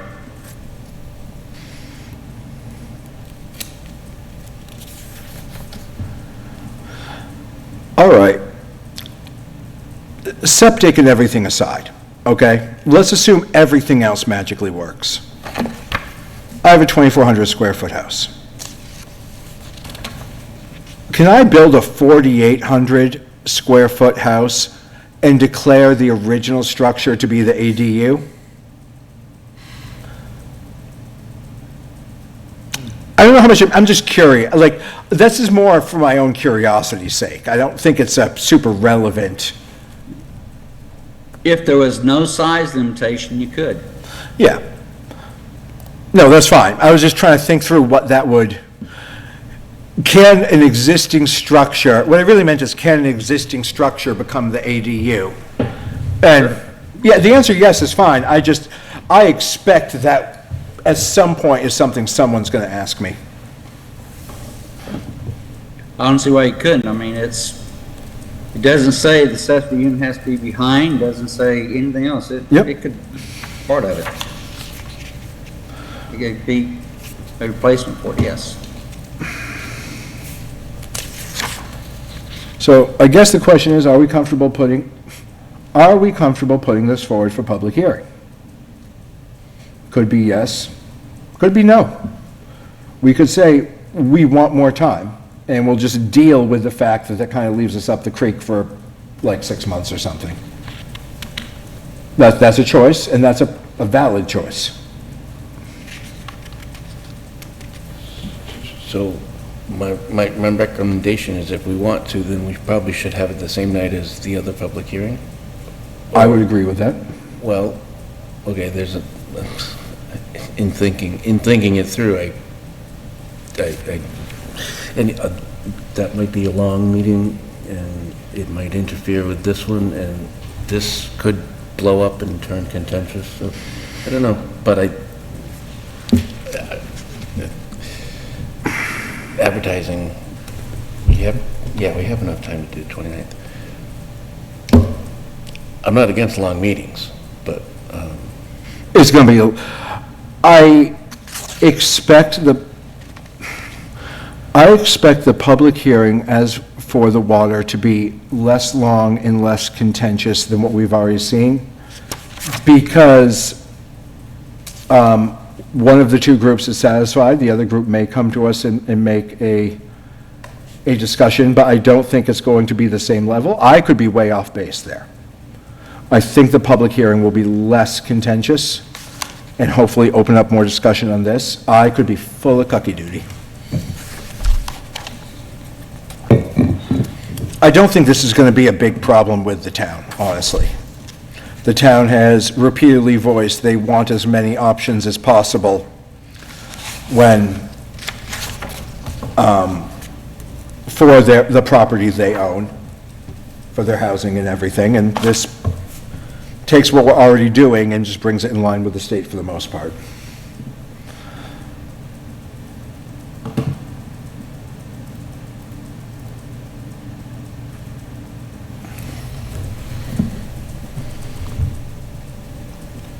So again, I'm just looking for some ideas, and the answer can be, dude, I'm still reading.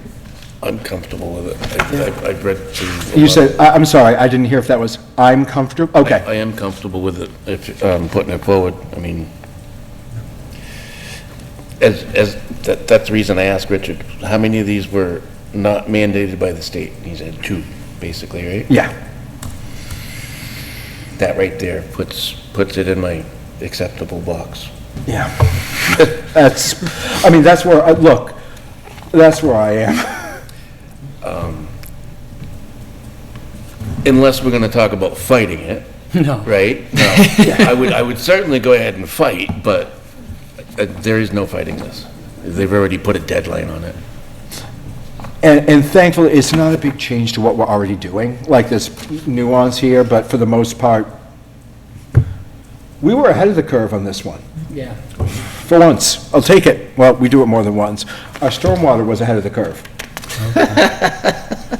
Not far enough. Richard?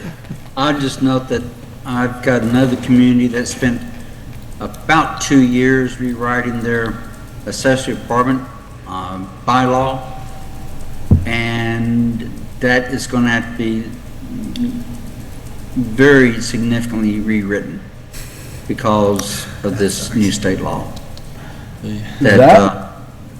So at least you're not in that situation. I say, isn't that a job for the Board of Assessors, I'm hoping, and not us to write that? No, that's a serious question. Isn't that a job for the Board of the Assessors? I thought I heard assessors, and then I realized he said accessory. No.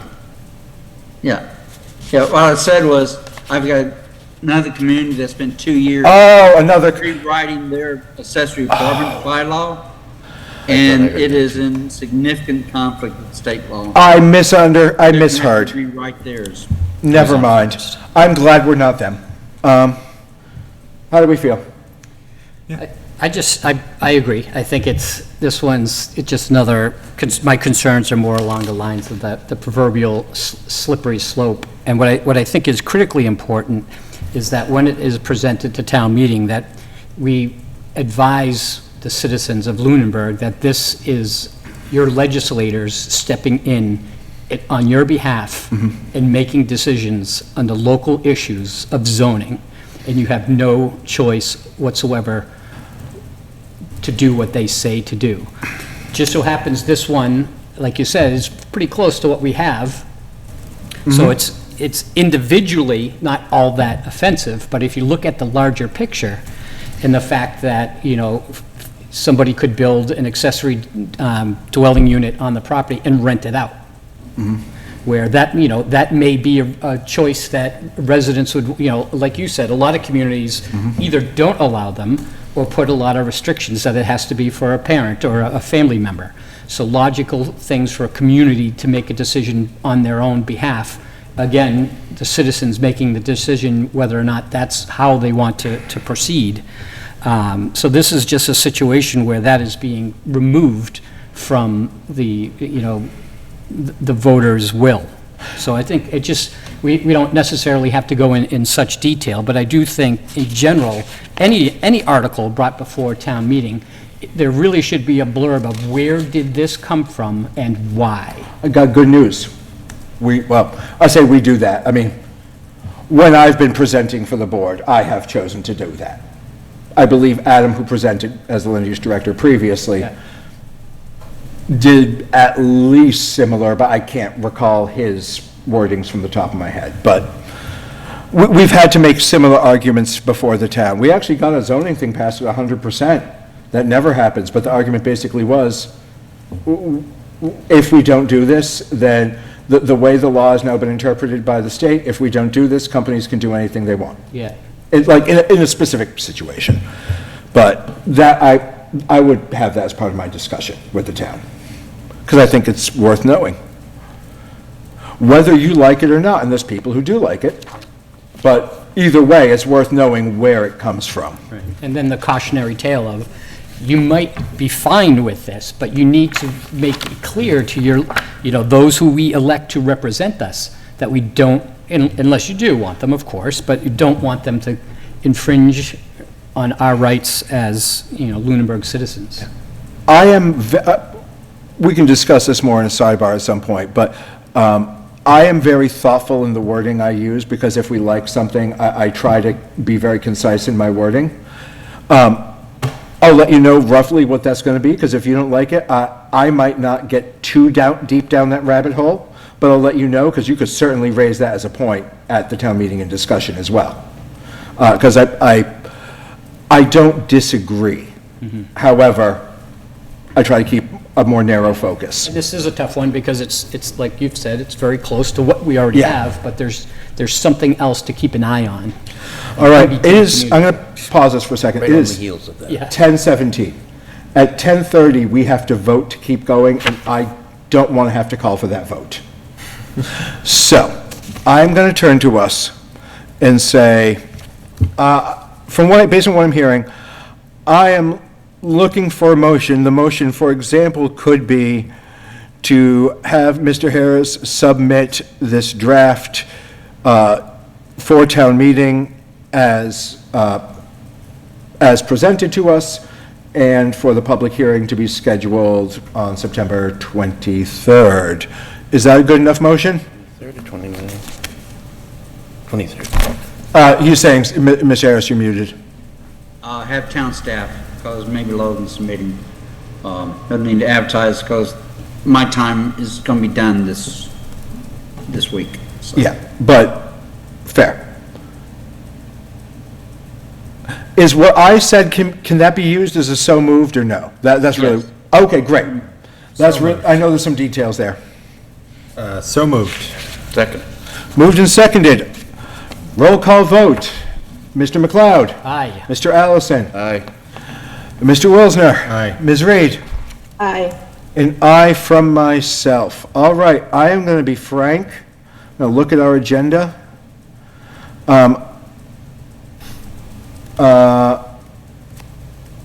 If in 11 minutes we have to call for the vote, I'm... Mr. Harris has a... Yes. I've had some email exchange with town council already this evening about 255 Sun Hill Road. I need from Mr. Wilsmer and Mr. Allison the reasons for the denial of the stormwater permit, so I can put that into a draft decision for the board to then act upon.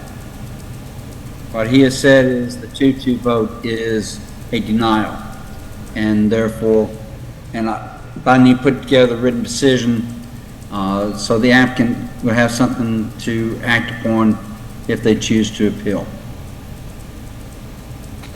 I only cut most of that. Can you forward that to us? I've had email exchange with town council this evening, and he has said the 2-2 vote is effectively a denial. And what I need to do is put together a written decision that the board will then act upon. And I need to get the reasons for the denial from Mr. Allison and Mr. Wilsmer, since you two voted denial. Very good. When would you like those? As soon as possible. If you can email them to me tonight or tomorrow, that'd be great. Very good. All right, thank you, sir. Okay. Great, that's board discussions. I am going to, is there anything else, I'm looking here, is there anything else that needs to be addressed tonight? I encourage the rest of the board to look at the agenda, and if there is a committee report, or if there's and Mr. Harris, I will ask you as well, is there anything else on that list that we need to address tonight? If your answer is none, I would like to hear the word none, just so I know that you're not reading.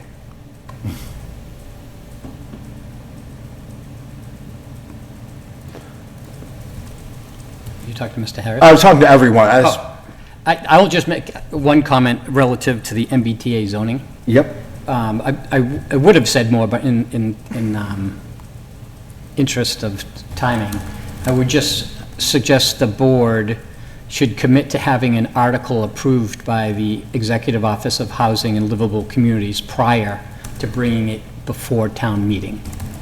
Simply because a lot of communities that have approved a vast change in bylaws, they approved it at a town meeting, it went to the Attorney General's office, was approved, and then was denied by the Executive Office of Housing Livable Communities.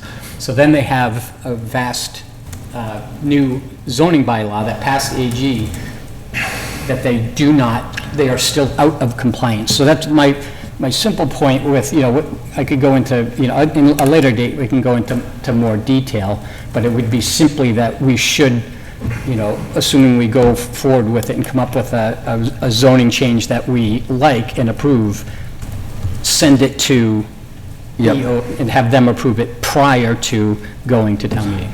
Heard. I think that is wise advice. I'm going to stop us there for now with 7 minutes left, unless there's something else we need. No. Okay. Anything else we need to address tonight? I am not hearing anything. So, Richard, we can put the items on the agenda to next time? Not a problem. There's nothing here you see saying, Matt, you got to look at this tonight. No, that's fine. All right, banger. In that case, I'm going to move to public comment.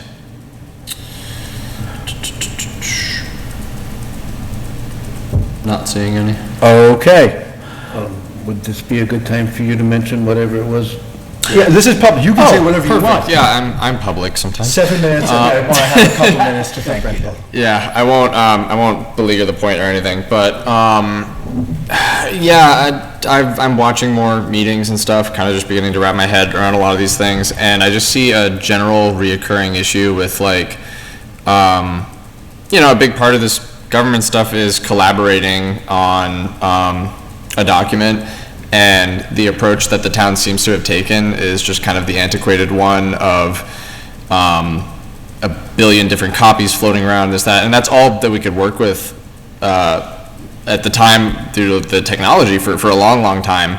But now we're at a point where I think we can begin to move past that, and just general statement, I'm really interested in helping with the implementation of that. I watched a recent select board meeting, and they were ranking ARPA funding, and they at one point had to open copy of a copy of this spreadsheet.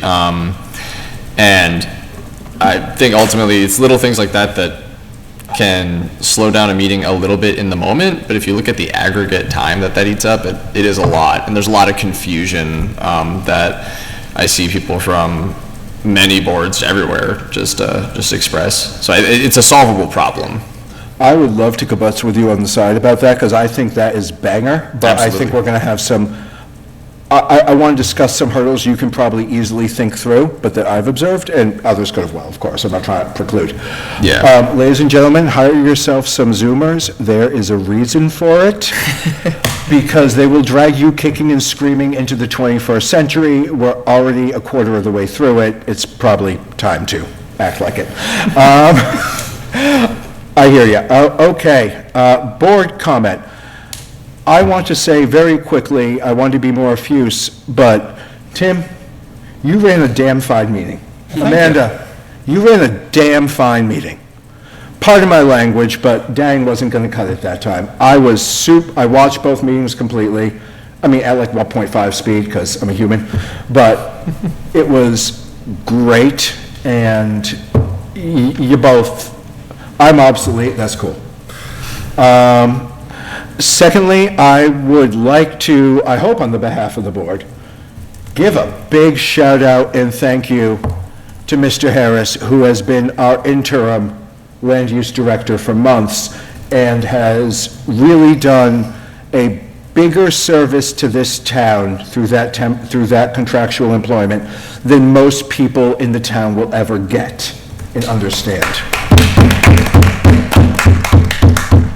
Other communities, if you are looking to hire Mr. Harris and he's available to you, I am envious, and I couldn't speak highly enough myself.